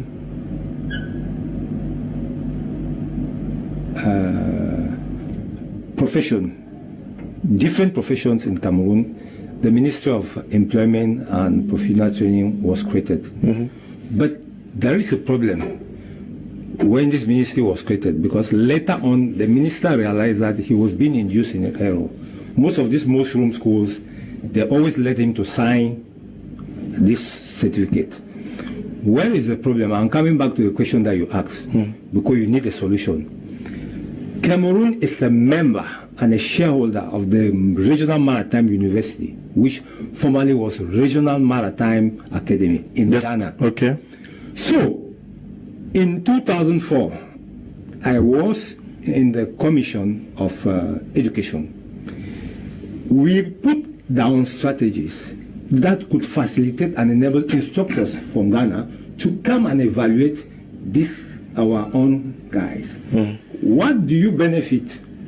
When you are a shareholder in a company or in a school, you have powers. But what we realized, coming back to the question you were asking, that lack of political will. Like now we are talking, our Minister of Transport is the president of the Board of Governors in the school right now. It is even out of pressure that we had the first instructor sent by the government to that school. Whereas we were supposed to have instructors there that protect the interest of Cameroon, the interest of Cameroon, and our students going there. Basic training in Ghana, although we have advantage because we don't pay like students coming from non-member countries, but it's $1,500 for 3 weeks or 4 week course. How many families can provide that? And then you come back here. As I was talking about the maritime administration, the greatest illness we have is that our maritime administration is sick. That's why you heard my colleague there saying that we are in the blacklist, orange zone, which means investors cannot even come and employ Cameroonian seafarers because they are from a country which is in the blacklist. They are doubtful. Whereas, the reason one of the panelists has given there, for me, I will tell him that that's not the reason. There are countries with no vessels, but their seafarers are working. Because their ministers, in Ivory Coast we have Minister of Maritime Economy.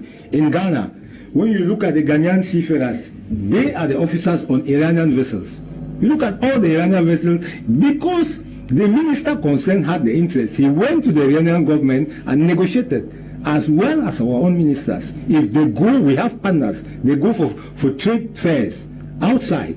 They are ship owners whose vessels come to run the line of our ports for 1, 2, 3 years. All these things are negotiations.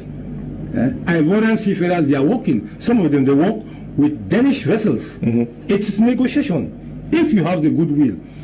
So, if we don't change our law, because we have the impression that in Cameroon, we mix up institutions and individual. Our problem is institution.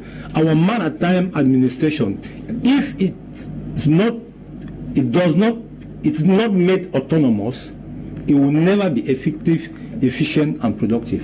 Okay. That is why we need our head of state to order for the revision of the ordinance of 1962. Okay. Therefore, as a question, vous allez répondre. Les dockers sont-ils de votre famille maritime et pourquoi sont-ils en grève très souvent? Ils sont de notre famille, mais sont en grève très souvent parce que, franchement, ils n'ont pas de possibilité déjà de mieux s'organiser pour travailler de par les documents qu'ils ont en main. Vous voyez par exemple, tous ceux qui sont dans ce domaine ne maîtrisent pas effectivement dans quoi ils se sont engagés. Et pour cela, quand il y a des vrais professionnels sur le terrain, les amateurs doivent déjà se mettre hors de côté et puis ça cause problème. Donc, qu'est-ce qui cause problème avec les dockers qui sont au Cameroun? Les dockers qui sont au Cameroun, le véritable problème déjà, c'est que lorsqu'ils sont déjà dans ce secteur et que les nationaux sont déjà sur le point de mieux travailler, eux déjà, ils ne peuvent pas avoir la possibilité d'exercer directement comme les professionnels. Donc, ce que vous voulez dire, que ceux qui grèvent souvent, ce sont des amateurs. Des amateurs. Ok. Mais il y a d'autres qui travaillent normalement. Qui travaillent normalement. Mais ceux qui grèvent sont ceux qui ne maîtrisent pas exactement. Ok. Je vois. Vous voyez par exemple, si nous rentrons même les récentes grèves qui ont eu lieu il y a quelques années au niveau de Pepanda, alors, s'il fallait compter tous les acteurs du secteur maritime, vous voyez que c'est une minorité qui ont grévé. La majorité, ceux qui sont formés, étaient en service, malgré toutes les difficultés qui se trouvent dans ce secteur. Donc, ce n'est pas tous les dockers qui grèvent souvent? Non, ce n'est pas tous les dockers. Okay. I wanted to add something. Yes, go on. Yeah, for the docker sector, as my colleague rightly said, And there is an integration that has made. Formerly, the dockers used to work under the Commercial Convention. And by the ILO conventions and the IMO conventions, dockers too have been integrated as gens de mer, as seafarers. Normally, it's just simply, as my colleague of the oil and gas was saying, that we don't respect our laws. Dockers normally are supposed to submit and obtain seaman card. Normally, they are supposed to be under the Ministry of Transport, not the Ministry of Commerce. Then, secondly, their difficulty is that they use them as temporary worker. Whereas if you go to Gabon, ports, Congo, Equatorial Guinea, Ghana, the dockers, they work permanently, whether the vessel come or not. He has his salary, his pension benefit is being saved, the family allowance, the training, the updates, as you are saying. I'll give you an example, Mr. Leonard. A docker, a professional docker, you consider a professional docker in Douala, if you take him and put him in the port of Abidjan or South Africa, he will be lost.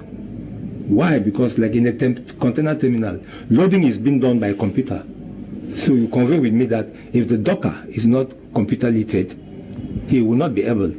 Even today in the maritime field, the seamen who work in the container vessels and other research vessels, they have difficulties. If you are not computer literate, you will not be able.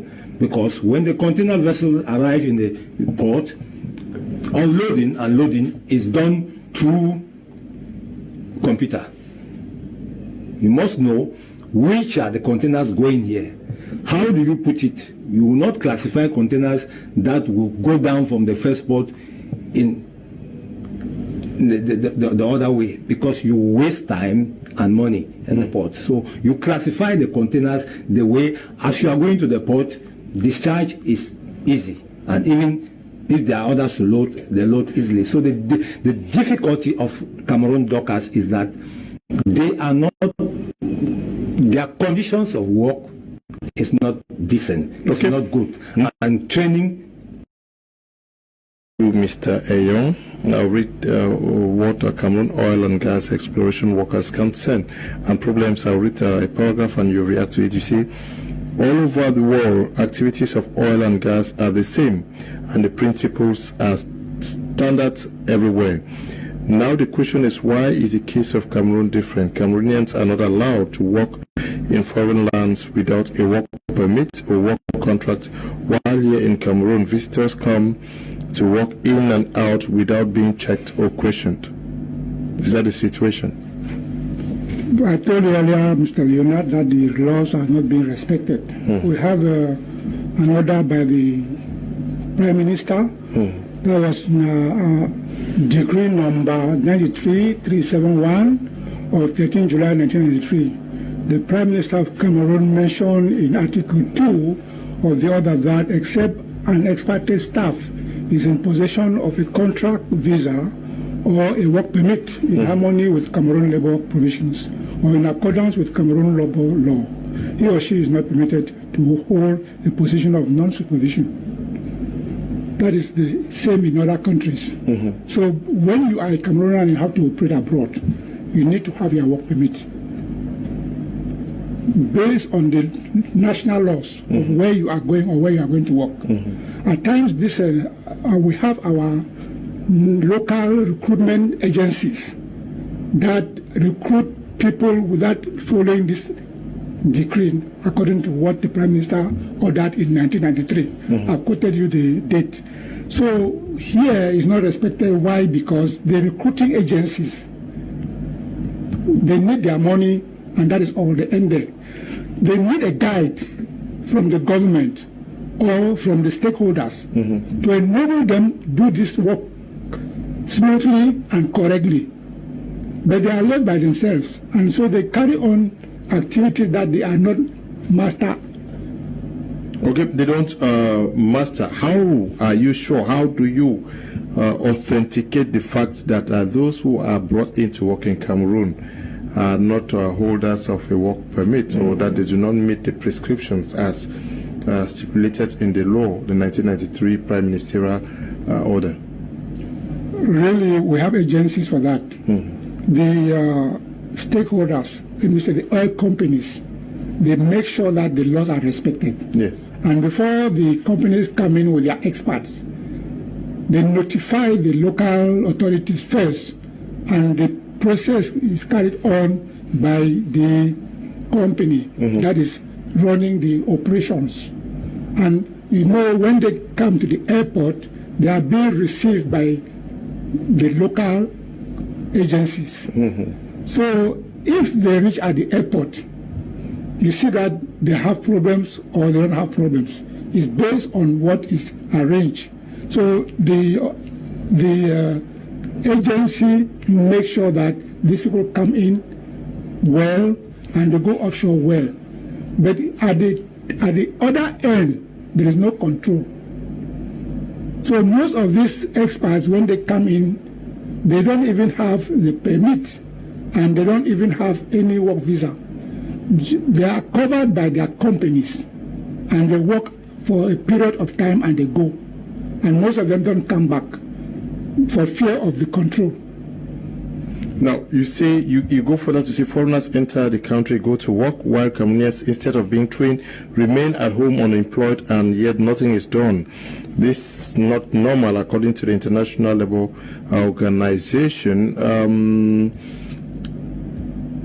Why are people not being trained? Is it, like you said, that there is no school in Cameroon? And do you think that the government should step up to identify those who are interested in such trainings to take them abroad?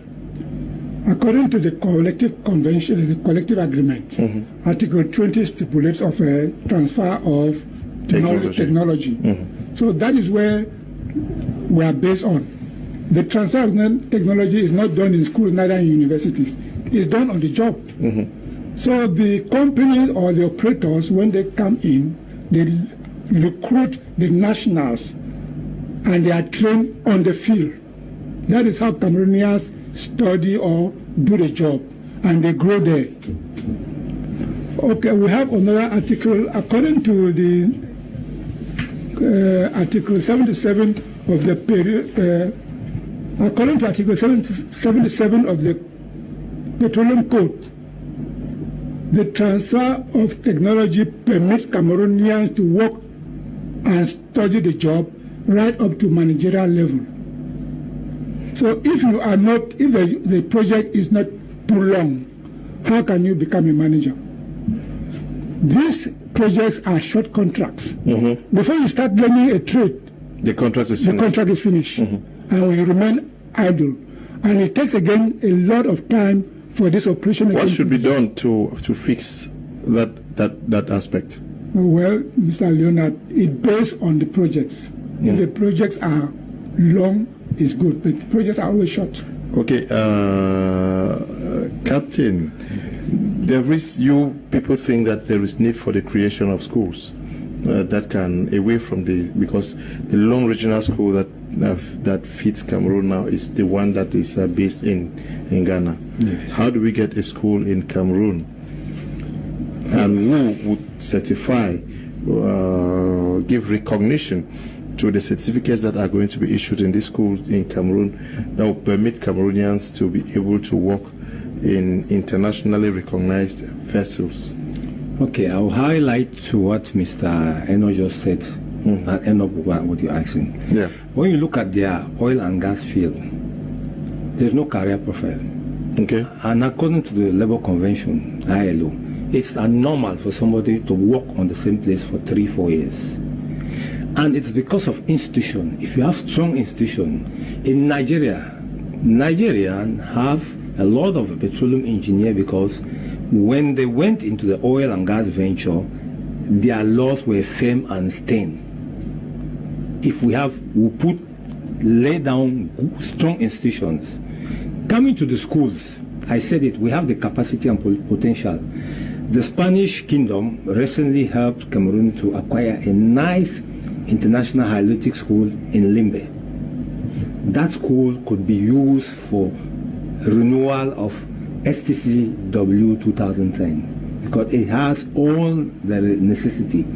The Minister of Higher Education and the Minister of Animal Breeding and Fisheries, they just need to go into protocols of accord with the Regional Maritime University, Abidjan, and other schools that will put their label and signature at the end of those courses. Like the school in Limbe, the first batch is already out, but they have difficulties. Why? Because their certificates were signed by the Minister of Higher Education and the Minister of Animal Breeding, Fisheries, and Animal Industry. No international fishing company will take you because there is no label of a school recognized by IMO. And it goes back to what my panel said, my colleague said, that we are in the blacklist. If Cameroon, that's the aim and objective of this, our NGO, bringing the stakeholders of this country, let's work together to remove Cameroon out of the blacklist and the orange zone, because it will empower Cameroon to be able to renew certificates and even licenses for officer on spot. The cost will be, imagine, Mr. Leonard, I schooled in a maritime academy in America, and my license has expired. Imagine the cost, what I need to pay my flight back to America, spend maybe 3 months, 6 months, and come back. As I rightly told you, when the companies that we had, the fishing companies, Cameroon Shipping Line fell, it discouraged the government to give scholarship in that field. And coming back to what my colleague said, we are not in the white list. We cannot benefit even scholarship. If we get back into the white list, we'll be able to benefit the advantages, privileges, and of what other nations. When you say Cameroon is in a blacklist, what do we mean by that? It therefore means it's a maritime nation that's not up to date. Okay. In terms of norms, ethic, deontology, and philosophy of the industry. Ghana is in the white list. Ivory Coast is in the white list. Equatorial Guinea is in the white list. Gabon is in the white list. Yes. So are they more than us? But practically, what is not right? When you say because the administration concerned with the maritime field, they have a permanent follow-up to make sure, because the white list, once the auditors who are IMO auditors, sometimes the US Coast Guard, they come and audit, they find out there is a mistake, they can remove you from the white list until you meet up back. So we even requested to our minister and our government to request for the service of an IMO auditor, ILO auditor, who will come and sit down with us and say, okay, this one is good, this one is good, this one is good, this is where you are lacking. If you can cover up, meet up with this, you will integrate the white list. Someone says, good evening, Mr. Leo. I did a maritime training. Okay, this is the person who talked about CIMAP. Yeah. The school, you know the school? Yeah. The person says, Mr. Leo, please help us, the panel, if I can be integrated into some government maritime structures with my diploma from Minifop Morgan. Yes. Unfortunately for him, the official examination of the International Athletic School in Limbe just passed on the 25th and 26th of September. Yes, but can he do that next time? He can do that the next time if he's still within the age range. Yes. Which means, but he can work for Cameroon's government, but not. He may not be recognized internationally. Yeah, he can actually, yeah. People who leave the athletic school, they can work for the government, they can work for local structures, but international structures, no. But whereas the labor maritime market is international. Once you go through a good training, like in Ghana, you come here, whether you are officer or you are rating, you can sit here in Cameroon and apply anywhere. But I said, that blacklist issue disfavor us, Mr. Leo. Ship owners in this world will not like to employ a seaman or an officer who is coming from a country that is not up to date. He has doubt, and it has caused what? Imagine, Mr. Leo, the importance of seafarers' labor. Many seafarers today are taking a different nationality. Okay. Captain Jimmy says Cameroon isn't credible before the Ghanaian Maritime University, where we are a member, because they haven't been up to their contribution. That's for many years. This has brought lots of problems to Cameroonians attending the school there. For the dockers, it's a structural problem. Most of them are recruited not out of competence. They are recruited through relatives working at the ports or perpetual recommendations, because they have always been treated as temporary workers with no status, and they are deprived from joining associations or syndicates which are credible, else they get fired. The only association or syndicates they can join are those created by those connected to some of the ports administrators having direct interest. Remember, the former coordinator was a total failure. Is still very young and trying to right the wrongs of the last coordination by doing first things first. That is getting the national, international administration medias to know Kamasisop's objectives and goals, coupled with the facts of getting together all very discouraged seafarers. Okay. Good evening, panel. I have, as a seafarer, I've been a seafarer for about 12 years with a local company based in Douala, with all the documents required from Regional Maritime Academy Ghana. I started sailing from 1995, but finally abandoned because our union was just working but to satisfy themselves from company owners. I traveled to so many countries, work as a bosun, but only to discover ordinary seamen from other countries were earning twice of what I take home due to their powerful union, e.g. Congo, Brazzaville, and Equatorial Guinea. In Nigeria and Trinidad and Tobago, I was not even authorized to work in the country if not registered with their union. But in Cameroon, it was the contrary. Foreigners will be recruited first and no union to stop the act. You work, come home for vacation, stay for 1 year, chaff before going back. And all this is to make you suffer for all that time, okay? The message is quite long.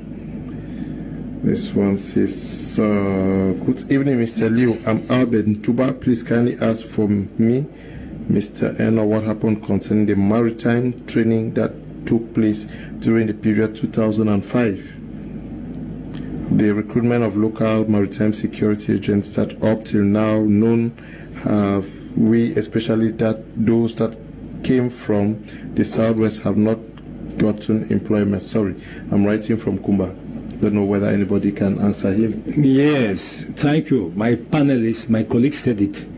There are people who sit up and organize their dark games backed by some administrator or some big guns of the system. When he talks of 2005, it comes to my mind. Now, there was a trade union in Opus Central Voyage in Aqua. People were flooding there every day. Some sold their lands and properties just to go and buy a place there. And they were making them dream that they will get a job, they will be paid 1.5 million. They gave them mushroom trainings. And today, those leaders, some have died, some have run, and those who were going there, they paint a negative image of our professional milieu and even of our government, whereas they were wrong.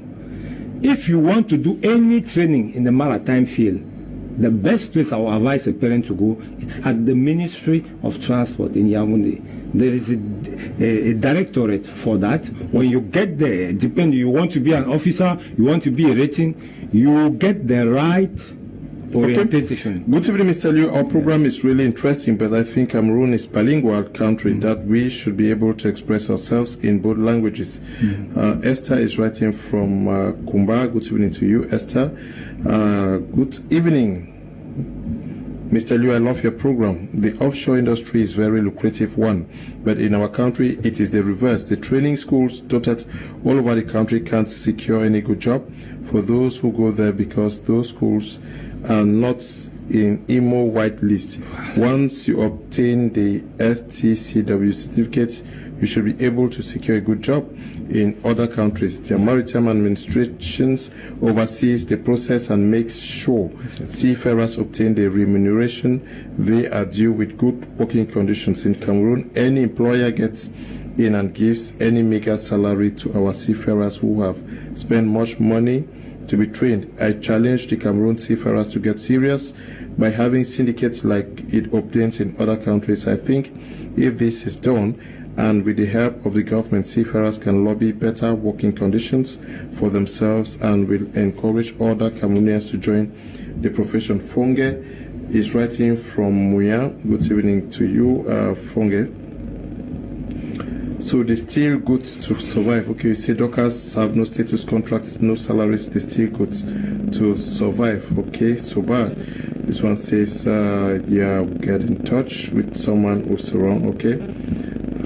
Sure, talking about something else. This one says, does it mean he knew he was going to? Okay, everybody's writing. Good evening, Mr. Lou. I enjoy the program. Keep it up, and please try to invite Minister Tanganji to come and talk about the phone tax. It's a legend, Basil, writing from Germany. Good evening to you, Basil. Mr. Liu, this particular training took a lot of monies from us, and because of it till now, we are still having problems with our sponsors. Okay, I'm sure you got an answer already.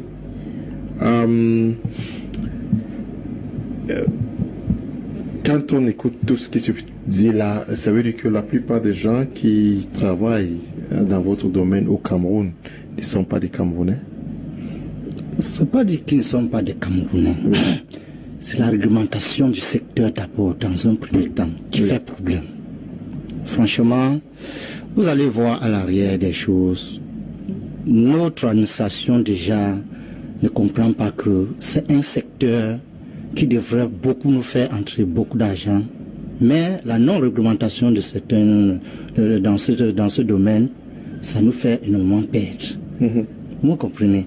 Déjà là, comment aujourd'hui nous pouvons même déjà accepter que les gens travaillent dans un domaine qui respecte encore aujourd'hui des décrets, les lois de depuis 62 qui jusqu'aujourd'hui ne sont pas révisés. Ça fait problème. Si tout ça était révisé, l'État devrait déjà avoir d'énormes revenus dans ce secteur et ça permettrait que le milieu déjà puisse être assaini, que des organisations qui forment des différents acteurs soient reconnus et que tous les diplômes soient reconnus par l'administration. Ça permet que tout le monde aura son compte dans ce domaine. Déjà avec tous ces désordres, c'est impossible. Or, nous aujourd'hui, comment ceci? Qui crée le désordre? Le désordre, si je rentre dans ce désordre par exemple, vous allez voir, je prends l'exemple, lorsque vous êtes dans un milieu auquel, ou dans une réunion, que les sanctions sont très, très minables. Une réunion où le retard est de 25 francs, vous allez rencontrer quelqu'un qui arrive en retard, on dit monsieur vous êtes en retard, il dit non, mettez en retard 5 fois, il sait que 25 francs fois 5, ça lui fait juste 125, alors que si le retard était par exemple 1000 francs, lorsqu'on va dire monsieur vous êtes en retard, on va dire excusez-moi, juste j'ai eu les embouteillages qui m'ont... Déjà, si on révisait tout cela, qui doit réviser? C'est l'administration en place. Oui, mais tous ceux qui créent des écoles, soi-disant qui forment, est-ce qu'ils ne savent pas que ces milliers d'enfants qui sont formés n'auront pas de travail? Ils savent bien. Si vous n'avez pas déjà l'autorisation de former, le diplôme que vous allez remettre à vos étudiants ne sera pas en valeur. Mais est-ce que ces écoles ne sont pas reconnues par des ministères, soit vocational training, soit MINESUP? Est-ce qu'ils ne sont pas reconnus? Et s'ils sont reconnus, parce que les ministres signent, Là, si je peux dire quelque chose, monsieur Léonard, je vais dire quelque chose à ce point. Quand vous voyez les critères de créer ces écoles maritimes, les critères donnés par le ministère de l'Emploi et de la Formation professionnelle, le 3/4 de ces écoles ne remplit pas. Parce que tous les critères qu'il faut pour permettre à ce que, quand un enfant sort avec le parchemin de là-bas, il a une place, n'est pas respecté. Je prends un simple exemple. Tout à l'heure, tu le disais là-dehors, avant qu'on entre en studio. Quand vous avez un centre de formation maritime qui ne respecte pas les programmes pédagogiques, vous allez prendre quelqu'un.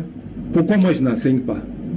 Parce que la technologie, la réglementation a évolué.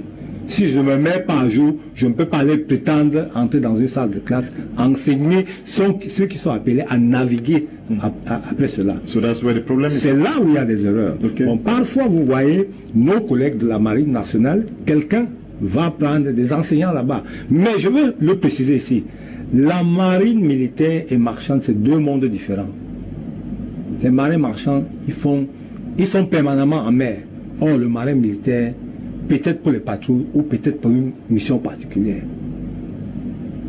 Yeah, donc, et pour que eux aussi, ils enseignent. Yeah, but dans the question I asked him is that we're talking about the disorder in your domain, and I was asking why we have many schools that are created knowing fully well that the children or the students that are the graduates are not going to be integrated into the job market, because to get recruitment in the marine sector, from our understanding, means that you must meet international standards. Yes. If you know that this year's school is going to provide certificates that will not match international standards, why do you train? And also, why do these ministries involve vocational training for some and maybe Ministry of Higher Education for others? Why do they authorize the running of these schools, knowing that students who are going to come out of these schools would end up not working? That's why I said in the criteria, all is prescribed. But once they allow, since they want to promote professional education, once they allow somebody to open a school and he starts making money, he forgets about his engagement. Normally, from some of the schools, you can go negotiate a protocol of accord with the Regional Maritime University or any other school that will come here, evaluate your guys and give them standard certificate. Secondly, we don't like to work in synergy. Imagine if all those promoters, they were agreeing, they don't agree. They could go beside the Minister of Employment and Professional Training, the Minister of Higher Education, and say, but no, Cameroon is a member, a shareholder of the Regional Maritime University. We don't see why we should be cracking our head for children to live here and go there. We can organize a system where these instructors, professors, they come here and evaluate the guys on the other member countries in the Regional Maritime Academy. They've been expecting that. Then coming back to your question, he said something. Most of this was done by our administrators in the port and in the maritime administration who are on retirement, who are running some of these schools. I give you an example, Mr. Liu, that in 2004, we had the 34th Board of Governors of the Regional Maritime Academy by then, before it became university, in Saint Novotel Douala. I was in the Education Commission. These are resolutions we took, that we will put up a system where the people come from Ghana and they evaluate our boys here, and even the director who was in that school at that time, Captain Toxin, he lamented that with Patrice. I expect to see Cameroonians coming to Ghana for the officers' course. I don't expect to see, and you see, he gave me the example, Mr. Liu. We have the regional school of firefighting in the whole West Africa, going towards the airport there. Senegalese, Malian, people come and get their training there. So you people have all the potentials in the place. And you are a shareholder of the company, of the school. Make use of your shares. And you heard my colleague Captain Jimmy saying something in the remarks and observation he sent. When you are in an institution, you are a shareholder, you don't contribute regularly, there is a problem. When we get at the diplomatic level, I will prove to you, and you'll be shocked, Mr. Liu, that a big maritime nation which has just acquired another big port in Kribi, very soon in Limbe. Cameroon has no representative at the headquarters of the International Maritime Organization for the past 20 years. Even at the West African Maritime Organization of Central and West African States, we have no representative. Hello, greetings to the panel. I am happy for this rail development. Please, may I know why salaries in the maritime sector is not spelled out by decree classifications? Michael is writing from Douala here. Good evening to you, Michael. This one reads, Mr. Leo, this particular training took lots of money for some of us, okay? I'm sure they're still talking about the 2005 training. Good evening, Mr. Leo. It's Fabrice from Bamenda. I'm enjoying the program and I'm begging for the Prime Minister to say something about the Anglophones because we cannot stay safe. They keep on shooting and killing continues, okay? We pray something is done. All of us, we are worried. Good evening, Mr. Liu. Thank you for making me know what seafaring is all about. Your program is very educative. Mafo is writing from Kumba. Thank you, Mafo. Good evening, Mr. Liu. This is Jonah Tata in Bamenda. I love your program. I hear more about maritime today. Please keep on opening the eyes and minds of many youths.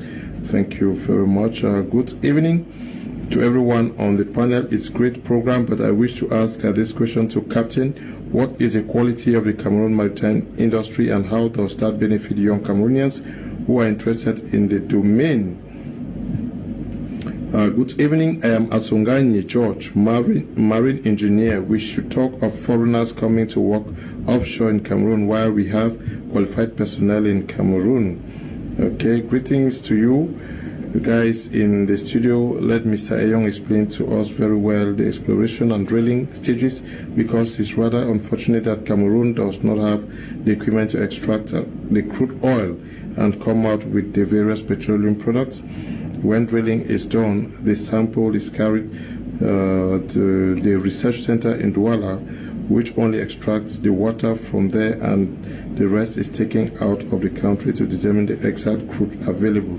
Gideon is writing from Bamenda. I don't know whether anybody can explain what Gideon is saying. Yes, when I gathered some of the questions, like I'll start by the salary. Okay. In the maritime industry, there are two standard salaries. We have the ILO rate, International Labour Organization rates, and we have the International Transport Workers Federation's rate. But it boils down to what my colleague in the panel said, that we are in the blacklist.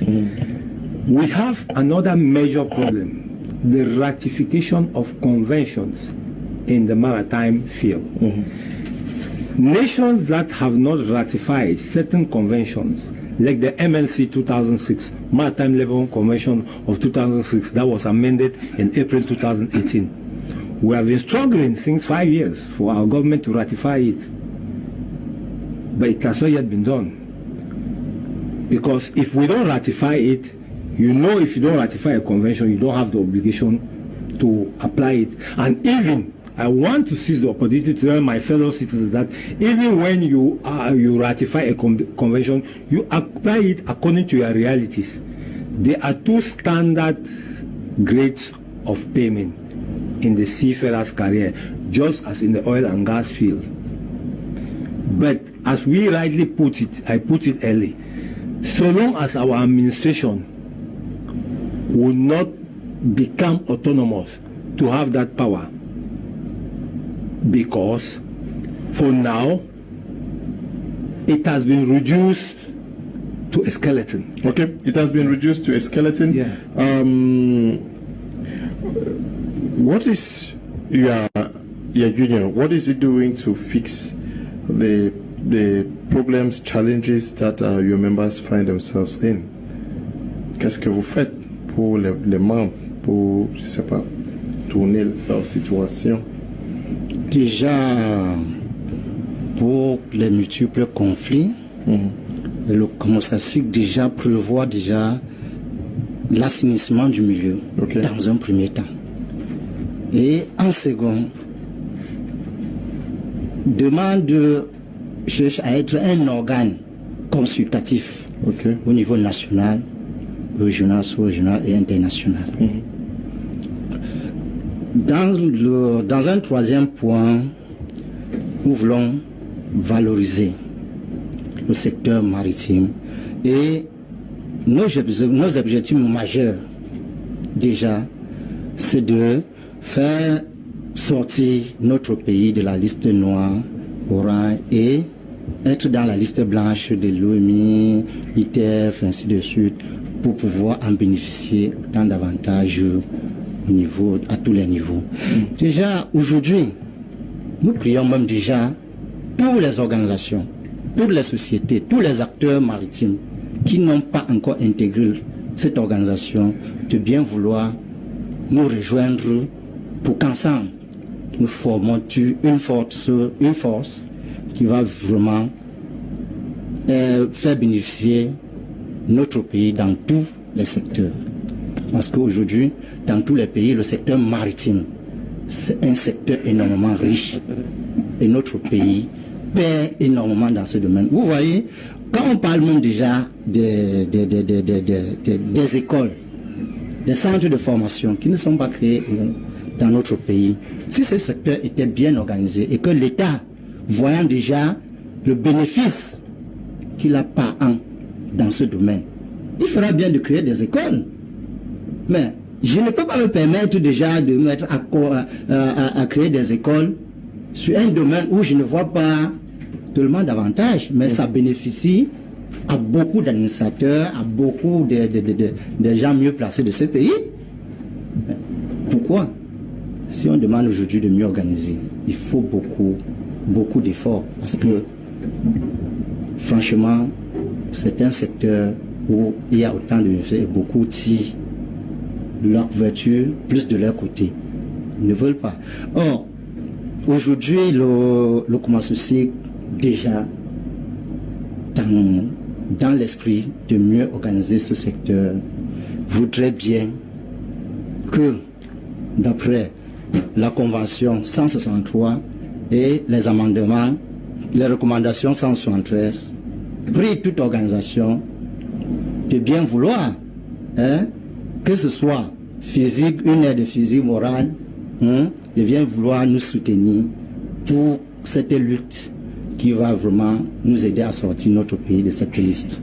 Okay, Mr. Young, is the government actually losing out tremendously from the situation as it is today in the oil and gas industry of the country, and how much is the government losing, and what are you proposing to be done now and in the short, middle and long term to ensure that Cameroon takes full benefit of this industry?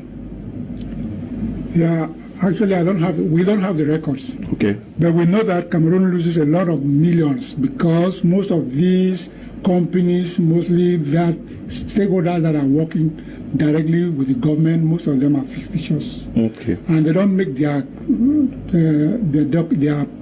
movement or their figures. Their figures are not clear. You see, if you look at the newspapers, they hardly talk about oil. And since the government is not publishing all these informations, those who are working with the government also, they hide their documents. And things are not clear. So we know that Cameroon is losing a lot of money because most of these companies are not transparent. They're not transparent. Yes. What do you want to do at your level now, with the short term, mid-term and long term? What do you think the government should also do to benefit both those who are working in the sector and the government? All what we need are that the project should come in, and it is the government to send a hand for them to come in and invest. But these investors are not coming because, like we said, Cameroon is on the blacklist. Blacklist.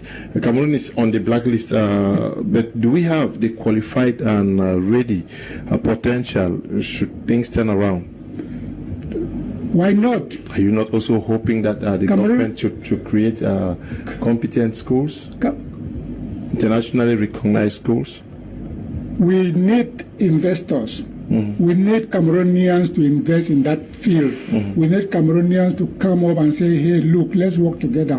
Kamasisop also is extending a right hand everywhere to anyone who is likely working in the field and who has that, have that capacity to work with Kamasisop is always welcome. Okay. And that's the why we are here. And then we need Cameroonians to join us so that we go together and make the oil field great. Yeah, but you say that the government is not communicating enough when it comes to oil and gas in Cameroon. Is it that not also a failure on your part for not communicating? Because I'm sure if we did not open our doors to you today, many persons will not even know what you are doing. What I'm saying is that you, at your level, you also need to communicate more now. That is the reason why we have to extend our hands to Media Prime to help us. And also we need Cameroonians that will also publish more about us. That we need Cameroonians to join us, and we need to work together. And we need professionals to come into Kamasisop. And then, like we are saying about other countries, we look at the trade unions. The Cameroonians are not organized like in other countries. If you call Cameroonians to come to work, they come very well, but they don't respect the conditions of the union. If we start respecting the conditions of the union, and we love the union, and we want to be united, then I see no reason why we should be complaining, because the union will be prepared to help. And also, the union will have that capacity to meet the government so that the government can also look at the areas where something can be done. Where something can be done. Okay. Captain Young Patrice Lumumba, you talked a lot about autonomy in the management of the sector. Yes. When you say autonomy, are you not autonomous? And I read somewhere that you guys are also wishing for the creation of a separate ministry to handle maritime issues. Is that possible? At that level, I would say there is a structural problem with the maritime administration. Okay. It has to be remedied. And I will give you highlights on that. In 1998, by presidential decree, the President of the Republic created autonomous port. The fatal error again, people deceive him to do, in the board of directors of the various ports, you realize that the maritime administration, who is the master, the judicial master, in case of any litigious problem within the ports and at the sea, is not a member of that board of directors. Even when the board of directors of the port sits, the minister comes there as an observer. Today, the protocol of the state, the director of port sits before the director of the maritime affairs, whereas it should have been contrary. It's not because ports have been autonomized that the maritime administration should lose its role, task, duty, and responsibility. Our struggle is Cameroon Maritime Civil Society Board. We are calling on the stakeholders to mutualize our energy to bring correction. Because if we don't correct this structural problem, you convey with me that an administration that is sick will not bring solutions to its subject, except its own problem it's resolved. Then you talk about the ministry. In 2008, July 17th, 2008, the head of state created 3 big structures. The National Committee for Safety and Security in Ports, the National Committee for Safety and Security at Sea, and in its Article 17, it ended with the creation of the Ministry of Maritime Affairs and Ports, which has never come to life. Because actors of our sector, I want to be honest with myself, actors, professional, retired administrator of the maritime field, who have that opportunity to get to the higher level, intoxicated the head of state not to hurry to put such a structure in place. Then I will tell you, Mr. Liu, the maritime administration at this juncture is one of the administrations that can boost the national fiscal basket of this country more than even the customs. You talked of figure. 7 years ago, we did a study with my boss, Captain Jimmy, we just send you an SMS, showing how in the fishing field, we lost 2 billion every year. In the petroleum field, Mr. Young did not want to give number, more than 50. Not to talk international navigation. What do I mean? Mr. Liu, you have 100 Cameroonians who are working out of Cameroon. When they sign their contracts, all their bank accounts are in our local bank. Since our salaries are being paid in dollars and euros, can you imagine the dividend the treasurer will have when their salaries in euro or dollar are sent directly to the local our bank? That's how Ghana, Ivory Coast, Senegal, I don't like to take comparison with Europe and Asia. You go to Asia, you see Philippines, India, Indonesia. When you are a seaman, you are given red carpet. Because they will tell you that our economy has been changed by the labor force of these people. Today, Europeans, they are not interested in going to sea. When they buy their vessel, they go to Asia and look for labor hand. And some of them have advised us, but Patrice, why you in Africa, you don't postulate? Your minister don't come to us. Because the cost of engaging a Filipino will cost me, just his air ticket to and fro, is more than somebody who comes from Africa. So, we are calling on our head of state. It is urgent and imperative for the revision, as my colleague said, of the Ordinance of 1962. This will also lead to the revision of the National Merchant Navy Code of Cameroon, where in Article 115, Mr. Liu, it is clearly stated all vessels in Cameroon registered under Cameroon flag should take 75% of Cameroonian. But if you go on the field, you will see that all those vessels registered under Cameroon flag, they are but foreigners who are there. Then adding to the oil and gas sector, in 1998, SNH, whom with Captain Jimmy, we had the opportunity in 2016 to meet the État Major for a meeting, organized a big symposium in 1998 where they were saying they want to Cameroonize. They want all our petroleum field to be dominantly Cameroonians. Yeah. But I will ask them today, 22 years after, where have those resolutions gone to? It therefore means if the Europeans, the colonial masters say we are leaving today, all our petroleum field will go back because no nationals. So to end with, Mr. Liu, a nation is institution. You go to Equatorial Guinea, to Congo Brazzaville, to Gabon, countries that do not have the capacity, the potential of Cameroon in terms of, in all aspects, but they have strong institutions. You get there, they tell you yes. When you say, you the investor, you come and you say, vous n'avez pas de professionnels, they will tell you, on n'a pas de professionnels, ben voilà les jeunes, vous les formez. Okay. On vous oblige de les former parce que quand vous allez partir, ça serait notre gain. Okay.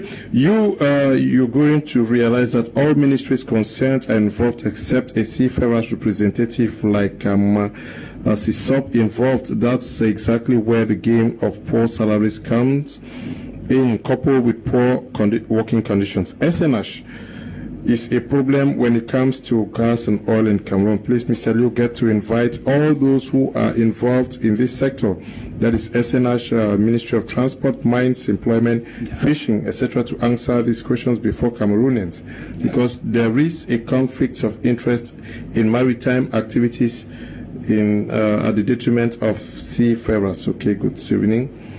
This one says, I am watching.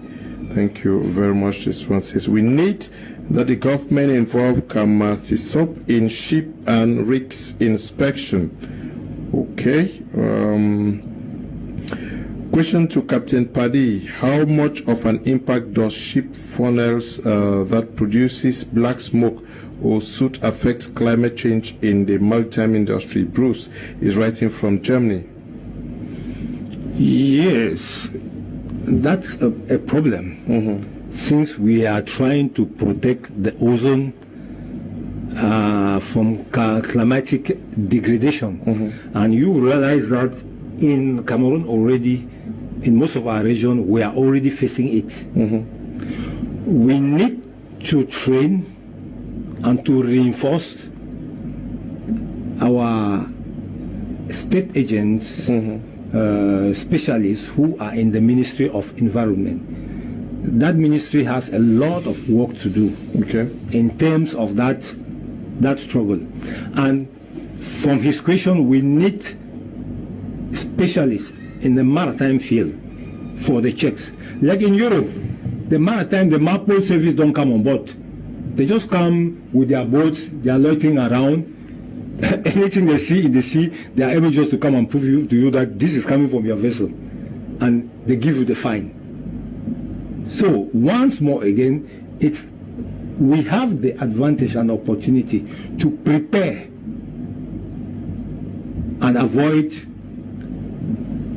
this that expression en français, la production de gaz effet de serre. We still have the advantage to protect our country, our environment from those things, if only we take conscience and we train people for that purpose. And that training should not be limited. We should be able to sensitize our citizens. Many Cameroonians don't know how to use a firefighting extinctor. Fire may require there's an extinctor here, he will not know how to use it. There are things that we must try and make our citizens to know these things, because it will help you not only in the professional milieu, not only in the case of catastrophe, but also in your family. Also in your family. What we are almost out of time. Qu'est-ce que vous attendiez maintenant du gouvernement pour que vos objectifs soient atteints? Oui, nous attendons du gouvernement la mise sur pied de tous nos processus. Nous avons déposé des documents au niveau du ministère.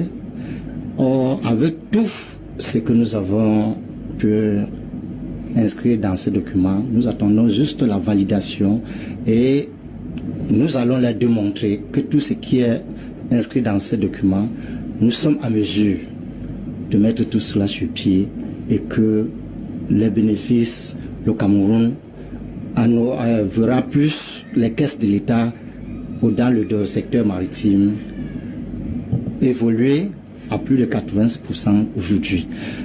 Et nous, je ne manquerai de vous signaler ici que le COMOSOSIC, vu l'état, la situation sécuritaire même du pays aujourd'hui, a mis sur pied un département de renseignements généraux dans le but, puisque étant marin, dans d'autres pays aujourd'hui, chaque marin est un agent de renseignement. Pourquoi pas chez nous? Le COMOSOSIC est en train de travailler pour mettre tout cela sur pied, que chaque marin, à tout niveau où il soit, terrestre, dans le secteur, dans le domaine secteur terrestre que maritime, partout où il est un agent secret, un agent de renseignement. Aujourd'hui, si nous constatons que la plupart des gens qui veulent peut-être déstabiliser notre pays passent par des zones côtières, tout cela, le COMOSOSIC entend combattre, entend soutenir l'État camerounais. Et pour qu'il réalise cela, qu'est-ce qu'il faut? Il faut que l'État aussi nous tende la main. Nous tendre la main, c'est quoi? C'est dire oui, allons, faisons ensemble, vous avez le droit de le faire. Et nous allons démontrer toutes nos forces pour soutenir l'État camerounais. Okay. Leonard, I appreciate you for your being so bilingual. Let others learn from you. When I talk of others, I mean francophones. Emmanuel, writing from Bomenda, this one says, good evening. Mr. Liu, kudos for this initiative.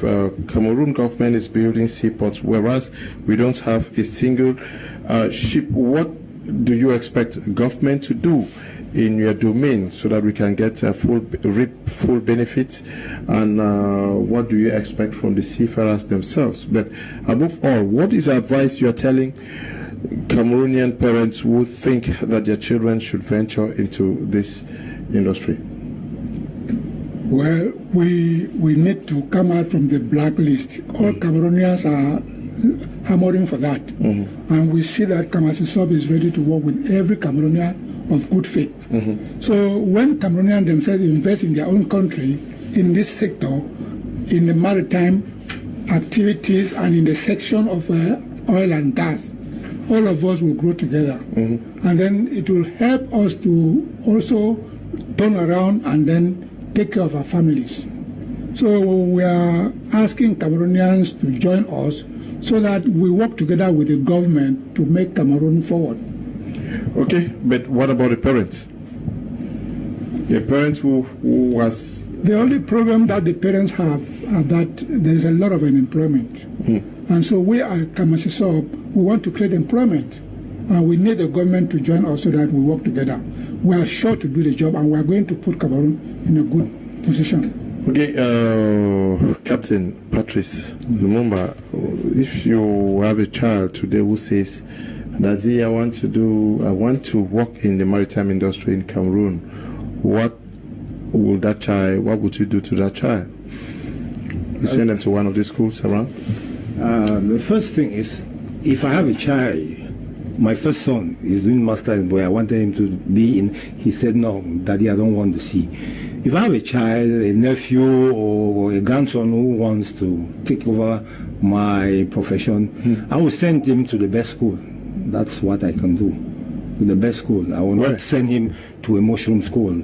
If I have enough means, I can send him to South Africa, I can send him to Egypt, I can send him to Morocco, I can send him to Are you telling Ghana. parents in Cameroon that, okay, you don't send your children to any school in Cameroon because none exist? Is that what you're saying? Yes. Because I've seen parents spending millions here, and after they realize themselves, they still send the child back to Ghana. For those who have the money. But for those who borrowed money and it got finished and the child cannot, because the hope is that when he starts working, he will balance the money. And moreover, they've said all. Cameroon Maritime Civil Society Board is calling upon the government for that permanent synergy. Okay. Yes. And the respect for experts and consultants. One of our problems is that we embark in things disassociating the real actors of that field. And at the end result, it brings problem. So they should learn to give priority to our nationals. This is the COVID area. Our minister himself, since he's in power, he has never received seafarers. Have you made efforts? Yes. We have all the proofs. We have more than 4 requests of audience. That was to enable him to touch and to know the reality. If you talk with people and you don't meet the actors, an administrator will not talk on behalf of the actor. So that's the problem. And sometimes when you now, the movement now gets angry and they write to the Prime Minister or to the President, they quote the file to them, they will say, you people reported me to my boss. But whereas they are there, we have been initiating many good things. But they return the response. So we are telling them that. How can you help the government in this domain so that it gets back to its glory days of the 1960s up to 1989 when things went bad? Thank you, Mr. Leo. That's why my colleagues have already said Cameroon Maritime Civil Society Board is a national consultative body with experts in all the navigation domain, oil and gas. If the government gives us room to sit and reflect together, we are sure that new fishing companies will originate. Look at the school in Limbe. And I take advantage to say this to Mr. Liu. Maritime schools are capital intensive. The school in Limbe, if we don't create a national fishing company, that school at a given time will die down. But whereas if we have a national fishing company, it will continue. It will continue. It's very, very important. Okay, very important. Hello, sir. My name is Joel from Limbe. I like this your program. It's really educating me. God bless you. God bless you too. Joel, we unfortunately will have to end at this juncture.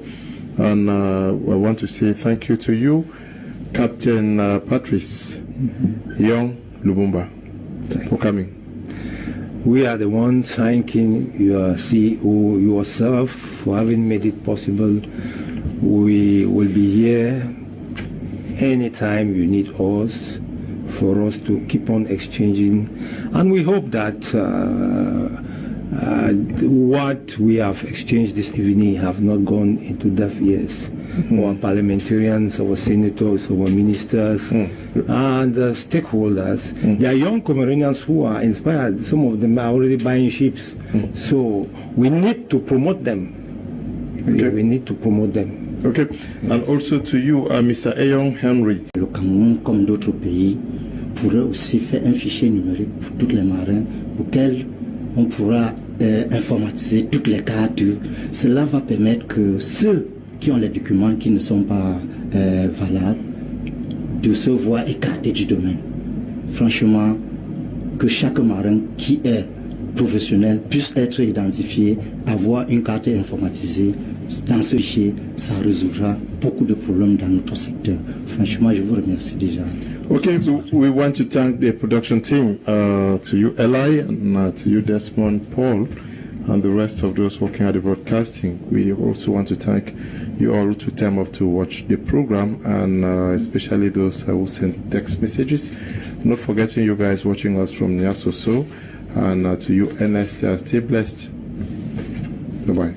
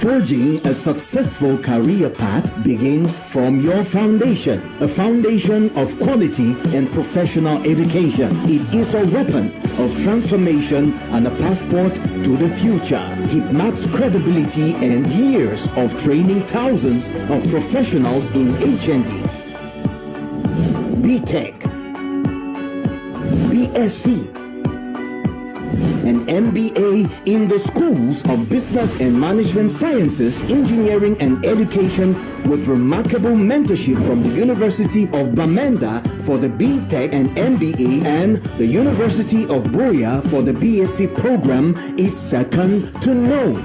From committed professors and lecturers in classrooms to numerous academic field trips, internships and workshops, HIPMAC will reform and guide you towards your success. Admissions are now open in our Boya and Douala campuses. Join us. Together, we will build a legacy. HIPMAC is what it is today because of its excellent and competent teachers. Your children HIPMAC will be the perfect place to gain that professionalism that you need to further your educational career. The Higher Institute of Business Management and Technology, the University Institute for Professionals.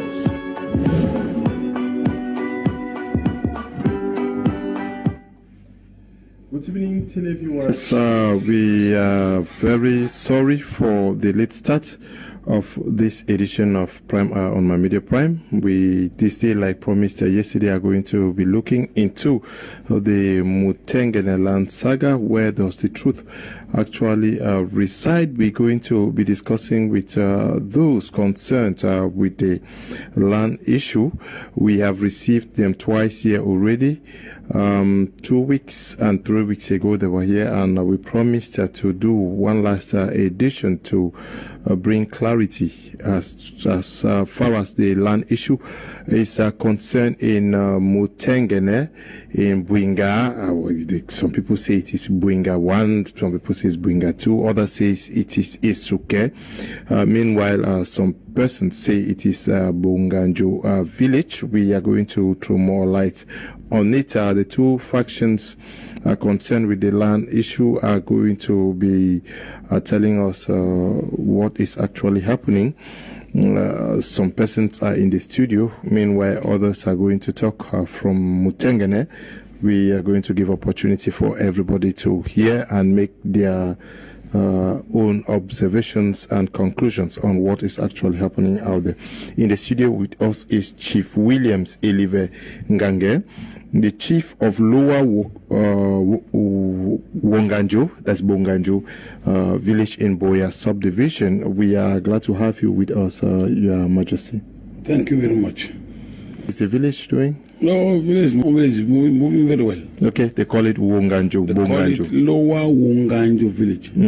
Upper Wonganjo is in Bonakanda. Okay. Yes. Okay. Just to let our televiewers know that Wonganjo is Bonganjo. Wonganjo is Wonganjo, not Bonganjo. Okay. Okay, we also are in the studio with Mr. Mende Mbola Peter. He is an indigene from Buinga 1 village in Mutengene, Mutengene Court area. Good evening and welcome. Thank you, Mr. Leo. It's a village. Well, Mutengene, the village is there because we have a lot of problems in our village because of this. So many chiefs that have been, they saw chief without having where to govern. So there's a problem in Mutengene. Okay. Vice Ngongi Mbela and Diva is also here with us. Good evening and welcome. Good evening. I'm Mbela Elive John. Thank you, Mr.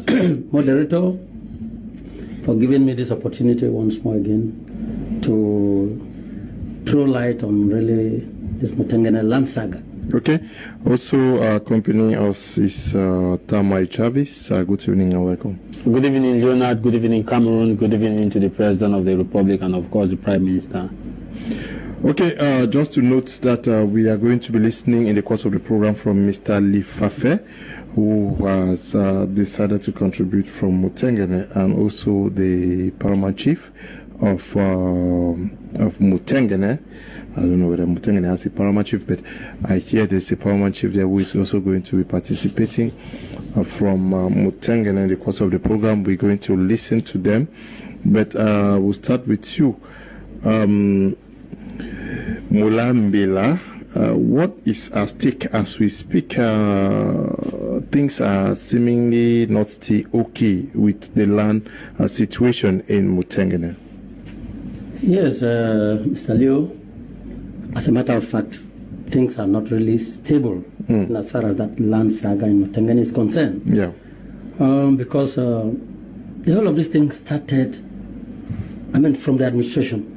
That's the DO for Tico, who had to put an injunction there on the 17th of February 2015. In fact, when we wrote the complaint about Mboa's encroachment and destruction on people's both food and cash crop, the DO decided to coin it in the sense that it was a dispute based on names.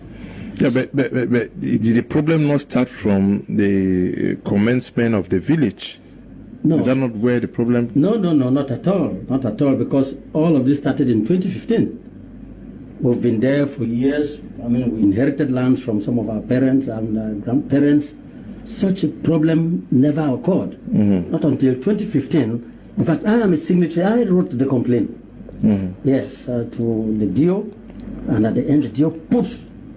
After inviting us for a meeting, he put an administrative injunction, and the injunction was, well articulated. When Mr. Mboa came, he did not bring a document, but he said that land was Wonganjo village. So he started talking of estates. We owned about 9,000 hectares. We were doubting whether he was talking about an estate or a village.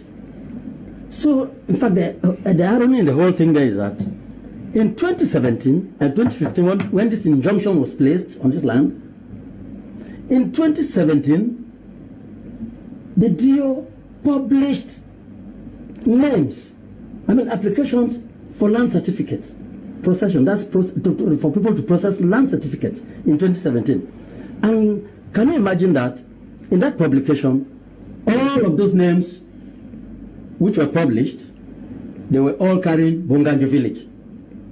Whereas Article 2 of that same injunction said, this injunction should not be violated until the final determination of the matter. That means whether the place is called Bonganjo or Sukaobenga. But in 2017, the DO published names for land certificates putting Bonganjo, meaning that he himself violated the administrative injunction. Okay, but we are also in the company of Mola Mende Mbola Peter from Bwinga 1. You are a native of Bwinga 1 village. Where is Bwinga 1 and where is Bonganjo? Well, Bwinga 1 is when you are going down to Limbe. Yes. Immediately you cross there's a small river they call Isuke River. You climb a small hill. There's a camp they call Isuke Camp. Behind. Therefore, the village has their own. They have a boundary between the CDC palms and the natives. That river, the Isuke River, is the boundary between Bwinga 1 and Bwinga 2, right down. So Bwinga 1 has the new that Isuke camp is under Bwinga 1. The Umbe new layout, they call it Bwinga Isuke Umbe. There's the new layout. It's Bwinga 1. There's another one they call Bamukong, which is quarter 21, still under Mutengene. Yeah. Yes, right down. That is where the Wonjia, which is Bwinga 1, is situated. And around that area, there are so many families who own parcels of land inside that particular area. I myself talking, we inherited that parcel of land from our mother. Our mother inherited it from his own father. So I did not see my grandfather. So I saw my mother. My mother died at the age of 84. I am 63 years old. So you can imagine 84 and 63, that's 147 years that we have been using that particular parcel of land, our own area. Between that place is a family land. I have one of my uncle who has a parcel of land. It was called, it's of blessed memory. Panako. One of the son is alive and the daughter is alive. The other family side, Daniel Esongami, is also of blessed memory. He has 2 children. They are still alive. Yeah, what is Bonganjo? Bonganjo has never existed in that particular area. But at least you know that a village existed like that, because I received persons from Bonganjo last time in this studio, and they produced a document of, I'm sure, yes, a document that shows that this village has existed in the early 1900s.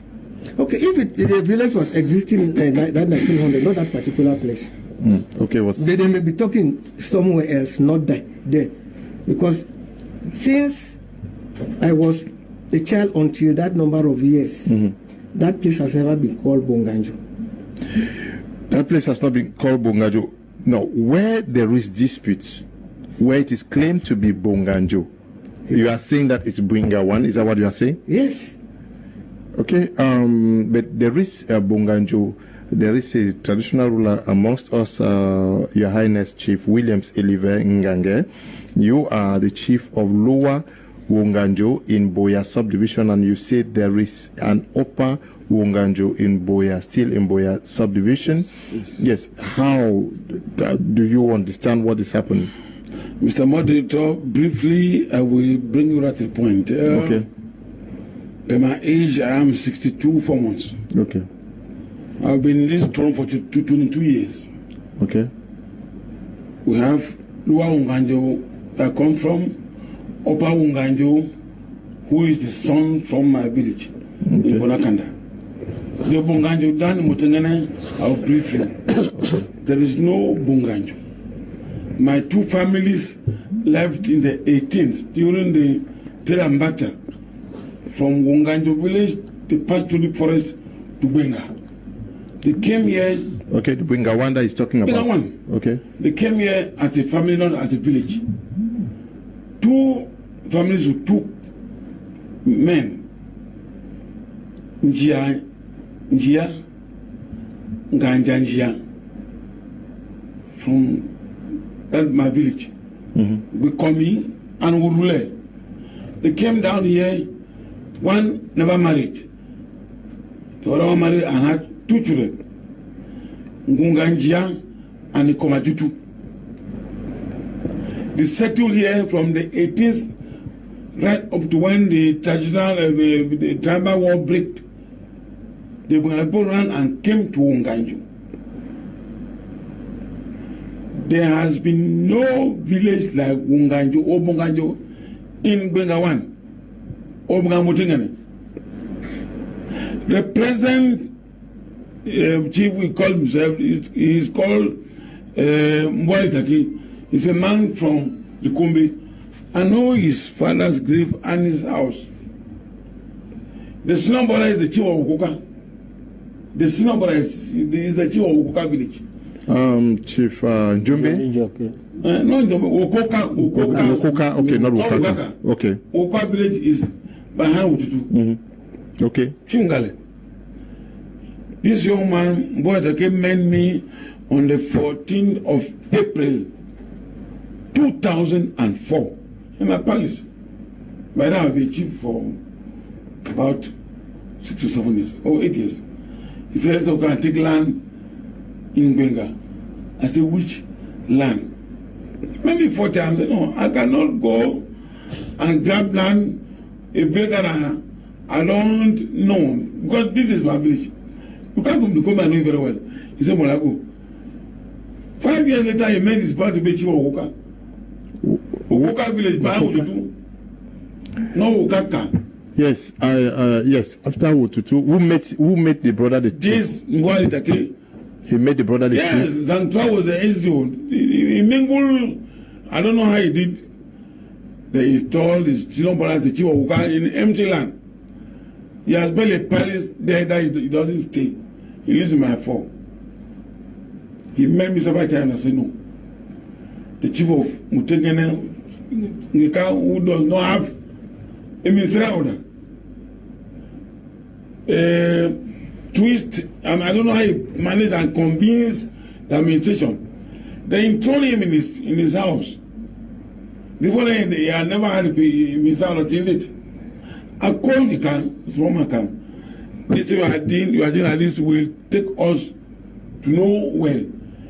The matter went to the DO. I went to the DO and told the DO of Tico that Benga don't have any Wunganjo. It means Wunganjo.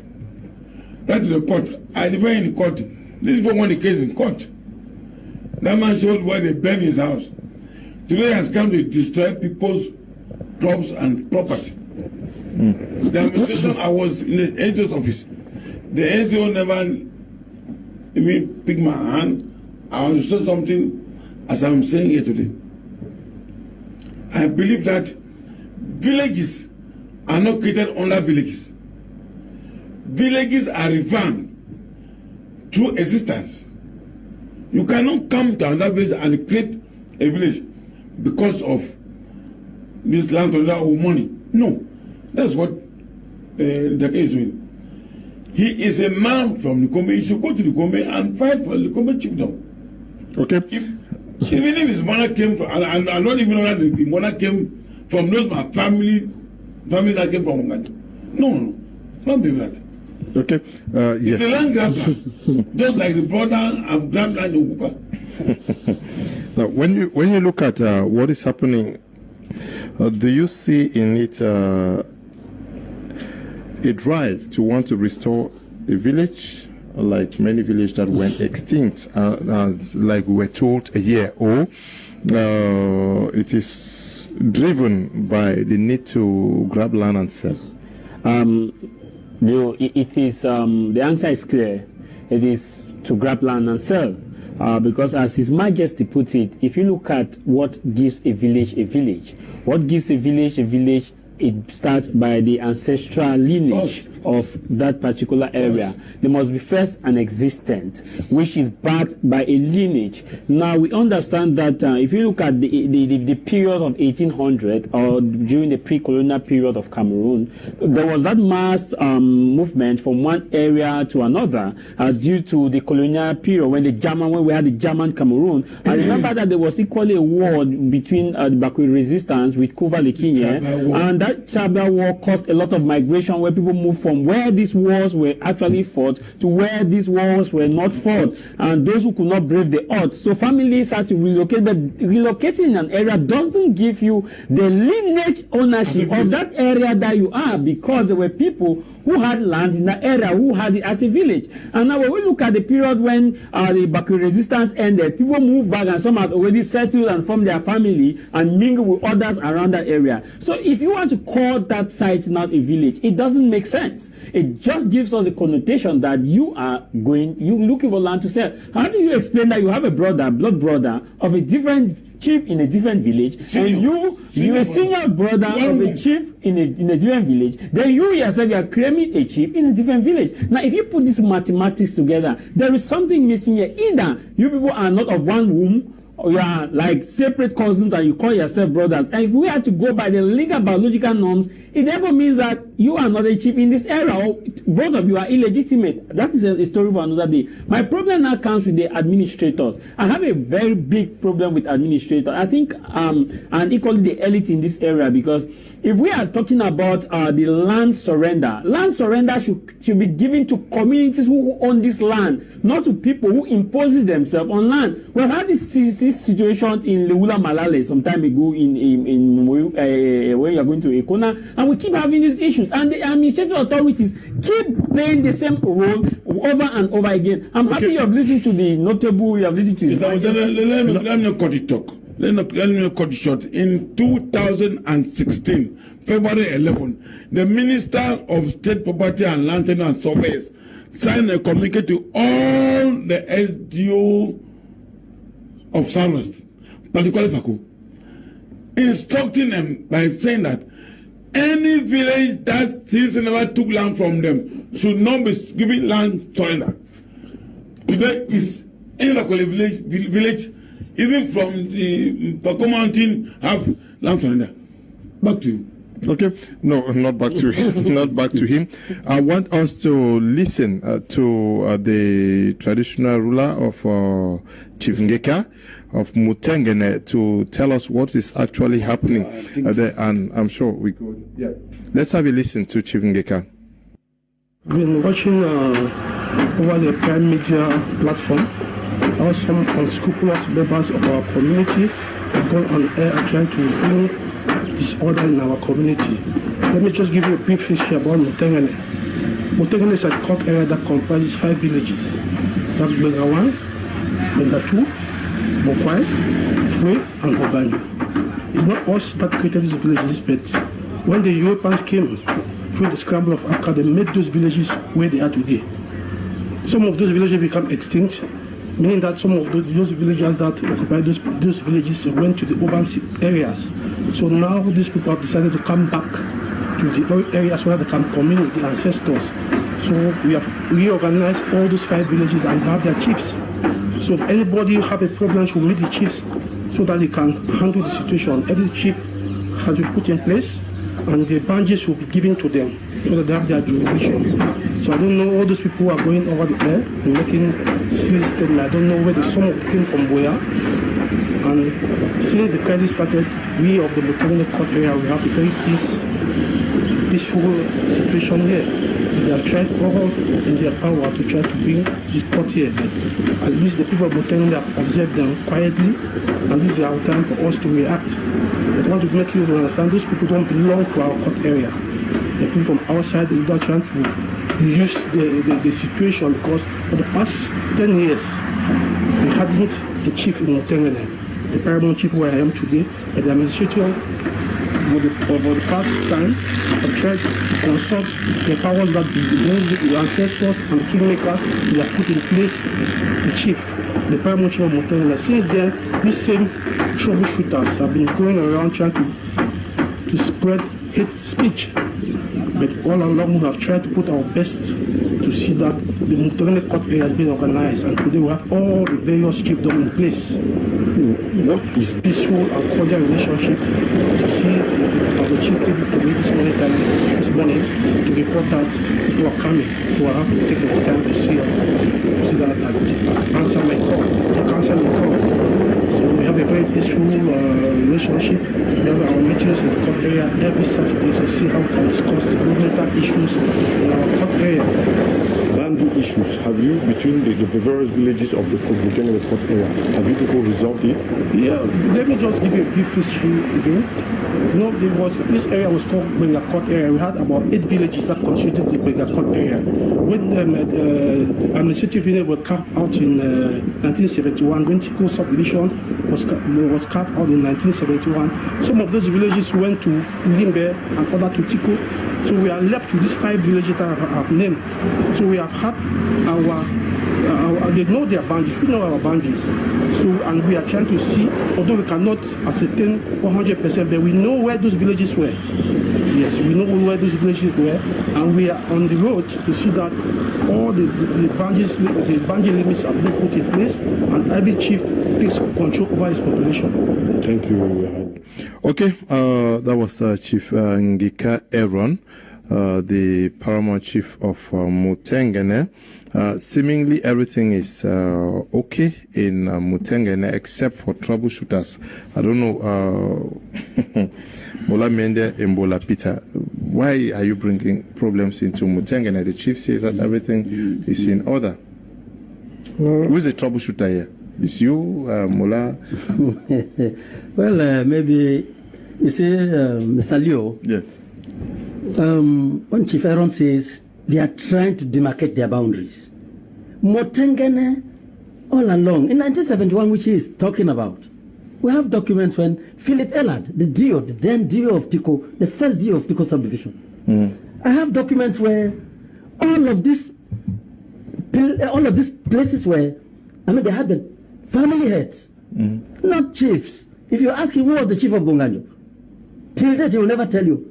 If you ask him who was the chief of that Bonganjo which we are talking about, and how can you put the chief before a village? Let me help something. Excuse me, Chief. Let me clear up something. How do you go further to put a chief before creating his village? Let him tell us the first or the last chief who came from Bonganjo. Let him tell us. I don't know of any chief. I have all the archives of Mutengene. I will tell you.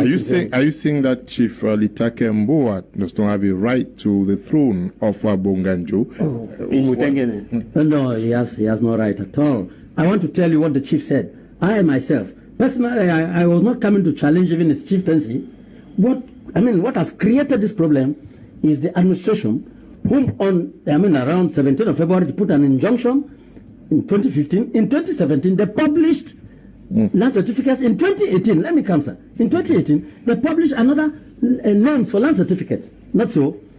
You are publishing names for land certificate for Bonganjo. You have not yet known the demarcation. I want to tell you the administrator that you said publicly, openly, in this last consultative talks of Benga 1, I am consulting you people, but you don't yet have villages. Quote me anyway, I'll tell you. So if he is saying now that they know their boundaries, I want to tell you they don't know their boundaries. I have the German map of 1911. They don't know their boundaries. You will see what Bonganjo. It was, people came and pitched. They had their tents just around there. It was not a village. Okay, yes, Your Highness.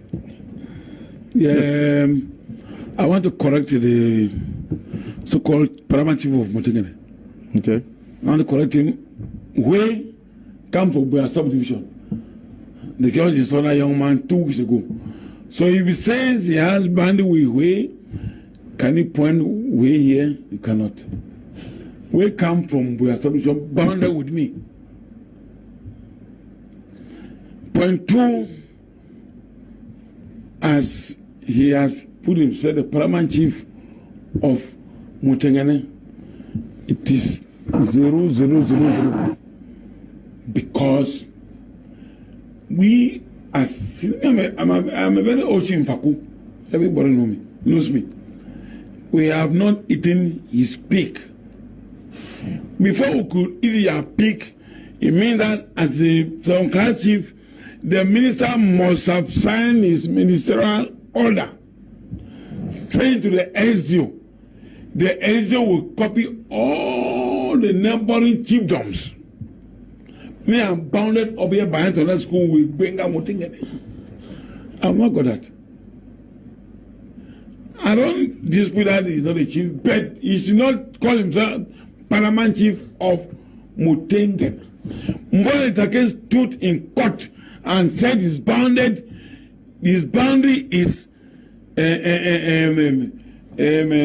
runabout Mutengene right to the sea. to Ome River to the sea.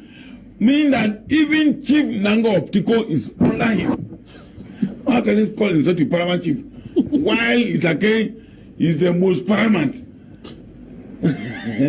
So, I want to clearly say this in the air. That Mbwali Itake should go back to his village called Likombe, where his father came from. If you want to fight Chief Luma, who's the chief of Likombe, you should go and fight him. Not to create a village that never existed. I've said here that when the people came from my village, 2 families, I've given the names. They came and settled as villagers, not as a village. They made their Bunga people because of this trade by butter in the 18th. Me, I carry Rekoko when Antenjanga to go and give my mother in that thick forest. 1969. Today I'm 62 years and some few months. He cannot tell me he's still doing again. He can't. That like who is a who cannot talk. I told him that they didn't install his border of Okoka. He came, he brought up 4 shrines of 2 shrines. I said, this is a magic. You will take 1 head shrine and go. He never took it. That is not part of our discussion, eh? But this has been happening. We hear very little from the indigenes of Buinga 1. If you claim that is your land, why are you people silent? How do you sit and then you claim that somebody is a stranger and is taking over the village and you guys are watching? How does it happen? Yeah, the thing is that since the chieftaincy saga in Mutengene, there's a lot of confusion. Okay. So according to the deal, they started with the chief of Bukwai. Later on, they said it was Benga 2. Before Benga 2, this the man of Bonganjo, the man who called himself the Bonganjo chief, they made his own consultative talks in the house of the Mr. Aaron, the paramount, who called himself the paramount chief. Is there where they even made the consultative talks? Not in that area. So now, recently, they met the chief of the Benga 1. Not too long. And the Benga 1 chief, that particular area that the Litake has built a lot of houses, is claiming, just close to his palace, was owned by the present chief father. But they sold everything. Presently, they don't have any parcel of land in that area. So they had no interest. They had no interest. But where are the indigenes of Buinga 1? They are in Mutengene. Who is the chief? Yes. One of them is the new chief. Yeah, the new chief. But why is he not also coming out to challenge the chief Mbwalitake to say that this is not their land? This land belongs to us. What I'm telling you is that he have sold all of their own land. So he has no land there. He may not be having any interest. Who? The chief. The chief. Yeah, but it's funny. Even if the land has been sold, but if the village belongs to him, he stays the chief. Huh? Yes, but because of this saga, I'm telling you about the confusion. There's a lot of confusion inside Motengene now. Yes, because it's confusing. How are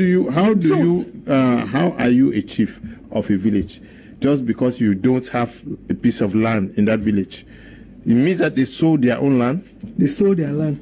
Mr. Leo, let me tell you something. Okay. Just this few days ago, he has started trying to call on the people back to, because of this chieftaincy power, there's a lot of division. Mm-hmm. There's so many camps. So he has decided that since he has been made a chief now, he will call back those senior people. So that is on the pipeline. Mm-hmm. Because somebody came and told me that very soon he will call for a meeting, that they should call the Benga people so that they should be able to fight the Itake. Okay, to fight for their land. For their own land. You look at the conspiracy in terms of coronation of chiefs, especially in Fako. I would tell you it's a highly political process, especially these new chiefs now.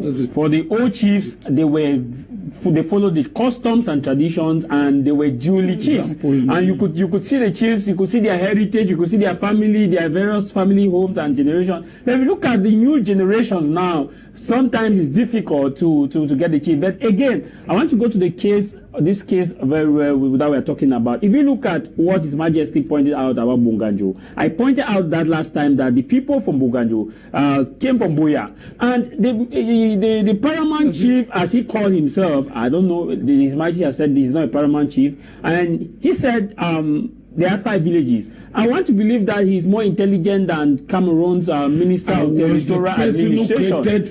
Because second and third family before he became elected the chief. I want to believe that he's more intelligent than the Minister of Territorial Administration to say that these people who are claiming that Bunganjo is not in Mutengene, they are not intelligent, because how will you explain that at the official gazette?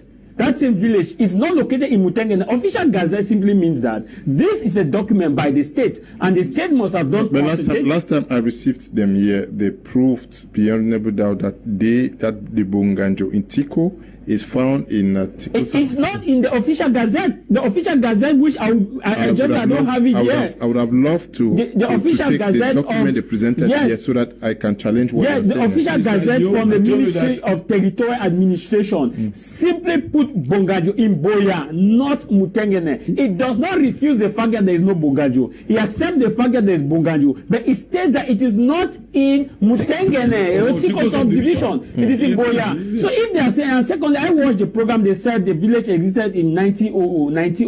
I want to go by 1900. Now, if we look at the 1900, who was the first chief? Because we had chief lineage. Who was the first chief, second chief, third chief, until when the village had a problem, when people must have moved from an area of cluster. So if you can be able to trace the first, second, third chief, then we can tell you that this village actually existed. Fourthly, they kept talking about estate. This is what we get. Now the DO and the SDO... Maybe when they talked of estate, it was maybe slip of tongue.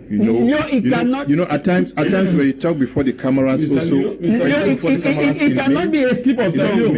I told you that this man, boy, the kid named me in my palace in 4 occasions.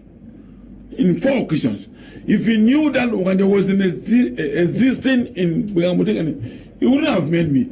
He told me, let us go there and take that. I said, no, I can't not dirty myself to go in another man's village and go and take that. What do you want to go and do with that land? The next month, he saw his brother as the chief of Oka village. He followed his documents, he took some money from somebody in Yaoundé, 60 million. He told me, I said, I will not chop 1 franc with that money. I'm becoming a chief. I have been in this matter for more than 6 years with someone else, in the deal and in court. Bonganjo, even in the Facom map, Bonganjo have not been existent in Muteke. It is me, Bonganjo, that come from me.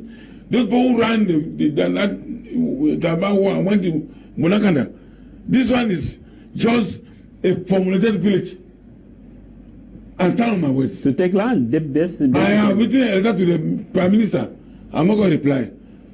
I hope you are not reaching. I will take the letter directly to him to tell him that all this nonsense, the chief, this nonsense must stop in the court division.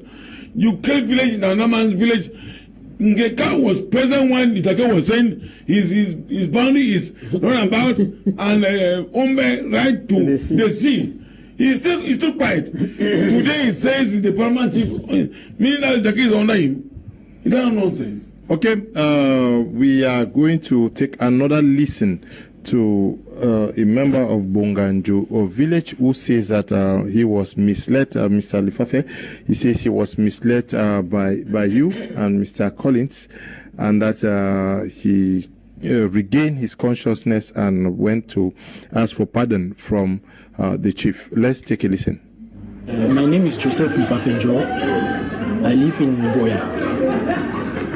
My late father's name is Robert Mukanjo, who died at 1986. Before my father died, late Chief James Nduma Kumbi handed most of his estate to my late father.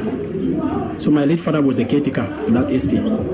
So before my late father died, he took me and my senior brother and brought us here, where we are standing here, and showed us that this land, all like this that we are standing, is Bonganjo. It's a late chief, James Ubakumbe, who handed this land to him. So when my late father died now, Mr. Mbela, John Elive, Collins Eke Malikembi, Madame Anguiza Judith, and so many others, they came and met me in my house in Boya. And they told me that they want us to change the name of this place from Isuke to Bonganjo. So since from Bonganjo to Isuke, that since Chief Litake Mwangambwa is not around, he's in Gabon, that we should use this opportunity to sell the land. So they mislead me, they used me. I was standing in front of them. Everywhere that we were going, I was the one standing in front, it's not even Mr. Mbela. So we started selling the land, coming here at night, selling land to people, putting people here and backdating document, forging document, putting a suke, and so many people were occupied, they were using the land. So before then, when the chief came at 2013, Chief Litake came to Cameroon. He established the first palace just in front there. And they still used me to take some boys, and we came and burned the whole palace down. So when it happened like that, they told me that we have to fight Litake Mwangambwa to remove it out of this land so that we will have an opportunity to be selling. So we continue. From there, they told me to sue Chief Litake to court. I myself, I sued Chief Litake to court. And when the matter went to court, Chief Litake Mwangambwa won the matter in court. And they told me to take an appeal on the matter. So I took an appeal. Then again, they called me, they said that since they are trying all means that we can make Chief Litake Mwangambwa to run out of this area, that we should look for some people where maybe the farmers should contribute money. All the farmers who have land here, who bought land, they should contribute money so that we can go to Douala. We can look for somebody who can come, just study the environment and to shoot the chief. So from there, I was afraid. So they said that I should go to Bamenda. We should go anywhere elsewhere that we can kill the chief. So they sent me to Bamenda. I went to Bamenda. I was there about 1 week. So we went to the person there who was the traditional doctor who was working there. And the traditional doctor said that the chief is the son of the soil of that area. He cannot do anything that can affect the chief. That I should go back. I came back and they sent me to Nigeria. I went to Nigeria. So when I was in Nigeria, 2 weeks again in Nigeria, I went to another traditional doctor, and the traditional doctor told me that this man is very difficult. This man is a son of the soil. He cannot harm somebody who is innocent. If he can do anything, he cannot work. So when I came back, I realized that most of the tenants who were misleading me, Mr. Ikimapolis, Mr. Mbila, they were saying that we should look for another means that we can come with people to come and destroy the palace. I came here with so many, about 500 people, 500 boys. There were here so many boys to come and when they were building this palace. I came here myself. I came here and people started breaking all those pillars, yes, all the walls. And from there, Chief sent the matter to court. So from there now, Mr. Mbela also told me that we should go to Fako Probate Registry. They want the letter of administration of the late chief, so that I can manipulate, we can change the inventory and put an inventory that does not have any landed property. So we went there, I was outside, and Keke Joseph, Mr. Mbela went inside and removed the file, because there was one lady who was working inside there, but the lady went out and there was a chair there. So when the lady went out, we just went inside and looked and removed the file, and the file came out. So we went and manipulated the inventory and removed the inventory that does not have landed property and put one that does not land inside. So when it happened like that, they called me, they said that, okay, since this thing is like this, we have to write to the Prime Minister. I have to write. They called me, all those farmers, I put down their name, I wrote Mr. Mbela, all of the farmers signed. We wrote to the Prime Minister. We wrote a petition, they said I should write a petition against the chief. I wrote a petition against the chief to the Prime Minister. They said Minister of Territorial Administration. I wrote again another petition. They said Minister of Justice. I wrote another petition. So from there they said I should write another petition to the DO. I wrote another petition. From there I said I should write another petition to the SO. I wrote another petition. So from there, when I came back and I saw that this thing that I have done is too much, because there was a matter that I have with Chief that I forged so many documents, my thumbprint, So when the matter went to court, that is when I started saying that if this matter goes to court, I will go to prison. Before I came now, I come and apologize to the chief. That chief, I know that I have wronged you, because since we were coming here, I was selling land here. When I met a chief, I told the chief that I'm sorry for what I've done. I know that I have sold this land that I sold is not my father's land. It is your great-grandfather's property. So the chief advised me that I should look for the people who have bought land there, that I have placed them, so that the people should come. Then here we recognize the people of the village. We give them attestation. They can carry on their development. But Mr. Mbela is going behind, misleading the people that was how we were doing, holding meetings, calling the farmers. People will come and contribute 10,000, that we are going to appeal court, we are going to write a petition here, people are giving money, and Mr. Mbela will eat the money. So when I come and discover that since for how many years I've been with Mr. Mbela and Mr. Ikimakolis, they are only misleading me. I've not seen anything. So before I came to the chief, I apologized. Before the chief said, okay, if that's the case, bring most of those people who have bought land there. So I went and called some of my tenants, they came here, and the chief is giving the attestation, and they are using their land. Okay, that was Mr. Lifafede talking from Mutengene, giving the side of the story. Like I said, we are objective. We have no side to take in whatever matter we are discussing on My Media Prime. Whoever out there has an issue and think that we should bring clarity, because the effort is for peace to reign. They say the people perish because we lack knowledge. Once there is truth and people know what to do.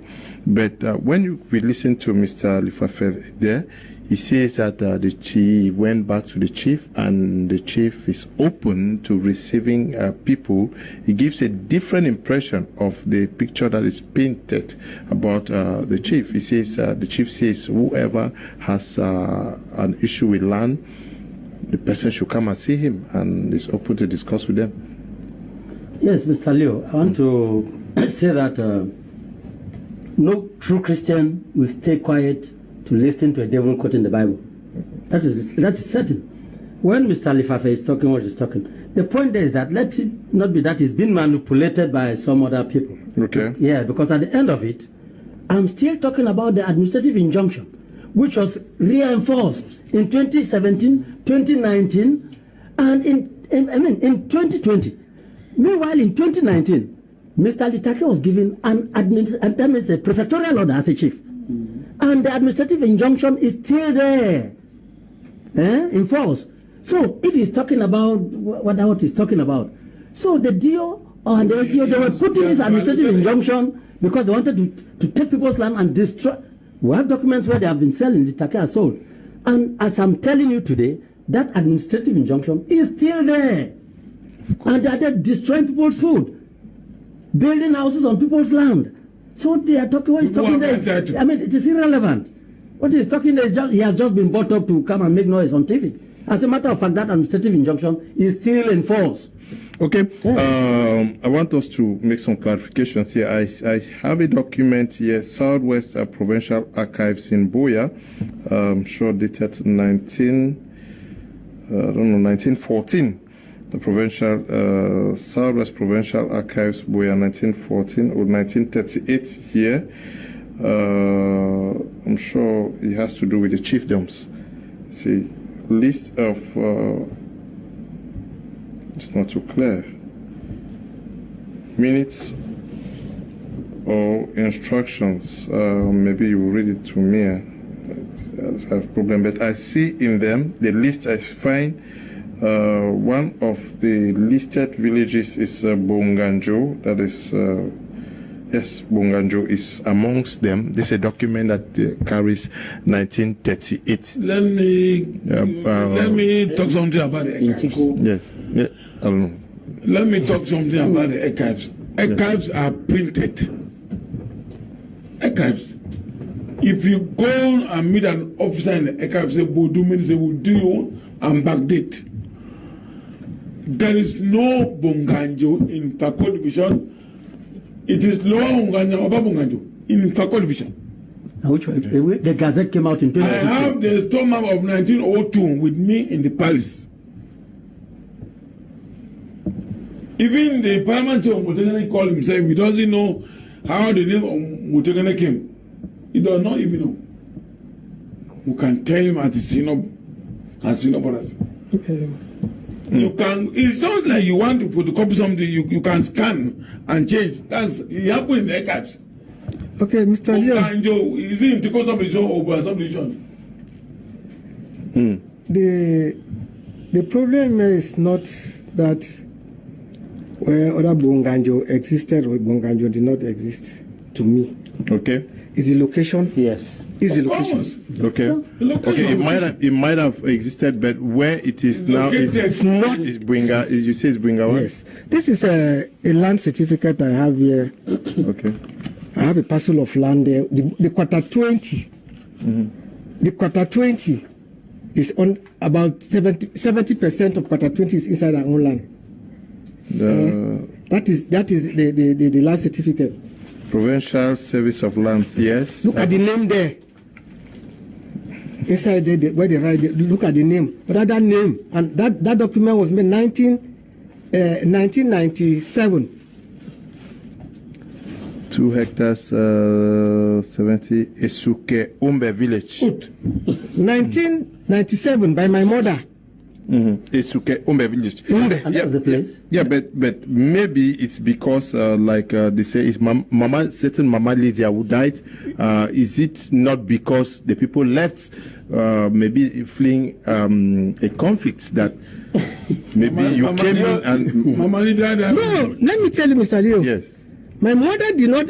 The problem, he did not have any problem with that particular particular family that he is claiming that place. He did not have any problem with that because my mother died 2009. My mother died 2009. There has been no problem with that particular family. It's Esuke village. Esuke is a stream. The name Esuke is a stream. But they named that camp. CDC named that camp because of that river. So the village is Benga. There's Benga inside, you know. I have a document here that the young man who granted an interview claimed that he was manipulated to change the name. But there is a document signed by his mother under his when they sold a piece of land, and it reads, I, Madame Christina Ndumbé Lifambe, have today, 15th of May 2004, sold my farmland to Mr. Robert Mokanjo that's the of my 4 Dibanda at the sum of that, which is at Esoke. Now, it is at, if you look at Esoke, you ask yourself based on manipulate, what the mother manipulated to write Esoke. Yes. Because this is an authentic document. It's not a document that you can say that no, it's signed with fingerprint. So you want to say that, so I want to believe that administrative authorities have problems here. And the head of state, President Biya, and the Prime Minister, who is a chief, they are struggling to ensure that peace reigns in Fako division. But we still have administrative authorities who feel like because the land issue of Fako is so wide, they can grab, and because the elites too are keeping quiet, they can just grab. Mutengene have elites. If we, with the days of Honorable Fisetoke, if he was still honorable, I believe that something would have been done so far, because at that position you will see him coming up and stating, though he is not honorable, I believe that he may be still acting at the behest and ensuring that as an elite of the area to ensure that this land are not grabbed. But the problem now comes with the deal. An injunction was given to that place in 2016. Now, before the injunction, there are documents that have come from that office in Tico Dio's office, carrying the name Esoke. Benga. Yes. Now you see that name was not was the Dio now manipulated to get that name, and now a part of that injunction simply is still functioning. Yes. But yet people are going about construction in that land. Does that injunction, above all, a consultative thought is carried in an injunction land? This therefore Prime give us the position to understand that the DO and the SDO need to go in for this. And the prefectural order making him in 2019. So you ask yourself, consultative talk is ongoing in 2020. Prefectural order signs 2019. Yes. And in a land house injunction, where are we going to in Cameroon? The DO and the SDO, the government is watching, and I want to let them understand that there will come a time that they will be sued by their names and not by the function they occupy, because you cannot go into a community, struggle to divide this community. As His Majesty put it, he is a living witness. He's someone who is talking with authority, and he can be quoted, and his life, thank God he's alive. He stated that the same so-called chief came to his office, came to his palace, and asked him that they should go to this area. It's evidential. And there's something I told you too about migration. If you look at this period, even when the British took over, we had people who moved and never came. Like the case in Lower and Upper Moya, where people left their area and moved to the road when the road was constructed. And they went and settled because the road was constructed. Though you will not claim that because you have settled in that area, and he kept on calling it estate. Southwest, the Southwest Provincial Archives of 1938. I want to look at something here. I have here Mutengene court area. I don't know whether this is Iwenga Mikuke. Okay. That's the family. Okay, we have Wenga Wonja. That's Benga 2. Okay. This is Benga 1. Wonja is Benga 1. Mevio Mekulu. Mevio Mekulu is across the road. Okay. Then we have Mevio Mbenge. Kumbe something. The writings are not too. Then we have Wokwe Likumba. Okwae Likumba. We have Wonganjo Mutengene. We have Wulu Likumba, and we have I don't know whether it's Fue Mutengene, something like that. Or Okwe Mutengene. Okay, Fue Mutengene. So are these villages are these families? Which year is that? No, it is contained in the 1938 archives. And I have told you something, that archives are being typed. You agree or disagree? But the document looks really old, eh? No. Wonderful. That's why I say there is a document signed by the first DO of Tico, Philip Ellard, in 1971, pointing out all this, even the late James Ndumakome, who died on the 5th of August 1982, was a family head for Unganjo. People pitched their tents down in Mutengene. They came from my village. They pitched their tents down there in Mutengene. He was not the chief. And that's why I'm saying, who was the first and the last chief of this? So the mother who sold that land did not know about the official gazette, about this same document which they are presenting now. Yes, about this one that they are presenting. Let me take some televiewers who are watching. This is shame. Mr. Lifafe, whom we bought land from, have now gone to support the so-called Chief Moa because he was no longer able to carry on with the dubious cases this fake chief could make against him. Okay, the same Mr. Lifafe Joseph is a victim of circumstances. He was hungry and unable to fend for himself and his family. That is why he could be manipulated with money to say such lies. Oh, Cameroon, let the law take action. Cameroon is a state of law. Okay, I don't know who is writing. Good evening, Mr. Kum. Mr. Kum, I'm really proud of you as long as you wish this land wahala to end. If all our problems are handled as such, Cameroon will be a better place. Further, my chief on the studio should talk calmly. He's a chief. Okay, wise man, a Camben Tui from CV, writing from Yaoundé. Good evening to you. Dear Leonard, you ask a very pertinent question, which one of your panelists did not quite articulate a response to. The reason why the so-called paramount chief of Mutengene is not challenging and will not challenge the fake so-called Wunganjo chief in Mutengene is because both of them are the fabrications of the same corrupt FACO administration. Both of them were created to acquire land as chiefs, which land they in turn gave to or sell for the benefit of the same administrators. Leonard, I recognize a young man who is giving a false testimony. He had sued the Litake fellow whom he claimed had illegally entered his property. A few years ago, he collected 100,000 francs from me under the pretense of selling me a piece of land in Mutengene. He ran away with my money and he has never refunded it. He resurfaced a few years later, came to my home with his wife and 2 children to beg for money. He could not afford to pay for his court cases against Litake. I refused, but I offered him work on my farm. He left and never came back to work. He is an unscrupulous, hungry, and corrupt young man who has associated himself with the chief, Litake. Okay, most of the land's problems in FACO are created by the administrators. They use and misuse so-called chiefs whom they fabricate to their own advantage. This is Barrister Ngongi Ikomi, who is writing from Boya. Good evening to you, Barrister. Good evening, Mr. Liu. I am Mr. Atemken George from Mutengene. That young man, Joseph, is the man who sold me 2 parcels of land, even a 3rd piece of land which was allocated to me, which I gave him 110,000 francs, which I don't yet have a receipt.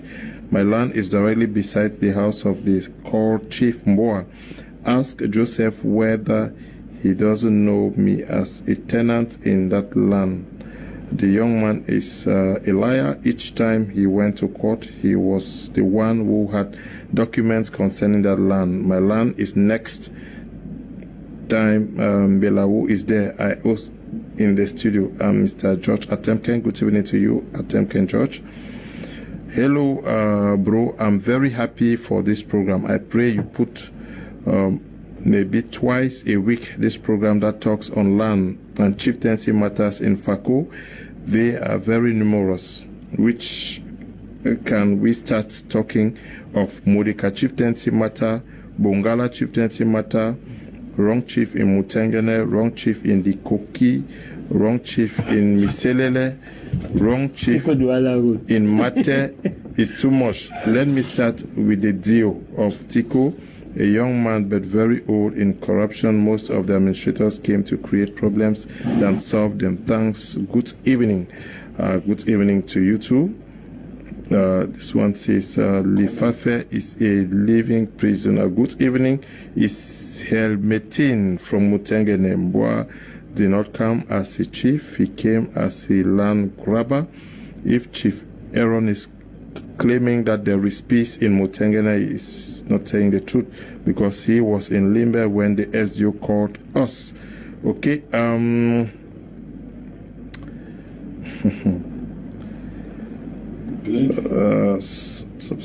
Which one do I read and not? So why only children? Okay, this one I won't read it. Good evening, Mr. Liu and the entire crew of my Media Prime. I'm really enjoying the program. You show more writing from Douala. Land problem amidst the crisis. Okay, I don't know who to ask. I'll ask you. I'll start with you again, Your Majesty. Why is this problem persisting in Fako, in Tiko subdivision, and you people are not coming in to solve it, though the paramount chief of Mutengene says things are under control? Mr. Liu, the chieftaincy issue in Fako, it is in the hands of administration. Okay, you are helpless. Yeah, because I took my chieftaincy. I mean, I inherited it. I never bought it with money. 95% of chiefs in Fako, they bought it with money through administration. That is the open story, which is the truth. So few of us who are from the royal house, how can we say 95, they go to only go up and down to buy. We cannot, our chief cannot come and meet the Tiko administration to say, correct this. The Tiko administration should correct his administration duty himself. That's what the boy. Me sometimes even I don't go to those offices because I mean, the chief want to go there. I just go and say, oh, Mr. Dio, good evening, good afternoon. Or I have a complaint. If you can't receive it, I don't receive it. My problem is the chiefs that are not from the royal house, they create a lot of trouble. Lembo don't come from any chiefdom. Look at what he's doing. He's a land grabber. I repeat saying this. Even he knows that. Yeah, but I'm not sure he will accept what he cannot accept. If there's nobody the chief of Okokan, then the Jirombarahi, the chief of the Lower Bunganju. Mr. Leo, just to add, is a problem Bunganju, the problem Bunganju, is it the problem? Because I have here many documents that I'm receiving from fake. They are very old documents. There are people who are watching who are sending documents. Which shows, let me take for example, say name of village, name of natives, and the number of natives and number of strangers. Who was the chief of that village first? Let's say Wonganjo Mutengene. Who was the chief of that? 3 natives and strangers, 12 strangers. Who was the chief of that? I think I want to react to that, especially as someone who is familiar with documents and seeing how things are done from this digital age. I believe that documents can be forged from the beginning to the end. And I want to challenge the same people who feel like they have those authentic documents to bring us the official gazette at the Ministry of Territorial Administration, the one from the office now of Minister Paul Atanganji. Remember that Minister Paul Atanganji sent a letter to the SDO suspending all chief activity. Now there was a letter that was sent again to the SDO telling the SDO of Fako to look into the issue of that land that we are talking about. And the SDO said he would take 7 days, created a commission, and empowered that commission to look into that matter for 7 days. And that 7 days since that matter was sent to the SDO till now, we are still waiting for the commission feedback. The commission has entered Sisongo simply because the SDO and the DO are now the same chief that is there now. They have their mafia they are playing, but I want them to understand that the people will is greater than the will of the pockets of few individuals. Just to add a bit, sir. if the DO in 2015 knew that that village existed there and it was called Wonganjo, how come about that he put an injunction? Down to the name, Mr. Leo. What does the injunction carry? What name does the injunction? No, the injunction said, Article 1, that from the day the signature of this document, no construction work should be carried on that land. I've suspended all operations on that land because several people are giving many names on that place for obvious reasons. And that means until this matter is resolved, nobody should carry out any construction work. What was the clause? Whether this land is called Wonganjo, Isuke, or Motengenegbenga. If the DO, who is, look, let me tell you, it is a sabotage to the head of state's policies that these administrators are perpetrating, on people. Because the DO cannot doubt the name of a place. You put an injunction, in perpetuity. From 2015 till now, the DO will not have, he hasn't known the name of that particular place, and people are texting. What are they texting? If the DO, as a matter of fact, I'm waiting that they should send a document to say that, okay, this was Chief, His Majesty Chief, this in 19... From the creation. This was Chief Majesty... Okay, somebody is writing, let me react. Please, Mr. Liu, kindly read this course. The SDO read this in consultative talks, but abandoned up to today, no solution. This document is from the Minister of Territorial Administration instructing the SDO to install Prince Priso Tutu as Chief of Modeka, who is the eldest son of late Chief Tutu Ethe, as gazetted chief. And the SDO asked Mr. Embulamongo Simon how he became chief without Kingmakers signing a... Okay. That will be for another day. We are going to look into that. Yes. Mr. Liu, I know that Chief at the studio, okay? No, you have to continue with it. No, he says he knows you. He's somebody writing from Kumba. Who says, me. Yeah. I know how brave am I. Good evening, Mr. Liu. The young man called Anjo, who you granted interview to, claiming he was manipulated, has made it clear that he burnt down the palace and stole documents from the government archive. He should be charged and sent to prison. He also claimed his parents died in 1986, telling him the said land is Wonganjo, but they sold the land there, naming the place Isuke. If the parents told him in 1986 that the place is Wonganjo, how then did he sell Njo Joseph sold land till 2016, naming the place Isuke? Teko Benz is writing from Mutengene. The messages are... This one says, good day, Mr. Liu. I'm so enjoying this program. Please, I would like to ask Mr. Mbela. I thought he said Bonganjo does not exist in Mutengene. Okay. Yeah. Good evening. This is Bison writing from Yaoundé. Why is the position in which we have the Pamol plantation not mentioned? Because as far as I can remember, that place is called Buinga. Okay. Good evening, Mr. Liu. I love the program. This is the chief has a good heart. It's Lidwina writing from where I don't know. Good evening to you, Lidwina. Hello, Mr. Liu. For the sake of peace, I would not want to disclose myself, but as the chief there is in the studio told you, most documents from the archives have been manipulated upon. All those in the studio are saying just the truth and nothing else. There is no Bonganjo in Mutengen, I believe it or not. Okay. Followers are beggars, illiterates. Okay. Okay. Good evening, to you and everyone in the studio. Good evening to you too. Now, how would you land? Look at what happened to the land that was ceded to taken from CDC and which was restored back.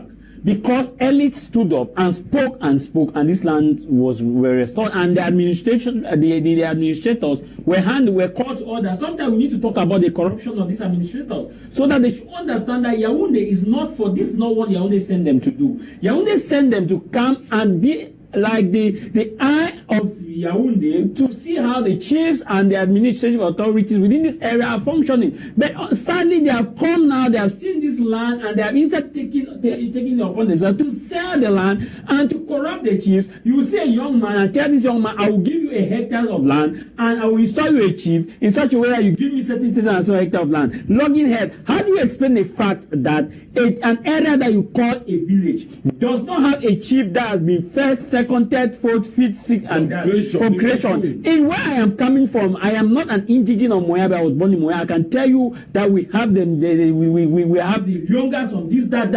Yes. Because I know that when I was growing up, I saw homes of chiefs or this, that.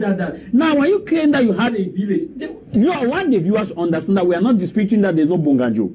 There is Bonganjo, but not in that particular Esoke where they are talking about that there's Bonganjo. So we should get this clear. The official gazette and the Ministry of Territorial Administration, where you can access Paul Atangani, will give you that it shows it is in Boya. This person is saying that why is that the Bonganjo people are not in the studio? The so-called lawyer who was there last week name is on the certificate that the DO of Tico processed land certificates. Yes. The High Court judgment that Mr. Lifafe Njo's mother was having was it Mr. Mbela who gave her the High Court judgment.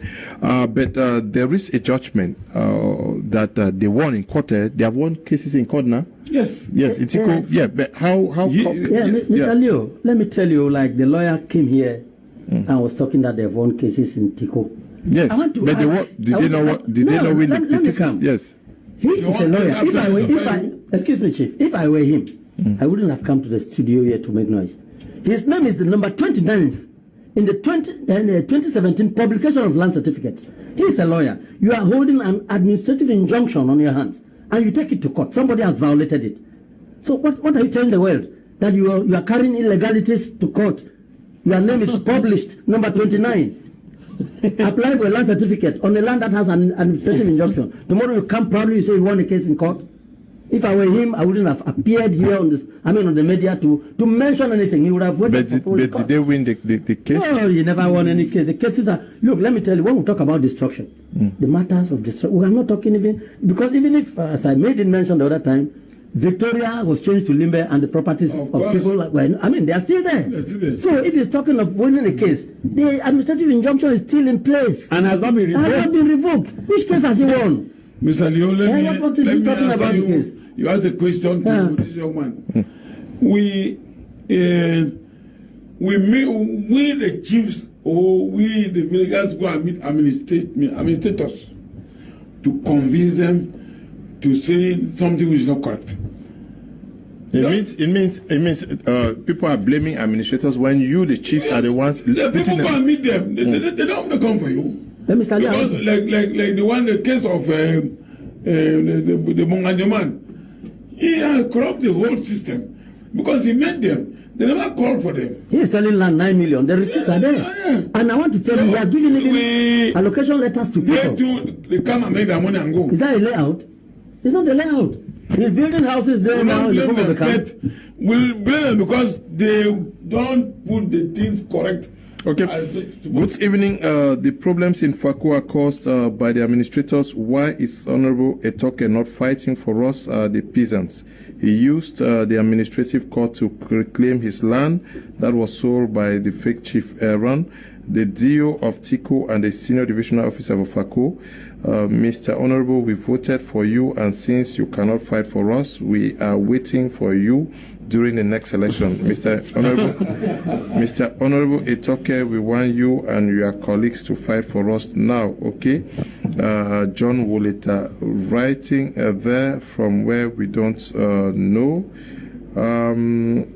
Hello, good evening. Good evening. The Mutangene land saga, unlike any land wahala around Faku, is spearheaded by the administration with the blessings of the native chiefs. Let the Faku chiefs look for another economic generating factor and stop grabbing land. This is a massive land grab behind the brigade in Mutengene, and I think it's high time it stops. Fictitious chiefdoms are created every day by the administration to impose chiefs who will facilitate land surrender to benefit of both the chiefs and the administrators. Okay, Mr. Liu, evening. I am not a Fako man, but have lived in Mutengene for 39 years, but have never heard the name Bonganjo.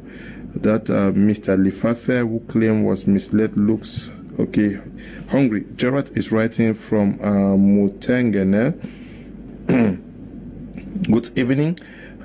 It's Banky Francis writing from Mile 2. Good evening to you too, Banky Francis.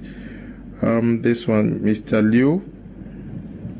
Mr. Liu, you know the talk, fine ya grand. What do you want me to say?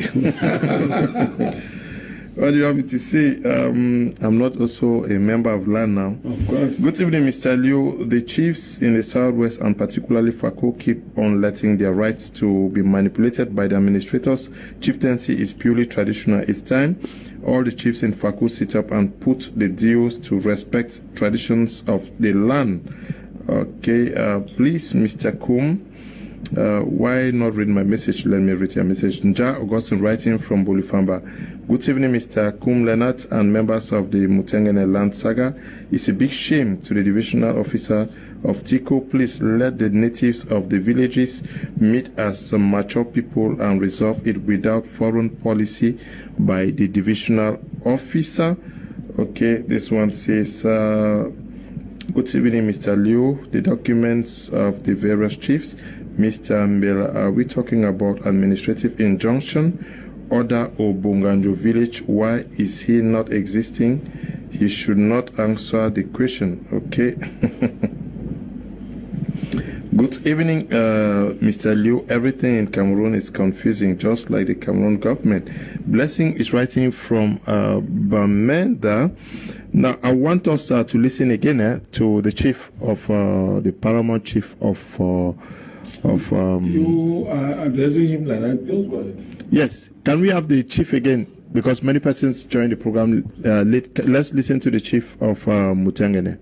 I've been watching over the prime media platform how some unscrupulous members of our community have gone on air and trying to bring disorder in our community. Let me just give you a brief history about Mutengene. Mutengene is a court area that comprises 5 villages. That's Begawan, Bega2, Bokwai, Fue, and Oganyo. It's not us that created these villages, but when the Europeans came through the scramble of Africa, they made those villages where they are today. Some of those villages become extinct, meaning that some of those villagers that occupied those villages went to the urban areas. So now these people have decided to come back to the areas where they can commune with the ancestors. So we have reorganized all those 5 villages and have their chiefs. So if anybody have a problem, should meet the chiefs so that they can handle the situation. Every chief has been put in place and the branches will be given to them so that they have their jurisdiction. So I don't know all those people who are going over the air and making silly statements. I don't know where the sum of came from where. And since the crisis started, we of the Mutengene court area, we have a very peaceful situation here. They are trying all in their power to try to bring this court here. But at least the people of Mutengene have observed them quietly, and this is our time for us to react. I want to make you understand those people don't belong to our court area. The people from outside, they are trying to use the situation, because for the past 10 years, we hadn't a chief in Mutengene. The paramount chief where I am today, but the administrator over the past time have tried to consult the powers that be, the ancestors and kingmakers. They have put in place the chief, the paramount chief of Mutengene. Since then, these same troubleshooters have been going around trying to spread hate speech But all along we have tried to put our best to see that the Muntogene court area has been organized, and today we have all the various chiefdoms in place. What is peaceful and cordial relationship to see the chief to me this morning to report that people are coming. So I have to take my time to see that answer my call. So we have a very peaceful relationship. We have our meetings in the court area every Saturday to see how we can discuss governmental issues in our court area. Boundary issues, have you, between the various villages of the court area, have you people resolved it? Yeah, let me just give you a brief history again. This area was called the court area. We had about 8 villages that constituted. Okay, we are going to continue our discussions. Why do some people think that those who are with Chimboa have been bought over, and those who are on this other side have been bought over? Is it true that you have been bought over, those who are supporting each side, or is it because you are defending your village? I'm defending my village. Because I have a very vast land in that area. I have palms. I planted palms around my own farm, my own parcels of land. So I'm defending it. I'm not too interested in the name Bonganjo. I'm interested in the land. But is it your village? Are you interested in your village, or the fact that... Yes, it's my village. I'm interested in the village. Yeah, but you are more interested in your land, and not necessarily your village? No, because they can change the name as far as they can change, because they change names from one name to another name. If our parcels of land, nobody disturbs us, and then they change their name, what has that got to do with it? If you don't have an issue with the change of name, why not walk up? Okay, you don't also recognize who is the chief? Who is your chief? The chief is they call him Adolf Ikomi. Recently put on place. Consulted. Okay, it's consulted chief. Listen, he has not even. There's no document for him. He has no document for the moment. So you don't have a chief? No, well, I call him a chief. He said that there are 5 chiefs now. So he has recognized him. Okay, the chief. Yes. Okay, your chief is amongst the. Yes, among the last one. let me. Yes. Okay. It means that, but Chief Mbua is claiming to be the chief. Your chief. He's claiming. Yes, he's claiming that area. It's claiming that area that my own parcel of land is found. Did you walk up to him to say, instead of going this way, let us make peace? How can I go? Do I recognize it? Mr. Leo, how can he go there now? I cannot go there now. When they have said they have not yet had villages. When you people say they not yet have villages, where is Bunga not the village? Is Bunganjo not the village? I mean, during their consultative talks, that's what the DO said. He has put the cart before the horse. You make it. Are you saying that Chief Mbua was installed by the divisional officer without? No, it wasn't. We don't know where the consultative talks have been carried on. Where they were carried out. Let me chip in a little bit. Consultative talks was done in the DO's office in Tego. Enthronement proper, as they say, was done in the Geka's house in Mutegane, Road. There was no down it did not stay. No, down was built after they went that town. Chief Nike, Chief of Likoki, and Chief of Mate. Chief Nango, the Tokani of Tiko, was angry. That's why I keep telling you that if you go by the politics of chieftaincy in Faku, you will greatly it will end in a comedy. Of course. Because especially these new generation chiefs, I keep saying the chiefs between the late 2000s. The chiefs between the late 2000s, not those between the early 2000s. The early 2000s we still had chiefs successor. But the new villages started coming up between the late 2000s, where we had Zantua, we had other SDOs started coming in. They said, okay, when this SDOs goes out, this one tells the other one, no, there's land for CDC, there's land, just meet an indigene and they'll give you a land and we'll meet this chief. And the sad thing is that some of these chiefs, the good some of these chiefs connive with some of these SDO and point someone to be awarded the land based on negotiation. We have seen that happen in the side of Okaka and the rest. We've seen that happen in other areas. The good thing is chiefs have rejected that offer. Because if it's a chief that don't have that dignity, he would have accepted the offer since the offer came to him. But he rejected because he's a man of the people and stand by the custom and tradition that he took from his fathers and forefathers. So my issue now is with the administrative authorities and with the elite. There is an MP that was voted in Tiko. There's an MP that was voted in Limbe. And when this issue of fighting land, whether you support party A or party B, it is inherent as an elected official in that area to go and look into the area, meet the parties involved, ask them what the problem is, because you were elected in that area. But we have not had this move. I believe that if Honorable Frix Etoke was still that honorable, you know that there's a power you get when you are honorable, and the power you get when you are not honorable reduces, but still have a certain level of power. So I'm sure he has been lobbying. But the issue is, where is the MP who was voted for Tiko and Limbe? Where is he? Because Mutengene voted for Tiko and Limbe voted. So that MP got that, because where is he or she? So we are saying that if administrative authorities are lacking, the elites and those who are elected should take up the responsibility to preach peace, unite the people, and see how this can be solved from the custom and tradition of the people as handed to them by their forebearers. Okay. Good evening, Mr. Leo. That the guy to whom you granted interview is a prisoner, so let the government go after him for accepting that he committed a crime before he ran away as Matthias. Fonjong is writing from Tiko. Good evening to you, Fonjong. Good evening, Mr. Liu. My name is Teresa. I grew up in Dongo Kam in Tiko. Yes, so tell us what you have to say.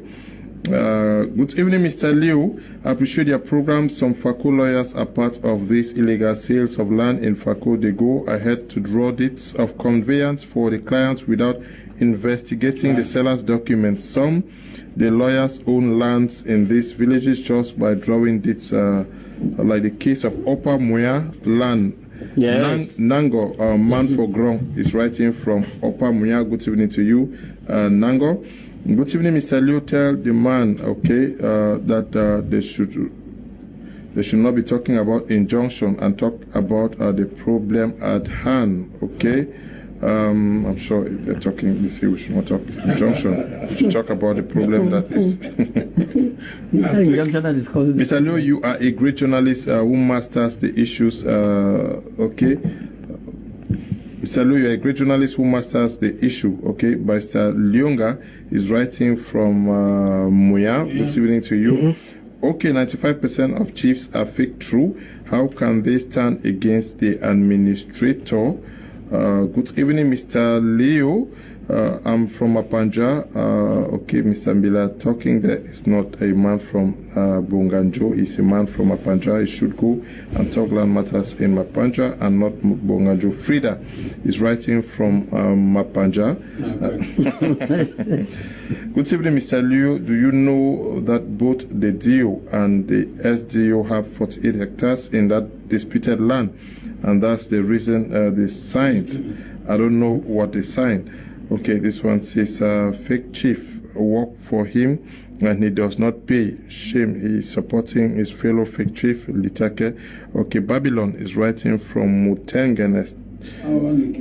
Stop calling, please. Mr. Leo, good evening. The indigents of Bonganjo cannot sit on a panel, okay? With people who are not representing the village. I think we should respect each other. Of course. It is not war. We want peace and we should respect everybody. Okay. The chief, like Mr. Lifafe said, says he's open to meet with the people and discuss. Is that not a sign of wanting peace? Yes, Mr. Leo, everybody wants peace. But look at those mothers, those widows who are crying every day after they have destroyed all their food. How can you, hold a cane and you call a dog and you pretend to want to feed the dog? You know? what those old women are going through is, I mean, it is unheard of. Yes, in the name of a chief, if you are a chief, that gives you powers to destroy people's property. I want to tell you, when they talk about this injunction, I want to reiterate about it. In 2020, the DO signed another order restraining or restricting farmers from doing farming. In 2019, this guy was given a prefectorial order, meaning that they are all doing all of this to drive people and take their property. That is why why are they talking about peace when all of their food crop is being destroyed? And he has now formed another sense.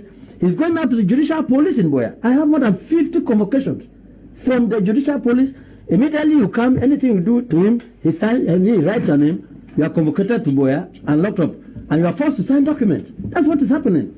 So we are saying that, for the sake of peace, nobody has monopoly over violence. If all of these women come out with their children and grandchildren, that place, nobody will stay there. So we are here really to say the administration who started this thing should finish it, because until you drop what belongs to the masses, you will never know peace. Okay. Yes. But last week in the program here, I'm sure Mr. Lifafe made it abundantly clear that the disputed piece of land is Bonganjo, and that Bwinga 1 and 2 were further down somewhere there. How do you claim today that that is where Bwinga 1 is? Mr. Lifafe said Bwinga man. How can somebody talk about Bwinga when he's not a Bwinga man? Where is he from? It's from Boyano. Oh, it's not from Bonganjo? No. There's an adopted Bonganjo. You want just to grab his own part of the land because he has fallen victim under that under Litake. How can somebody talk of a village? He's not. Why has Bwinga 1 not have it? Why is there no chief there for so long now? Well, you know, at times when the village also went extinct. No, we started immediately. They started with the Bukwai. After Bukwai, they came. I think it was Bonganjo, Bwinga 1. So it was just coming gradually. But they did not come on. In a nutshell, Motengana was ruled by one second-class chief. Okay, is that? And in fact, who died just 10 years ago. Yes. Okay, that is that the they decided to pieces the whole town. Yes. You know, Motengana has had a chief from third class to second class, and we have documents. All of this procession to land certificates were signed by him. All in that area with attestations of ownership. And that's why I have a document here, if you permit me read it. It was signed on the 21st of the 9th month, 1971, by Philip Elad. Recognizing, if you read it, let me go through Who is Philip Elad? Philip Elad, the first DO of Fito Subdivision. Okay. Yes, in 1971, it's here, the divisional officer. Say, we, the undersigned traditional family, family heads for Bwinga village area, have, according to our wishes, as expressed in this meeting held at Bwinga Court Hall in Motengana on the 13th of the 8th month, 1971, decided to form one traditional council for Bwinga area, which includes Motengana town, which has now become a settlement for our traditional family groups. It is here. So you come, at the time it was Chief Isaac Ngeka of all Bwinga area, who was the chairman of that meeting, assisted by Mr. Moki. So the vice chairman, another vice chairman was Mr. Ngomba Olivier. So we come here, the signatures of this document. In fact, they had 10 non-natives here from Bwinga, whom they selected. You find here, Fred Luma was a family head for Bwinga 1. F. Ikome, family head of Bwinga 2. You come here, M. Olivier, family head for Bokwai Likomba. James Ndumba Kombe, family head for Bonganjo.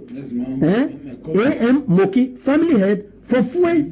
Signed. You say James Ndumba Kombe, the man whom they said was a chief. Okay.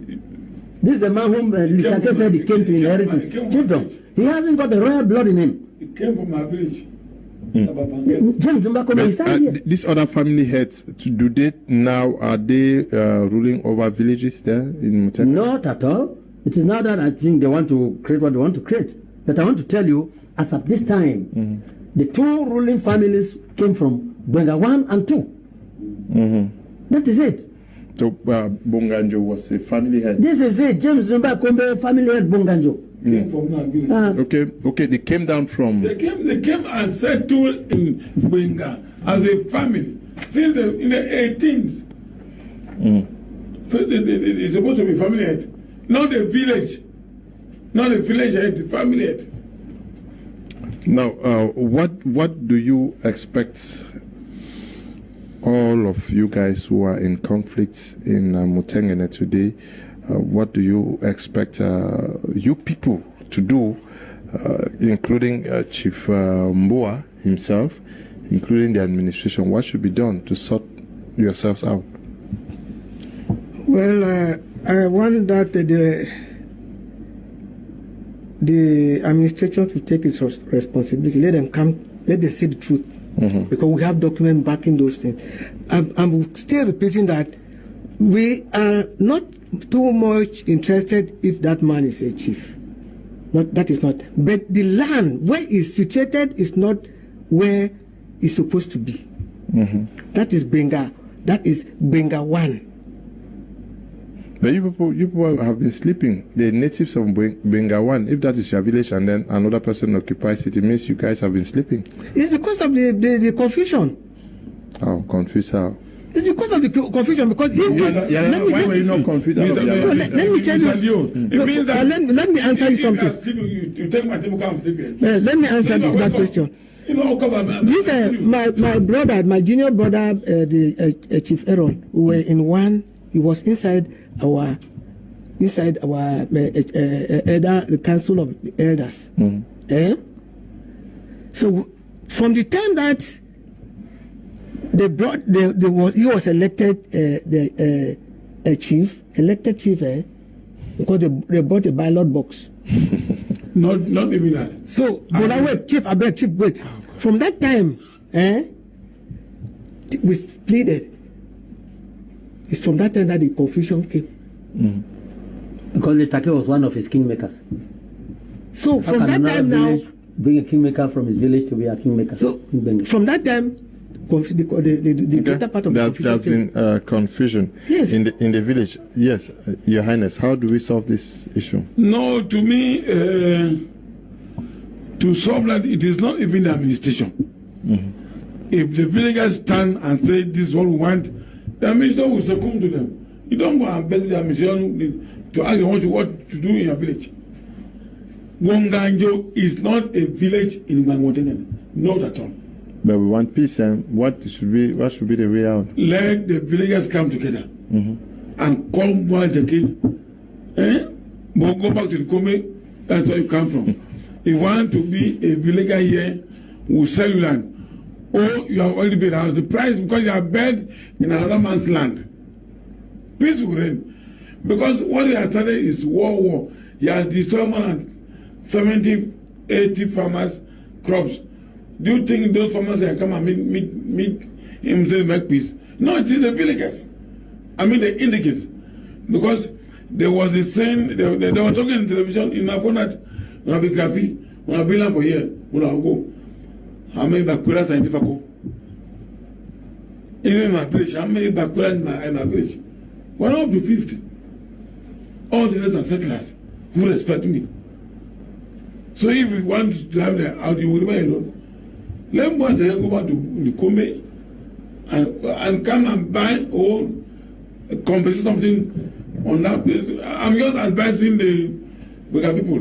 But for me, as your chief, he's not. Yeah, we need peace. Where you say, when you read that document, you say there was a chief who was ruling in Chief Luma. Yes. Chief Luma. Yes. Yeah, where are members of the traditional council at the time, and how did they allow things to degenerate to where it is today? Are they no longer living? None of them. All of them. Let me answer that question. And that's why I say I was also inside that chief inside that district. Okay. It's because we started.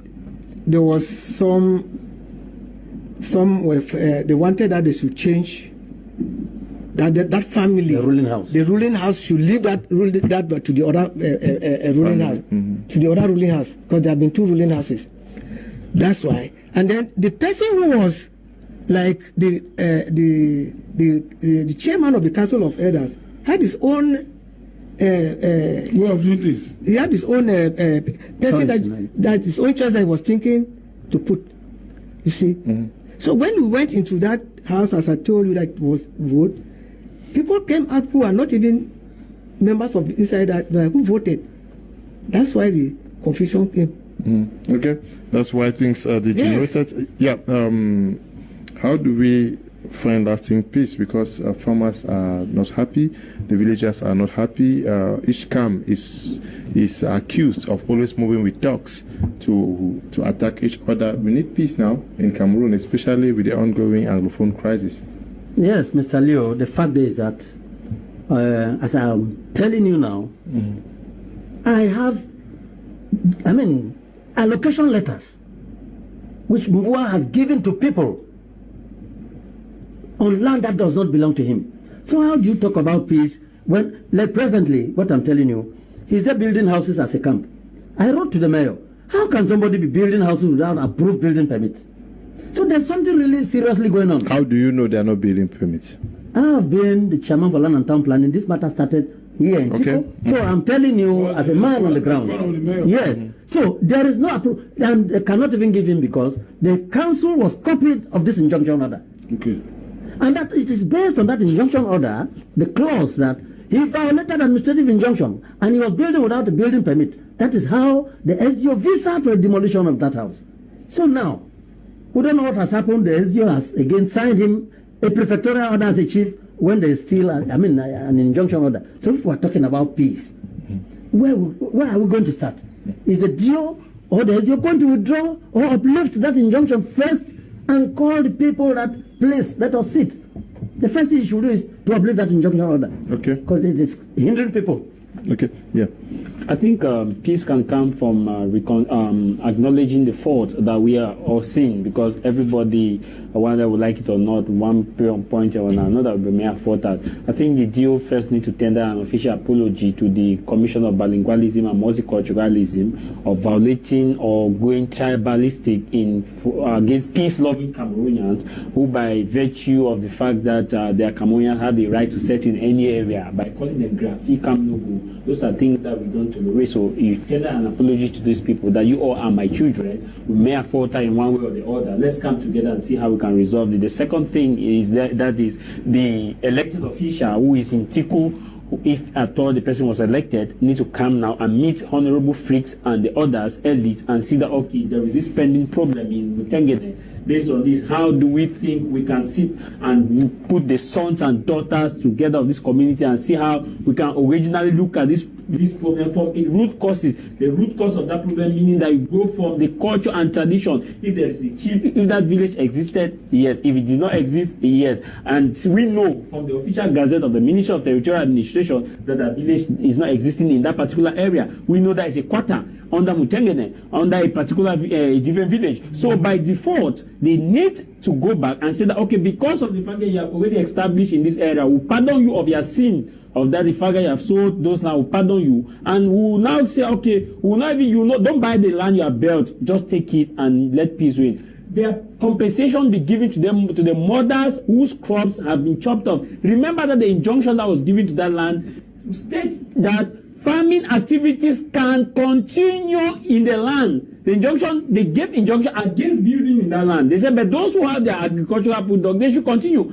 This is a war-torn area. People who have cultivated their cocoyam, their vegetables, their maize, and the rest, thinking of nourishing their families in that area, but you have chopped them off. So when we start by this compensation means and see how we can, I think that's how we can resolve it. Okay, we unfortunately have to end the program at this juncture. Very passionate topic, many messages, we cannot read them at this time. We want to say thank you to you, Mola, for coming all the way from Mutengene to be part of this program. Thank you, Mr. Liu. And also to you, His Royal Majesty, thank you for coming. Thank you very much. And I was thinking I'm in Mutengene, not I'm in Douala. Thank you to you too. Thank you, Mr. Leo. I think it's a joint pleasure.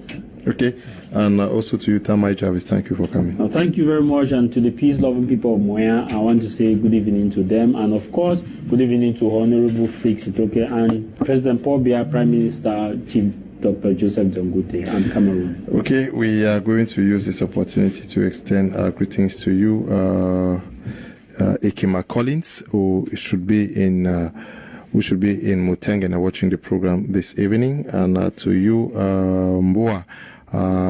Chief Mboa Litake, who should be watching also from Mutengene, and to you, Honorable Fritz Etoke, I'm sure you should also be watching, and to you, the Dio for Tico, Nwafo Cletus, who should be watching. We say special greetings to you also and your family, and to you, the mayor for Tico. We also send our greetings. Our wish is that peace should be sought, and that people can live together in peace and in harmony. And to you, the production team, Desmond, Christian, and Ella, we say we are grateful for you. And to you, Tabi Tambe Bryant, who is supervising our work, we equally say thank you. Stay blessed. Bye-bye.